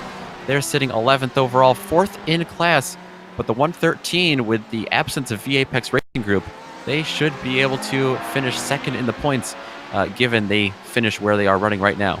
Finally, in 5th place, to round out the top 5, it's German Sim Racing's LMP2 team, the 169 team, who came into this race in 5th, and I believe they're going to leave with a 3rd place finish in the standings if they can keep it here. Looking in the GTE Pro category, currently leading in that is going to be the Virtual Motorsports team, the 213 Ferrari of Dennis Garrison, running strong right now. Great start early in the ranks, running inside the top 10 mostly, but now has worked his way up to the lead after starting 7th. Then back in 2nd by almost a minute right now. I believe he just finished with a pit stop. Is going to be Brendan Cronin, the Alpine Sim Racing, Geodesic Racing Black, his Ferrari, currently sitting 2nd place. They just completed a pit stop not too long ago as Miguel Vigo was in the car earlier on. That team has been on a dominating run for most of the race, running up towards the top 3 for the duration right now after running into some problems early in the going though. In the 3rd position is going to be the team Hoisingveld, the 248 Jan Sentowski. He's currently running there right now after starting in 10th. So a really great job of climbing up through the field here in that Porsche. Great job for them. In the 4th position is the Team Vikings Ragnarok team of Kim Salveston. He's currently doing a great job, 8 seconds back from the Team Hoysenfeld. The highest running Ford GT in the GTE Pro category. Great job for them as they are currently trying to hold off after starting in the 9th position. And then rounding out your top 5 for the GTE Pro is Tommy Vandergoot with the Kinetic Racing Speed. They've been running in and around the top 5 for the race duration of the race, even leading early on in the race. So Tommy has been trying to work his way back up, see if he can maybe get to the podium and finish where at least he started early in the race. Now, if we go down to the GTE AM category, it just actually changed for the lead as the Fisher Motorsports just to come down pit road. But currently leading right now is going to be the 399 Roadmasters Omega team of Jan-Philipp Weed. They're doing a great job as we see them right now in their Porsche, running in around the top 15 for most of the race, but currently now leading, still having already completed their pit stop, still a lot of the racing left to go with an hour left. Right behind them in 2nd place in the GTE AM is Benjamin Fisher in the Fisher Motorsports team.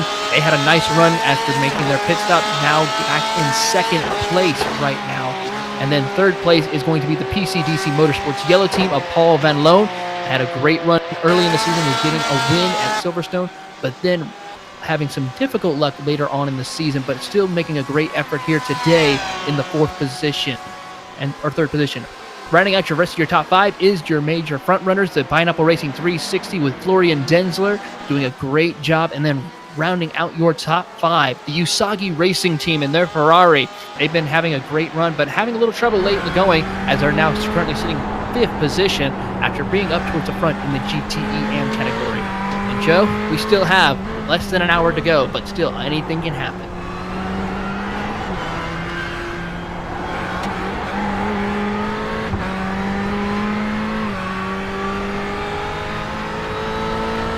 For that rundown, we're now right on board with the 5th place GTE AM car, Nevada.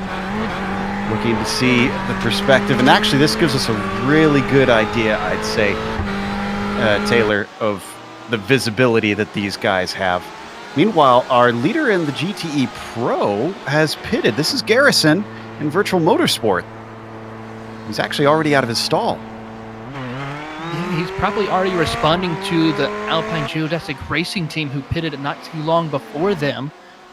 The only thing different that these two teams have decided is they decided to keep Garrison in the car, while the Geodesic Racing Black team decided to do a driver swap and decided to put in the likes of Brendan Cronin to finish it out.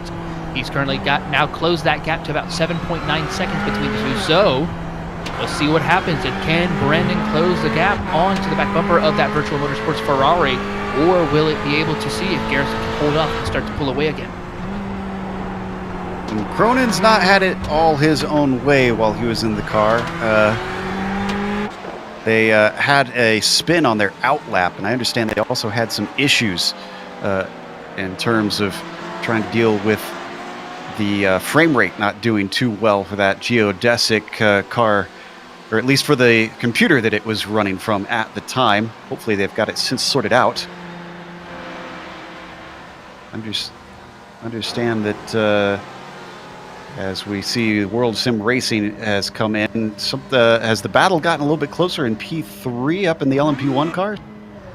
It has indeed. Marcel Egbers has not been best friends with traffic the last couple of laps because he's lost significant time to Marius Valiokas behind him, who has really begun to put the pressure on just a little bit more and more.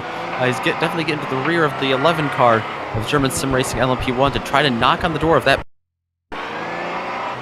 Very much threatening. Those headlights that you see right there, that is for position. That's the headlights of Marius Valiokas. Still chasing Egbers. Puts a little bit of traffic between them. Oh, and that helps a lot. Frank Oosterhuis.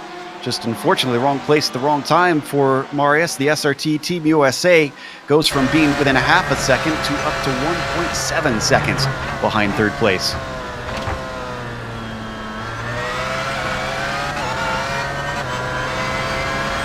We've seen traffic play such a factor in the prototype battles in LMP1 and LMP2, and just one little turn there with the one car in between them was just a huge blow for Valiokas to set him back. What was that, 1.2 seconds slower he came out of that turn than he came into it?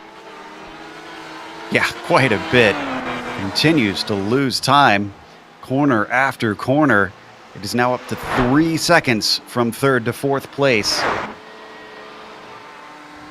Weaving his way through the Vidal chicane. Oh, and Alexi Lane comes in for Black Sheep, the number 187. And I believe, no, that is not a driver swap. Alexi's been in the car.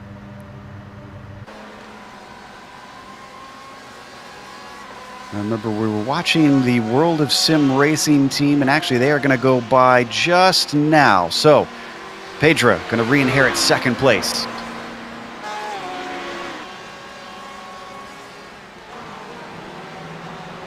And Alexi's actually, their team is electing to take tires this time. That should get them to the end. Which makes me curious, between the two of you, Nick and Taylor, sometimes we see differing philosophies on drivers when it gets towards the end of these races. Would you rather have a fresh set, or would you rather save time in your final stop, have a short last stop, and not take tires and just get it there as fast as you can go? That would entirely depend on how well you did on your last stint with your tires. If you feel comfortable where you didn't either overuse the tires or even flat spot possibly, if that was, or even just have too much tire wear in the car, you could probably just do a fuel splash and go back out on track. But if you maybe push the car a little bit too much to where the tires wear way too much, I think it'd be a good idea to go ahead and change those tires as well.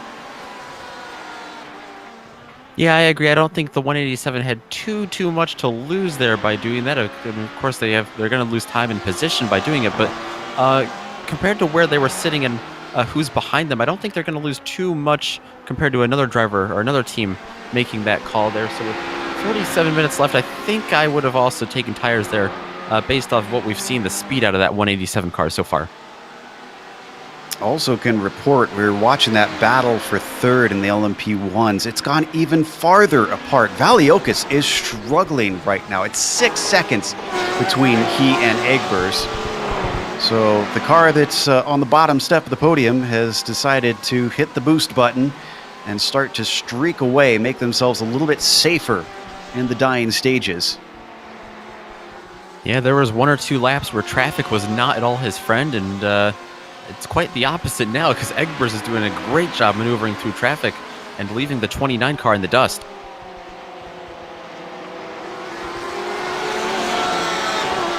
Now looking at 46 minutes left to go. We have another pitter in the LMP1s. Scimitar Esport Jade. David Soranzo comes in. And this is significant. This is part of the battle for the lead. Wyvern continues on. Scimitar, this will be their last stop all the way to the end, we believe.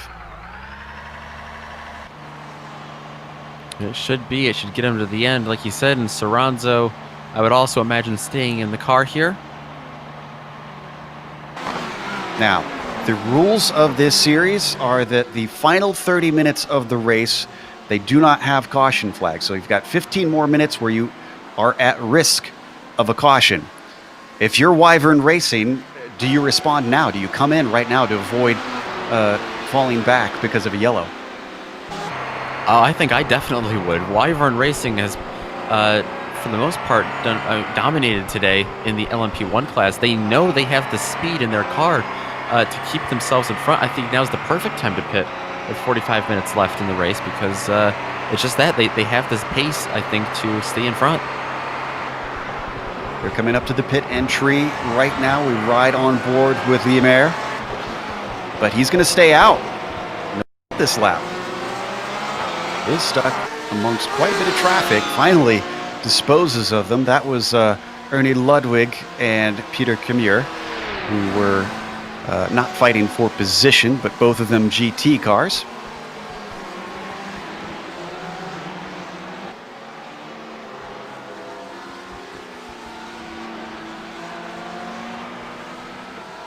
Well, Scimitar has returned to the track. They've also retained second place.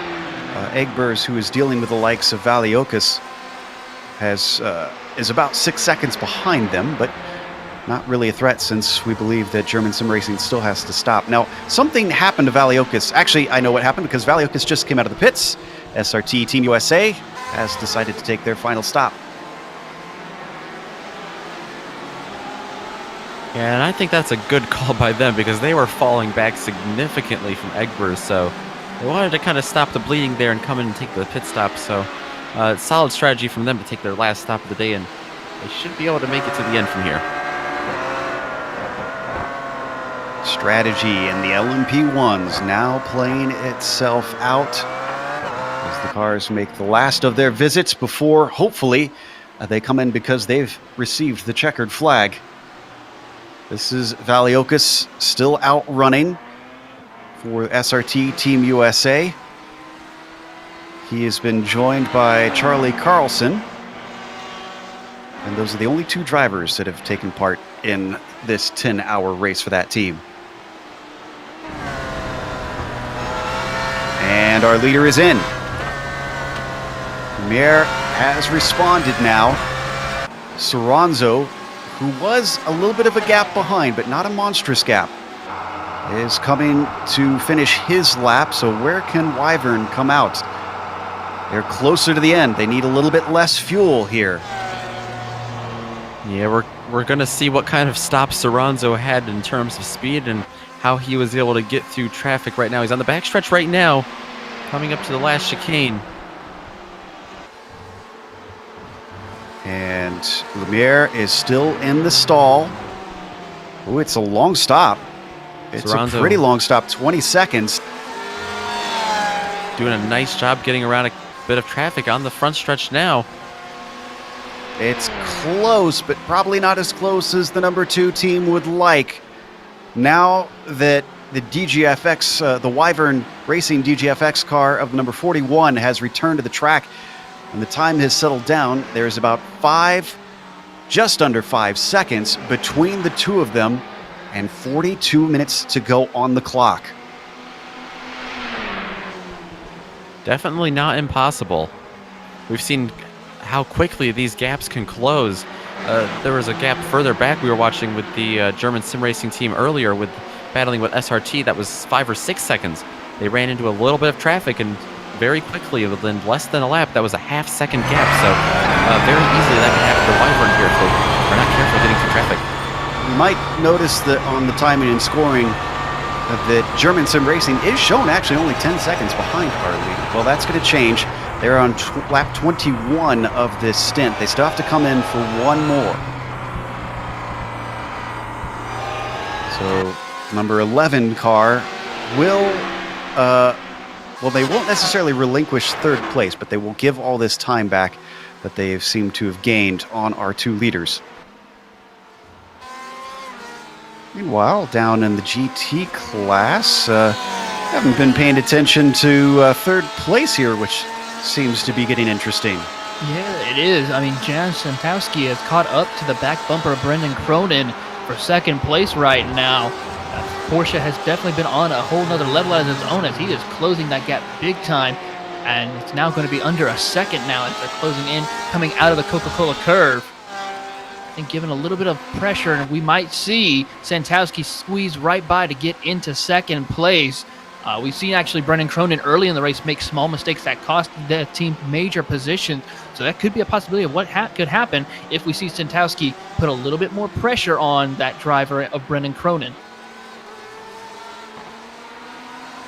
Also, while you were talking about that, I noticed that Simitalk had cut the gap down to about 3 seconds, but it's gone back up. That was mostly due to traffic. Wyvern caught a whole of GT cars, and then Simitalk had to deal with the same traffic, and it is leveled out to where it was about before, just under 5 seconds.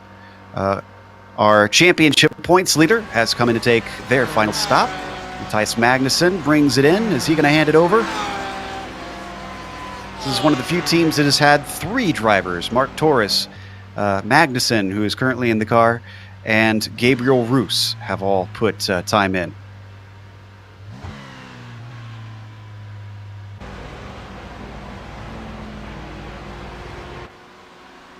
Doesn't look like they are going to change drivers. It's only 9 more minutes that a caution could fly here, and then we are green until the end of the race. Magnussen takes the number 83 back out on track. Still waiting for the likes of German Sim Racing, the number 11, to come in for their stop. Believe all of the LMP2s have taken their final stop. I take that back. I see we're on 26 laps for the number 110. So they still probably need one more since they're slightly off sequence. Yeah, we were watching them become off sequence earlier. I believe that was back when Jake Farquhar was driving that car, the 110 Luxem 24 Motive podcast car. That is, right now, that car is being driven by John Goodwin. They actually each have completed 121 laps in that car, so split evenly at the time, even after 9.5 hours of racing. And the Wyvern team is playing no games with the fuel. Hence, I think their longer stop, someone from the team has let us know that they put in an extra 7 to 8 laps into the car just to be safe. And I think it's going to serve them well because, as we saw, they still got out ahead of second place.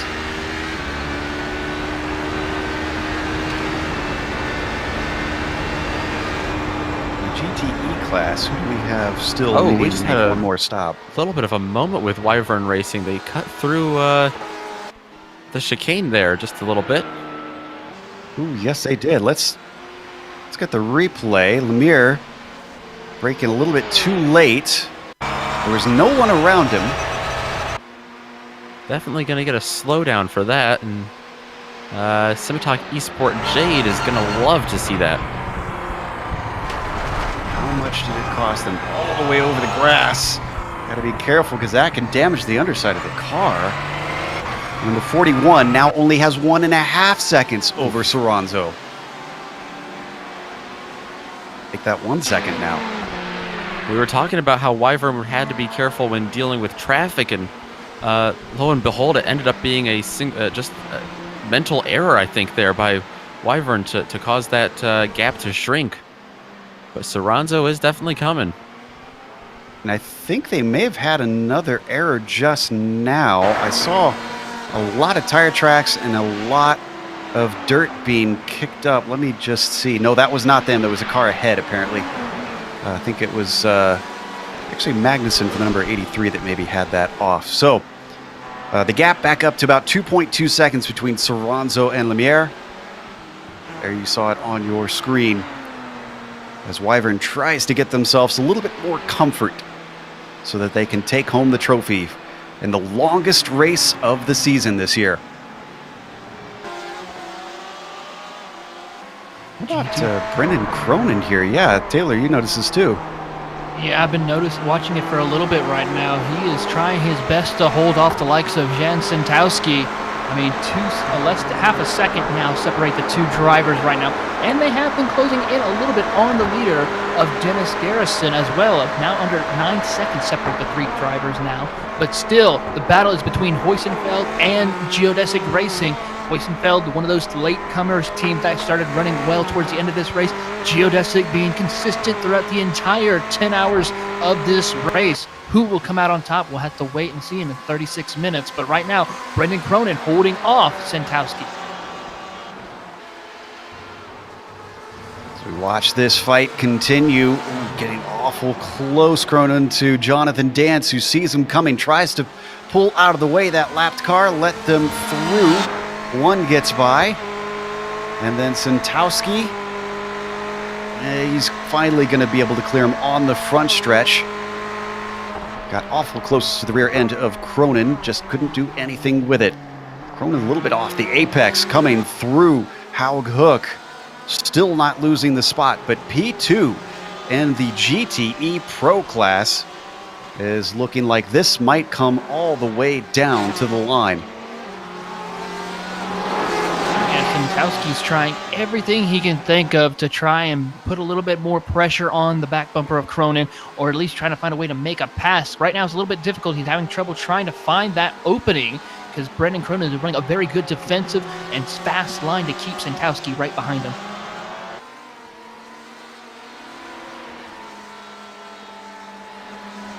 Down towards Dunlop.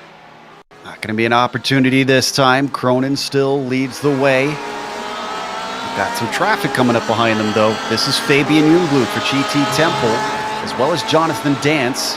They just passed Jonathan Dance. A little bit around the outside. Jungblut squeezes his way through. Is this going to open up an opportunity? Peek to the inside by Santowski, but the number 248 thinks better of it and came back to the racing line.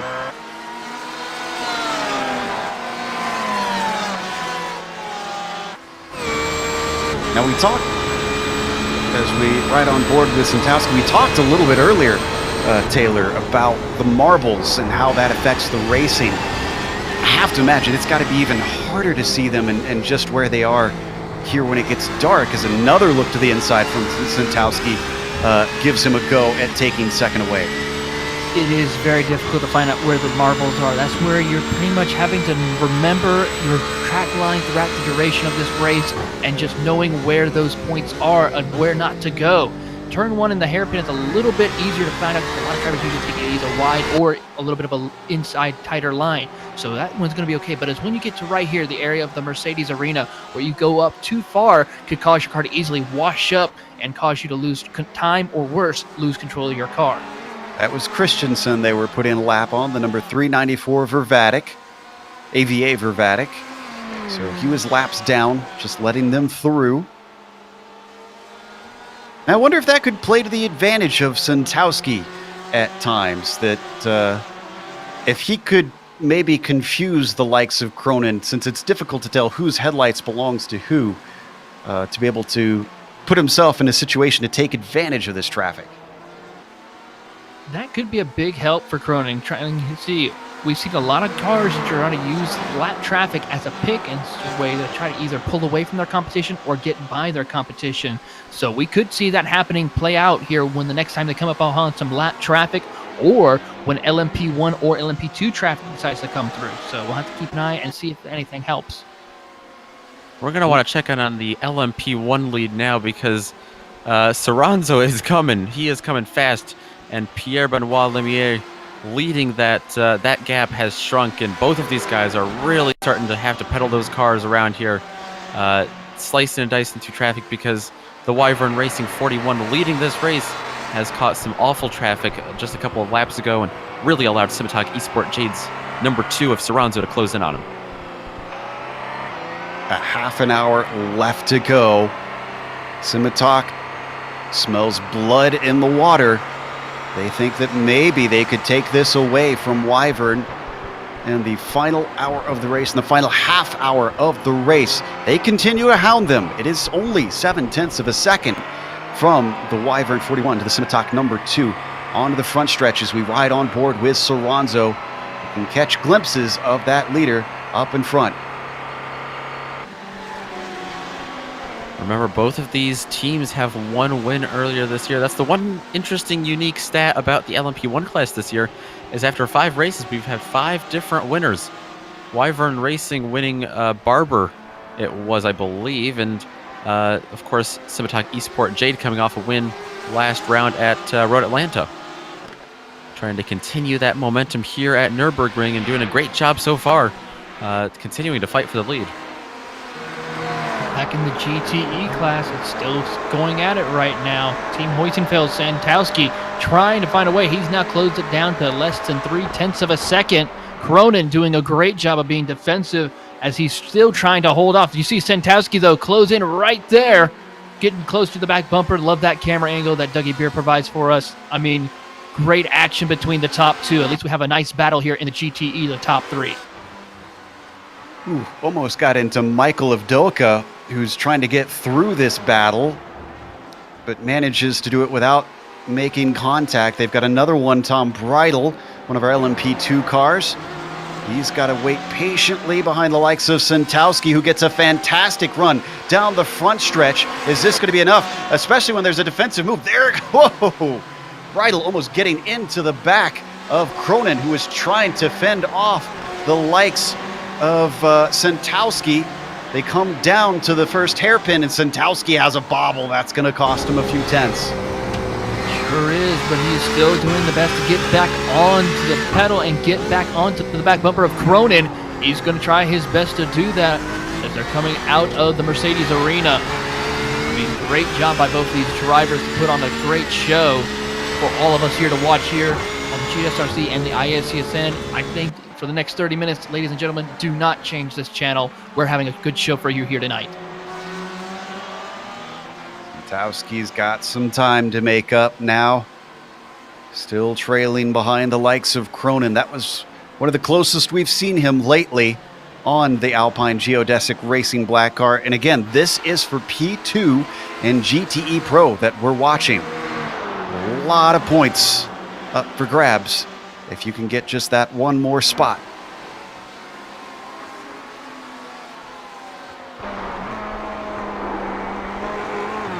Right on board with Cronin, looking back at the headlights of Santowski. Plunging down through the valley, takes you through the kink, back uphill towards the Vidal chicane. Not going to be close enough to try and make a go into this one, but they've also got lap traffic with another GTE car, Diego Duenas up ahead of them. World of Sim Racing Team Junior out there for the GTE AM class. And he's still ahead, and he's not pulling over quite yet. He let Cronin through. He stays to the outside. He sees them coming. Nicely done by Diego. Oh, but now he's in a bad spot for Santowski. Santowski having to take the long way around through into the Mercedes arena. There was a little bit of contact. That was our leader. Lemire was the one that made contact with Duenas. It was indeed, and that's not going to help him at all when it comes to his battle with Soranzo, because Soranzo, after losing a little bit of touch with him, is right on his back door now. Well, trying desperately to get by Cronin, and he's gonna manage it. Simitok is not able to take advantage of those two being in their way, but still he is within half a second. Soranzo is certainly making the likes of Lumiere work for this win.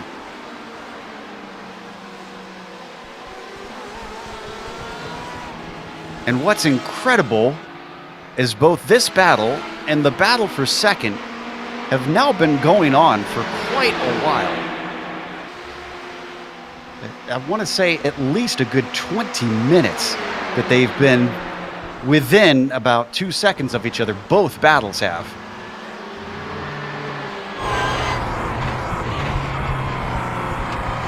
Tells you how close each of these cars is on pace to one another. We ride on board with the Simitok number 2.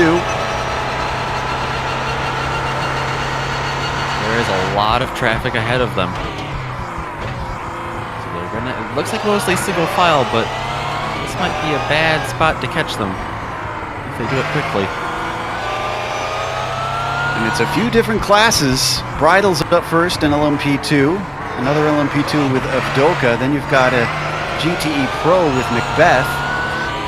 And then a GTE AM with Brian Barney in front of them. You're going to have to pick your spots carefully. Lemire comes up to the back of Bridal now.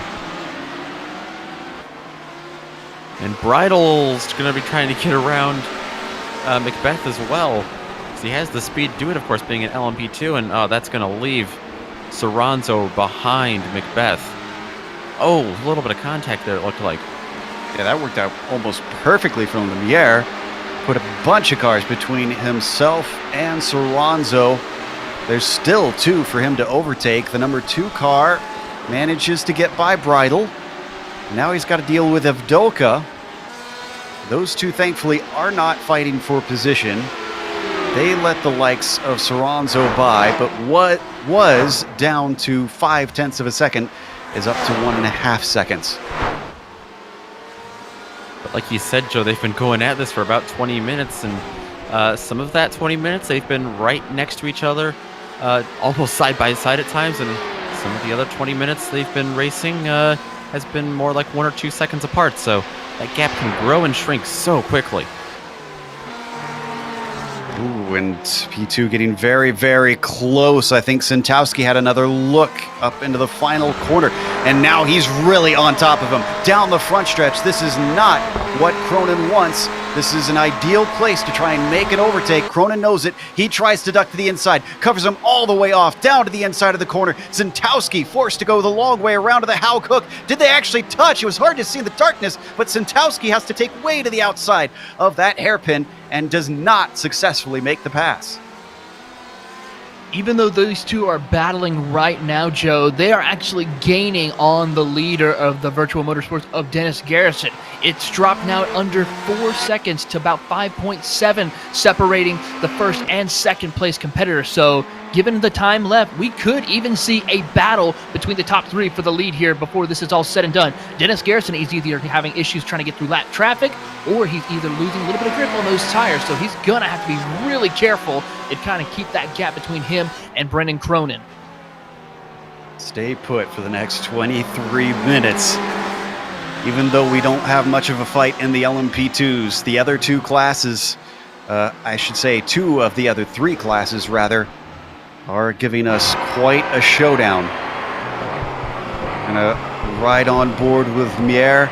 Only 3/10 between them. That is Soranzo's headlights that you are looking at.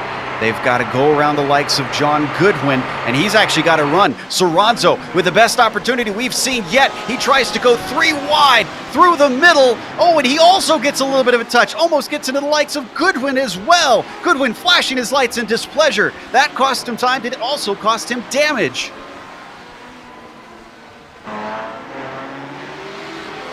I don't blame Soranzo in that situation, Nick. He saw a chance. He had to take it. Yeah, absolutely. He just, they ran out of room there, essentially, is what happened, it looks like, and he went for it. He definitely went for it. You can't say he didn't go for it there, because he did, and he had the room going into the turn. Just coming out of the turn is when the track kind of shrank down, and that's such a hard turn to make any moves there, especially when you're side by side with someone of a different class, like we saw there. But he's got time to get back on his feet, I think, here in Soranzo. Or Soranzo, that is, to chase down Lemiere. Okay, still within the same gap that we were watching before. Meanwhile, in second place, doesn't look like they've gained a lot on the leader in GTE Pro, but they're staying pretty much consistently apart from one another since we last left them. Gained a little bit, about 4/10 since the last time we saw them when they're closing in. It's now 5.3 seconds separating Garrison from Cronin at the moment, and it's half a second now between him, Cronin, and Santowski. So it's kind of gone into a stalemate between the top three right now as far as gaining time or losing time. Watching them slice through the darkness. Up the hill towards the final chicane. The car in front that you see is Brendan Cronin. The car behind is Jan Santowski. Santowski looking very strong through that last chicane. This is where he's been strong, honestly, quite a bit, Taylor, coming off of the hairpin, but this time maybe slightly off the apex. Just a little bit by the looks of it. It's still so hard to see out in this darkness when calling this race, but also just out there driving with all these different classes of cars, makes and models. I mean, just amazing to see how well and how surprisingly we haven't had any major incidents during this duration of the race. Yeah, certainly not like ones we've seen prior in some of the previous rounds. As this battle rages on, I can report that the battle for the lead is now down to half a second once again in the LMP1 class. So that could be heating up. Lemiere currently going around more traffic, and Soranzo following him. As we switch over now onto the front stretch. This was where we saw the Simitok car get a fantastic run, but unfortunately, despite the traffic, Lemiere is managing it well. So the likes of Soranzo won't really have an opportunity down into turn 1 like before.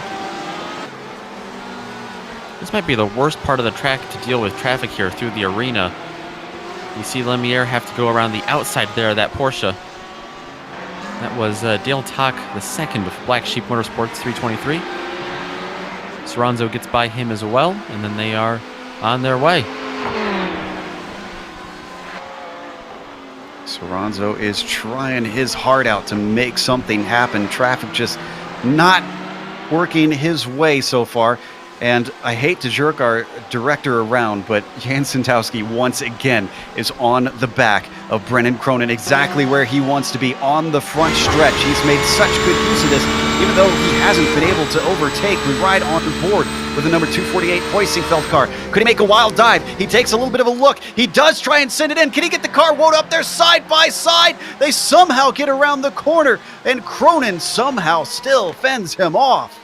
That's what we call a power move, ladies and gentlemen, holding off the likes of Santowski when he had the preferred line. Cronin, though, powered on back on the outside line and is able to hold on as they come out of the Mercedes arena. Brendan Cronin is wanting to hold on to this position, and they have dropped it down to 4.3 seconds now between him and the first place of Garrison. So he could still close down on the first place with 18 minutes left on the clock. Santowski is getting aggressive now. That move was from a long way back, and now he didn't run into the likes of Cronin, but I have a feeling the number 255 driver is certainly keeping that move in mind for the future. I don't think he'll be giving away the inside as long as those headlights are anywhere within sight from now on. 18 minutes to go. Santowski desperately wants P2.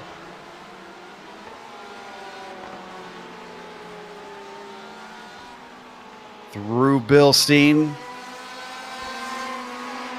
Haven't really seen many in the way of moves from Santowski on Cronin up here. Maybe we'll get one now because he's actually relatively close. Let's see if the Vidal chicane offers up anything for the Team Hoisingfeld driver. Not this time.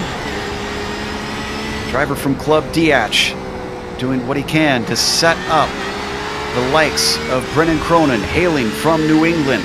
Yet again, that seems to be his strongest corner, Coca-Cola. And Brennan Cronin, is he going to cover him off? He's drifting over to the inside just slightly, just taking the middle of the track, forcing an awkward position for Santowski, and this one wasn't nearly as aggressive as before.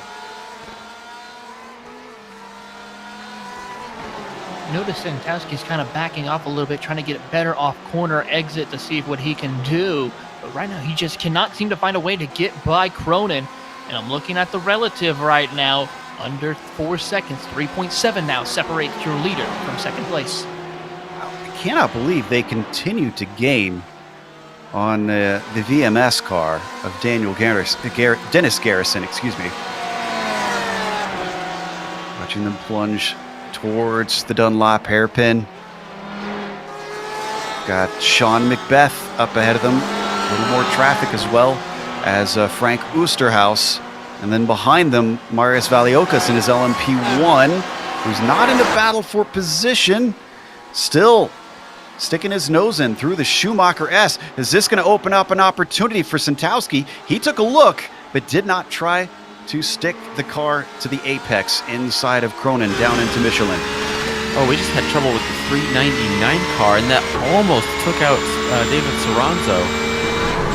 Not, but Jean-Philippe Weed of Road Bastards Omega. We got to stay on this battle. Sorry to interrupt. Santowski this time did take a dive into the final chicane. It didn't quite work out, but he's starting to try other things. Is this going to be another chance for him to make a move down into turn 1? He's not as close as we've seen him prior, but he's still relatively close. The number 248 follows in his tire tracks all the way down to the inside for Cronin. Another defensive move, forcing him to the outside, and Santowski locks him up this time into the first corner. Sorry to interrupt there, Nick. No problem. It's just a scare for David Soranzo. We had a car sideways, the 399, in an awful spot. Soranzo still chasing Pierre-Benoit Lemierre right now, and with the car sitting sideways, just a little bit of a scare. Had to take an off-track but Soranzo back going and still closing in on Lemieux. That's your GTE Am leader right now. That was the Roadmasters of Jean-Philippe Ward. He's actually going to be in a battle right now for the lead in the GTE Am with the Fisher Motorsports of Benjamin Fisher. That's now down under half a second between the two.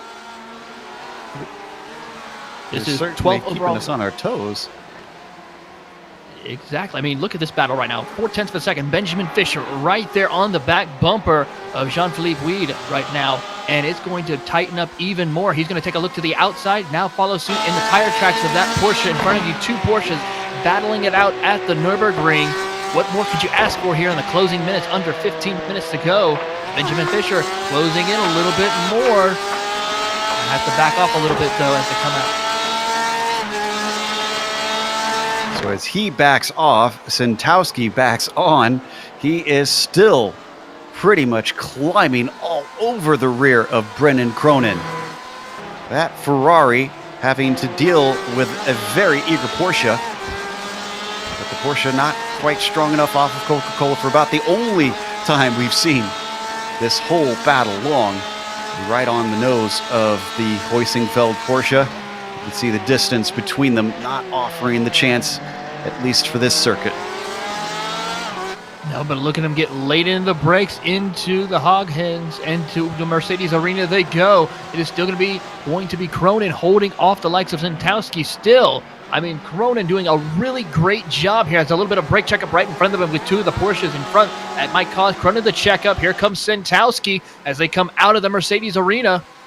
Let's see if he can get a better run. Sticking right with him, Cronin has been dealing with this pressure admirably, I have to say. We'll try and break in if that battle for GTE Am gets too close as well. That has been staying. Actually, did that just change hands? Oh, it almost... Or no, it did. Philip Veed is now your leader in GTE Am. He took it into turn 1.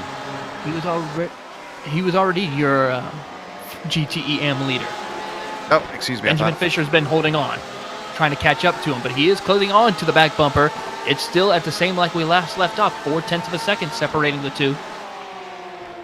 Apologies for that. Fisher led most of the way, but must have given it away since I last looked.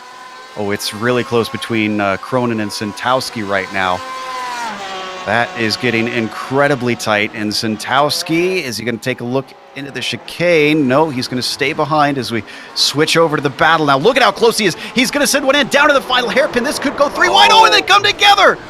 And he gets hit. That was Soranzo. Oh, no. Second place in LMP1, who was chasing the leader, runs into the driver, fighting to hold on to second in GTE Pro. I was just about to mention how Santowski and Cronin were going to split the LMP1 leaders, and you saw them there. It was less of a split and more of a crack, especially on the front end of Soranzo's car now. After that, there's nowhere to go for the Scimitar car. Yeah. Really bad news for the Scimitar car is they are limping. We're watching the replay on board. Oh, it was a very hard hit. They're losing time hand over fist. Have no nose to the car too, so it's going to be a done day by the looks of it for this team. Yeah, that's a good point. They've got no way to see right now, actually. I wonder if that's part of what's slowing them down. Look at how... Oh my goodness. Look at what the driver sees. They have to come in at this point. Yeah, that's a safety hazard indeed for the driver as well as for the rest of the field right now. So he has got to come in pit road to get a new nose on that car. And further developments, we're getting orders from the stewards that the 248 has got to give the position back to the 255 because of that move. I saw that coming because there was contact, and it was also a costly contact where it even continued to mess up even the leaders in the LMP1 class. So that is a smart move by the officials right there. My goodness, it is so pitch black for Soranzo right now. I don't know how he's driving that car. He's got no other cars around him, and he's right now circulating in and out of lights. That has got to be scary. I'm mainly watching to see what happens between himself and German Sim Racing, who I believe will inherit second. Oh, he's crawling. Oh, no, I think he's stuck. He can't see where he's going. What an unfortunate incident for the number 2 car. More time being lost to German Sim Racing. At this point, the win is not what they're probably worried about, as second place leaves their hands. Can they get out on track and chase them down with enough time? How much are these repairs going to cost them? Well, they have a new nose to repair and probably some suspension damage as well, so that's going to take quite a bit of time. And GTE has switched hands. Cronin is back in front of Santowski. But again, Cronin had some of that contact. Is he damaged? That's going to be the key thing to see, and we'll have to keep an eye and see. I don't see any... Oh, there it is right there on the rear end of the car. You see that wheel sticking right out of that car. And if that hurts his pace, we could see Santowski right back by, unless they're given another penalty by the stewards. He did hand the position back, but I don't know what their take is on lasting effects on another driver's race. He's already poking and prodding to try and get his way by. I can report that the Scimitar car is back out in 4th, but they've got 22 seconds up to the next car. And this battle that we see on screen looks like it might be a short one. Santowski going to try to go the long way around. A wounded car under Cronin's control is proving to be very difficult to keep in second place. He is going to do it from now, as Santowski couldn't get it done in turn 1. I think Cronin's going to be a little bit more aggressive with the defensive driving now, because he knows he wants to try to keep Santowski behind him. I think he's more focused on keeping Santowski behind him than try to go for the win right now. He's back behind number 248 with Jan Santowski. Now sizing up Cronin as they get split up between Christian Kiewit, our leader in the LMP2s. He continues on to leave them be.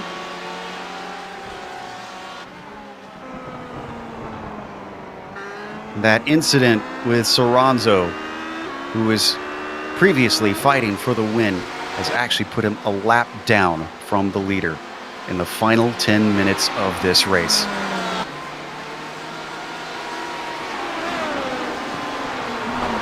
The other thing that this has done, Taylor, that is interesting, remember they were gaining on the geodesic black car? Well, that single incident gave quite a bit more safety to Garrison. It is now back to 7.1 seconds separating the two drivers, so it's going to be a long haul for the geodesic team to try to catch back up. Something major would have to happen for Dennis Garrison. And Soranzo's come back in. Oh, this is crushing. They still... Oh no, is he going to have to DNF? They haven't put a front end on. Now they should be able to replace the clip. What is going on there? His first stop was very, very fast. It was. So I don't know. They turned the car off to keep it from overheating. And this probably is going to lose him a spot to Magnussen, the number 83. Meanwhile, we're watching the battle for 7th. Or what was the battle for 7th, it looks like. For 6th place. Our timing and scoring getting... There we go, now it updated. For a while we were seeing 2 cars in 7th place and the laws of physics were being defied.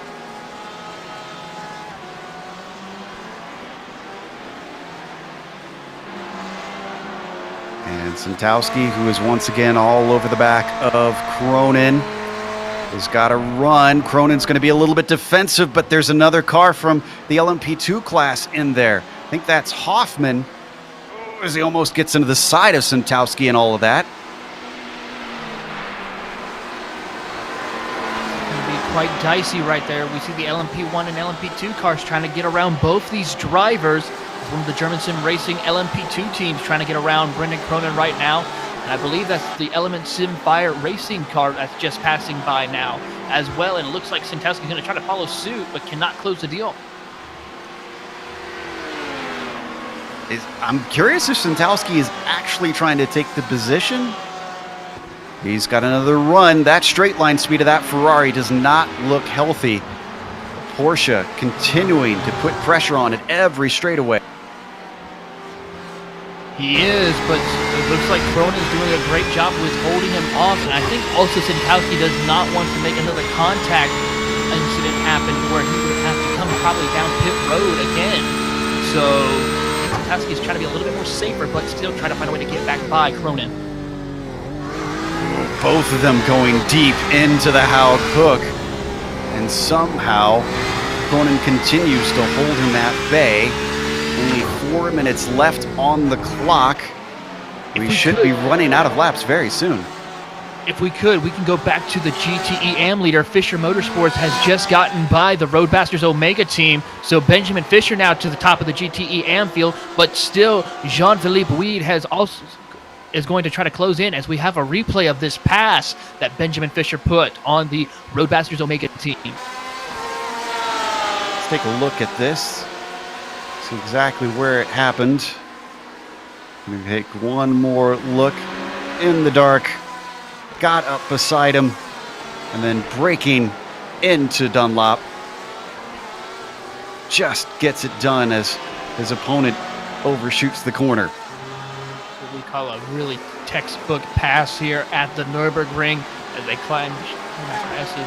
I mean, what a pass indeed. What a drive for Benjamin Fisher.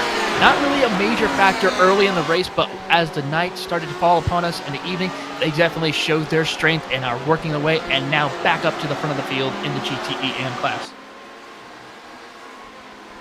Well, that's been happening. The battle for P2 is not separated in GTE Pro. It is still Cronin leading Santowski. Santowski took a look down into the final corner as we jump over to that battle now. The Geodesic Racing Ferrari is having to throw everything, including the kitchen sink, at the likes of Jan Santowski's Porsche just to keep him behind. Another good run by the Porsche. Looks down to the inside, coming through Haug hook. He's tried this many times before, but it hasn't quite worked. He's side by side, but he's on the outside into the Mercedes arena. He switches an over-under. Now he's got the inside into the second half of the Mercedes arena. Can he finally get this one done? Not quite this time. Somehow Cronin has proved to be a brick wall, but I think the wall has got to come tumbling down this time because he has a bad exit out of the Mercedes arena into Valvoline. The inside line is going to go to Santowski. Still door to door. Nobody willing to give way. This has come to blows once. Almost having to shove him off the track. Santowski on the outside, down to Dunlop with a minute and a half left to go on the clock. How is this thing going to settle out? The inside of the corner goes to the likes of Cronin, and once again, Santowski cannot get by.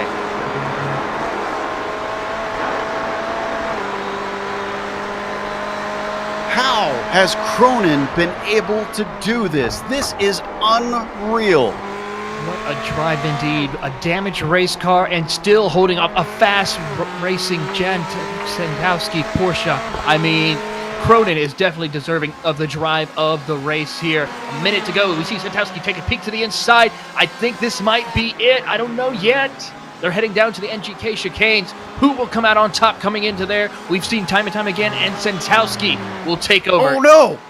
Cronin in! Cronin has to pit! Is he short on fuel? The Alpine Stars Geodesic Racing black car comes into pit lane with less than a minute to go.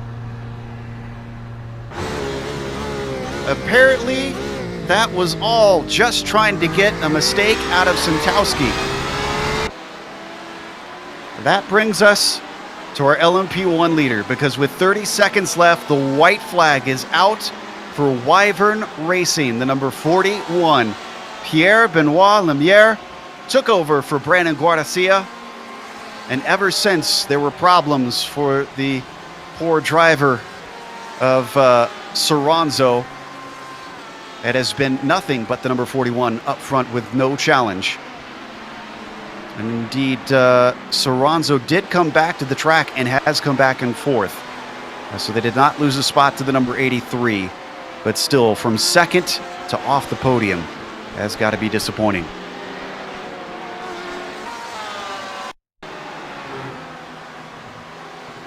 Meanwhile, Hewitt also coming to take the white flag for the LMP2s. He's right, I believe, with Dennis Garrison. No, excuse me, Garrison is on another part of the track. Garrison will be getting the white flag as well. And where is our GTEM leader so that we don't make sure and miss their win as well? Riding on board with Lemierre. Coming through the kink for the last time, putting another lap on the likes of Frank Oosterhuis. But he's going to wait patiently behind Martin Taugaard, who sits in 8th. Nope, Taugaard's going to let him by. Doesn't want to do another lap of this long 10-hour race. It's the last one for Wyvern Racing as they take the win, the first driver to be a repeat winner in the LMP1s here in Season 6 for DGFX. I believe Christian Hewitt going to be our next one across, so. Unless... Actually, no. Looks like Jean-Philippe Vide, our leader in GTEM, going to be the next one to cross and take a win. And not by much. This is actually a battle to the line. That's Fisher right behind him, up around the last corner. The 399 successfully gets to the line first and takes the GTEM win. What a drive indeed for that. Only a few turns left for Christian Hewitt. What a dominant season for Team Hoisingveld. They started with a 5th place finish. They quickly switched those 5th place finishes to wins. 5 of the 6 races this year are going to be wins. It is a very deserving championship for the 111 team of Team Hoisingveld, with Christian Hewitt coming across the line. Last driver to take the win here, Taylor, going to be Garrison. Yes, indeed. Dennis Garrison, after starting towards the top 10, his way up through the field during the duration of the race, through the NGK chicanes one more time out of Coca-Cola. Virtual Motorsports, Dennis Garrison and his team with their Ferrari will finish first in the GTE Pro season and ending a wonderful season of the DGFX. It has been a long day, but the broadcast is not over. We're going to come back after a short break with the unofficial results as well as driver interviews. Stick around though, because on your screen you're going to see all the upcoming races here on the GSRC.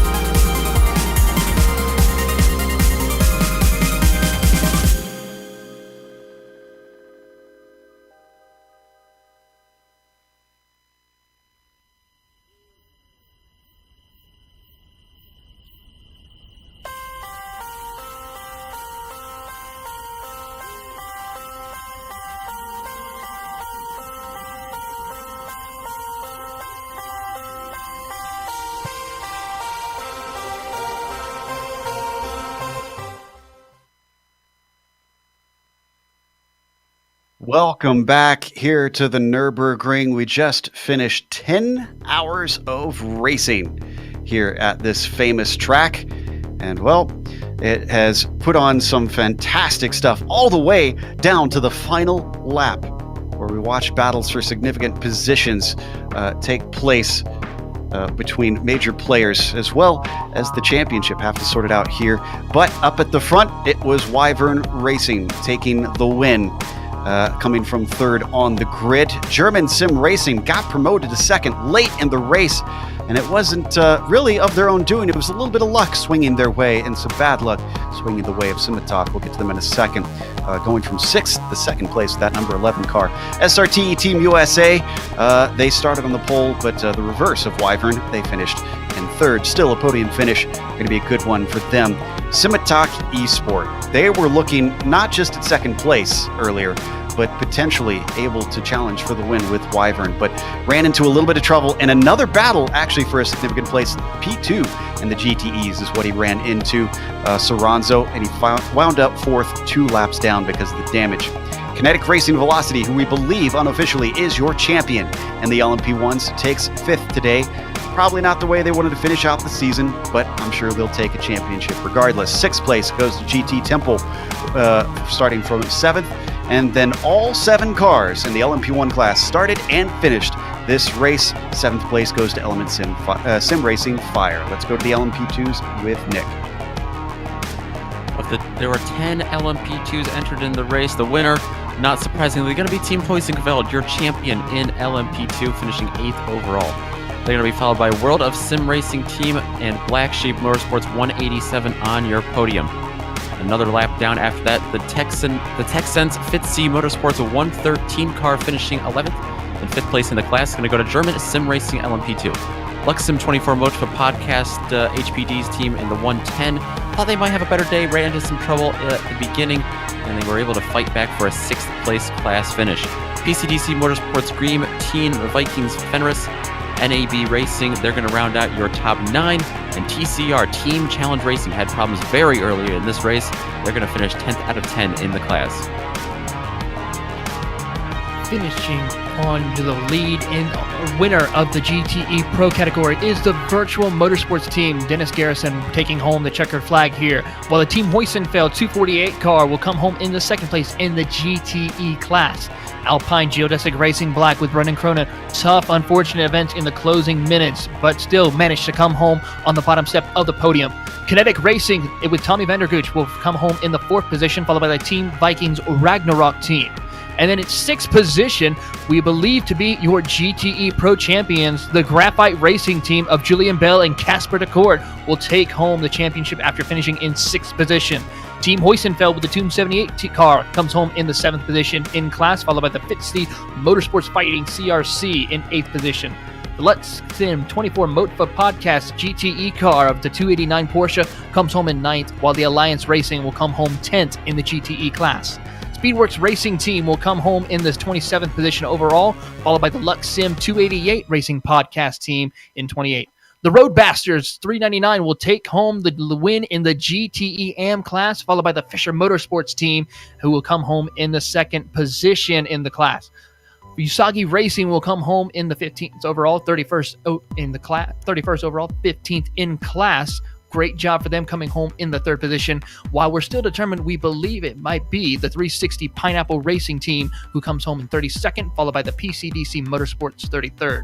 Torque Freak Racing will come home in 34th, followed by the Samba Racing team in the 35th position. Graphite Racing, the GTE AM class, will come home in 36th, followed by Nomad Sim Racing in 32nd. World of Sim Racing team will come home 38th, followed by AVA Verbatic in 39th. Black Sheep Motorsports will come home in the 40th position. That 323 car had a tough day, having to deal with a lot of traffic going on. As we move on down to the rest of your field, 41st, we're looking at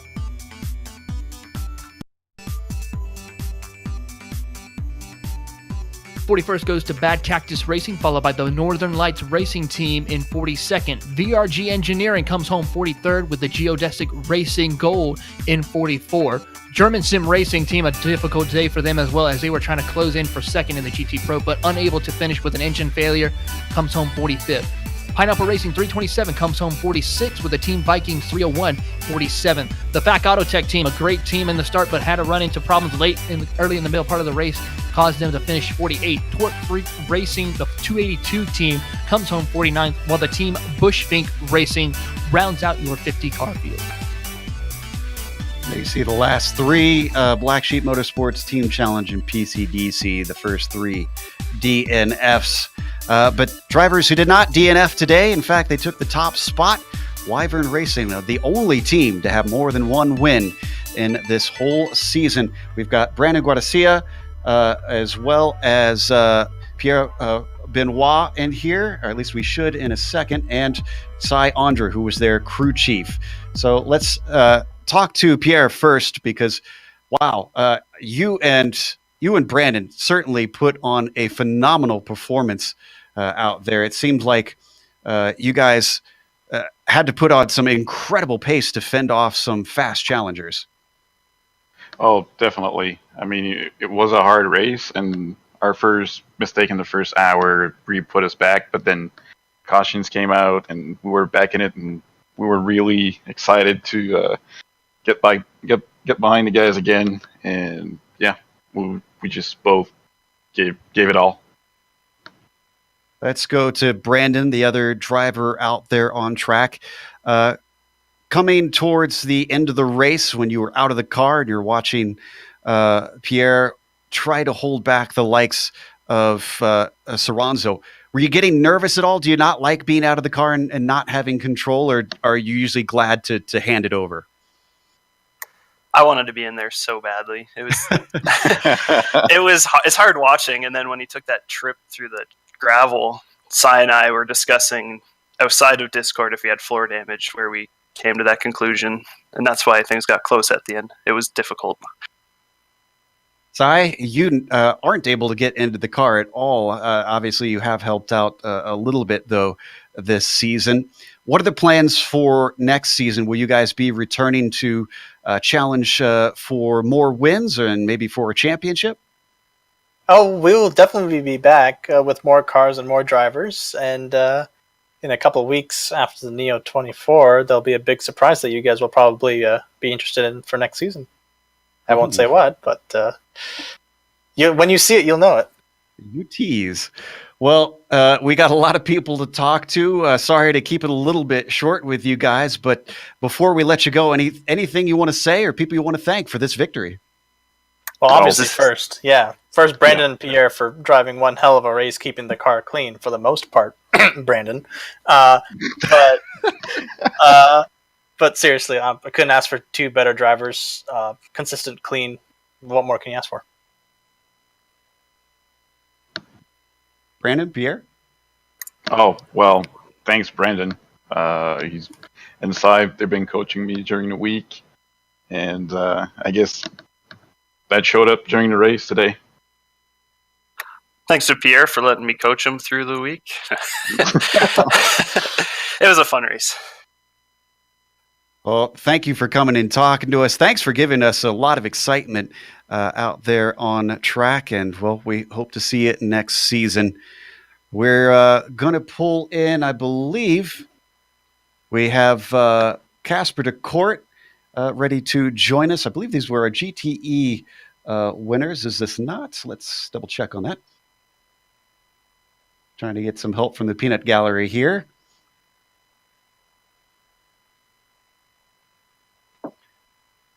GTE Pro Champions is what we're hearing. So, Casper DeCourt joining us. And we are looking for, I believe, Julian Bell is the one that we want in here. Yes. And Taylor is going to be talking to them. Yes, indeed. Here with Casper DeCourt, Julian Bell. Congratulations. You are the champions of the GTE Pro DGFX. Tell us how you feel after a long day here at the Nürburgring. Yeah, thanks. It's kind of unreal, eh, Casper? It's been a great season. It's weird. Yeah. It was a long day. That's for sure. Well, yeah, going back to the start of the season, we had no idea that we were even going to be close to fighting for the championship. So to be able to actually pull it off today after such a long race, it's amazing. And I think it kind of just like, going back to the start of the season, like you said, it starting Silverstone, not qualifying well, and then working from nearly a lap down to winning that kind of was the story for the rest of the season for us in terms of, battling and making our way back through things.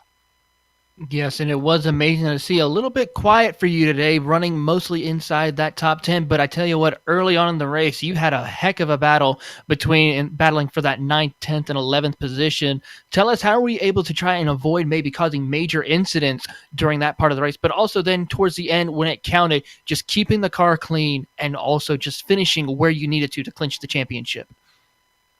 I think that's probably me in the car earlier in that 9th, 10th, 11th. And I mean, from the get-go, we kind of knew where we needed to position ourselves relative to other cars that would be battling with us. And, unfortunately for German sim racing at the beginning, they were taking it out, which, it makes our job easier to take the championship home, but it's certainly not the best way that we'd like to win. You know what I mean? And they had a great season, and props to them for that. And from the get-go, we knew that we needed to keep it clean. And we did a lot of avoidance in the beginning of the race. And then, as it moved on, we kind of just kept chipping away at things and were able to move our way up. Well, congratulations on your championship here in the GTE Pros. Any plans for next season, or as far as any major special plans that you have for the remainder of the year? Well, we'll definitely be back next season if we're allowed to. Anyway, apart from that, I think the plan is to just do the special events, see how far we get in those, and then we'll be back. I think somewhere around August or September. They said earlier today, so hopefully we'll see you guys there as well. All right. Well, Casper, Julian, wonderful season to call the race for you guys. And again, congratulations on your championship. And that was Julian Bell and Casper DeCourt, your champions in the GTE Pro. And I have caught up, Taylor, with a couple more champions, we believe. The LMP1 champions, the Kinetic Racing Velocity team. Guys, congratulations. I believe I can hear the party for all the way in Scandinavia. The champagne bottles are popping. Yep. Thanks, guys. We had a really, a rough day, but a great season. Yeah, it was a little bit of a rough day. Just we had kind of a lack of cautions. Just couldn't quite bounce back from all the issues earlier. No, I mean, we knew obviously once we got into 5th place, we just had to kind of keep it steady and finish the race. But yeah, we never really had much help from the safety cars, or just nothing really seemed to go our way too much. And thankfully we had a good first 5 rounds that we were able to finish in this position and still take the championship. Yeah, you guys did an awesome job and kept it pretty clean and quiet for the most part for all 10 hours. One of the things we were noticing is you were one of the few teams that had 3 drivers on your team instead of 2. Did that help you kind of break up, make it less strenuous, less painful for some of the drivers today? What do you boys think? Gabe, Matthias? Yeah, I think so. Especially with nighttime coming, need a fresh. Yeah, I've been practicing quite a lot in nighttime, so we tried to plan it up. So I was supposed to drive once it was getting dark. So. All right. Well, you guys had, like you said, an awesome season. You had a lot of podiums, including that win at Daytona. So maybe not the finish you wanted today, but definitely the finish you wanted in the standings. Anyone you want to give a thank you or a shout out to before we hopefully see you next season? Our team Kinetic, and just Gabe and Matthias, and I know they feel the same. We've worked really well together as a team this year, and we're just super excited.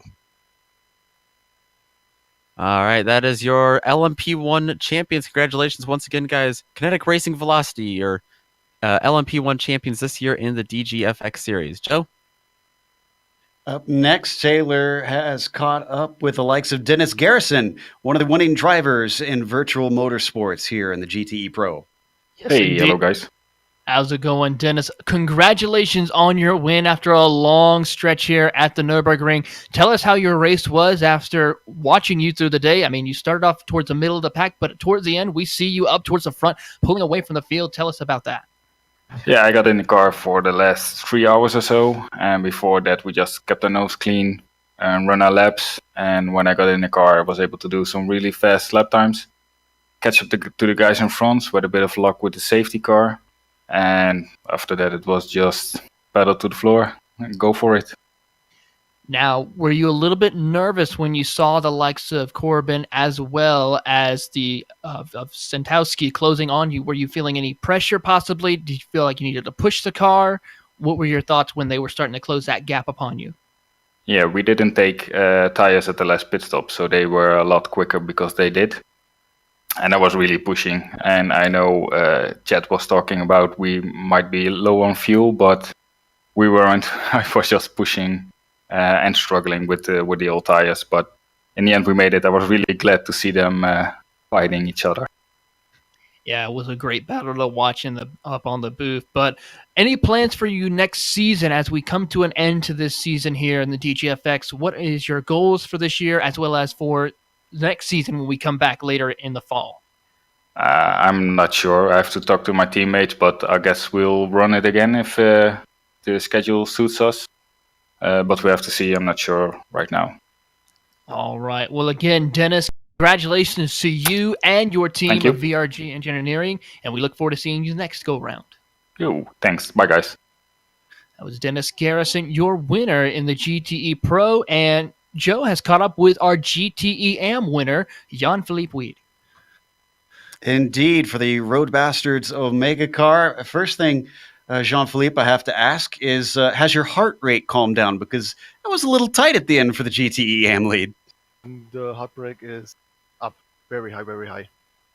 I'm shaking on the whole body still. I'm totally finished for today. I can imagine.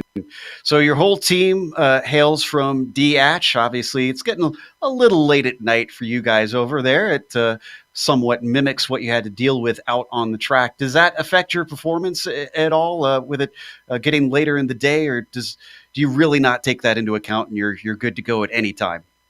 That's not a big problem for us. We know that we're racing into the night, so we can do some things the day. I had not really time this week because I had to do something on my house, and I had probably 10, 12 train laps this week for the race. That makes that GTE Am win all the more impressive. We've been talking quite a bit with some of the other drivers about next season. With you being in the GTE class, if you plan on staying in that class, do you hope to switch cars? We've got the new BMW coming, or you like this Porsche? When we get invited to NMP1, we will go to the P1. When not, we will have 1 or 2 cars in the GTE, maybe a BMW and a Porsche. Some of our drivers will go to the BMW, like Matthias and Wolfgang, and I will stay on the Porsche. Well, we look forward to seeing you guys next season. This has to feel like a good one. With this being the longest race of the season, does this mean the most to take a win in that GTE Am class compared to the other races? It's the first win for us in the DGFX for our team. And I'm sad to say it will be last. We are closing the doors in 2 weeks after the Neo. We are going to create a new team. Well, at least something new will come out of it. We just want to see the talent return. Just sad that the band won't be able to stick together. Congratulations on a win in the GTE Am class. I say you guys earned this one all the way to the line. Thank you. And thank you to you for the broadcast the whole season. Your amazing work, the amazing stream. It's fun to watch every race. And I want big thank you to all of you. Oh, thank you so much for the kind words, Jean-Philippe. That was our winner in GTE Am. And, well, we want to thank all of the drivers and our viewers and the organizers. A lot of people to thank, really, as we get ready to close up here for the day. It's been a long 11 hours of coverage. We've been here since before the green flag because of qualifying being on the stage. But we've got to close up the season and the broadcast. Thanks to the companies that provide the software and hardware for our broadcast. You can see them listed here on your screen. And additional thanks go to Eric Ekholm and June Lalonde, who provide our wonderful music. See the screen for how to get a hold of more of their great work. Thanks to the team today. This is going to be a lot of them. Hold on. Nick, Steph, Sean, Sam, Dawson, Justin, Bill, Taylor, Amjed, and Dougie.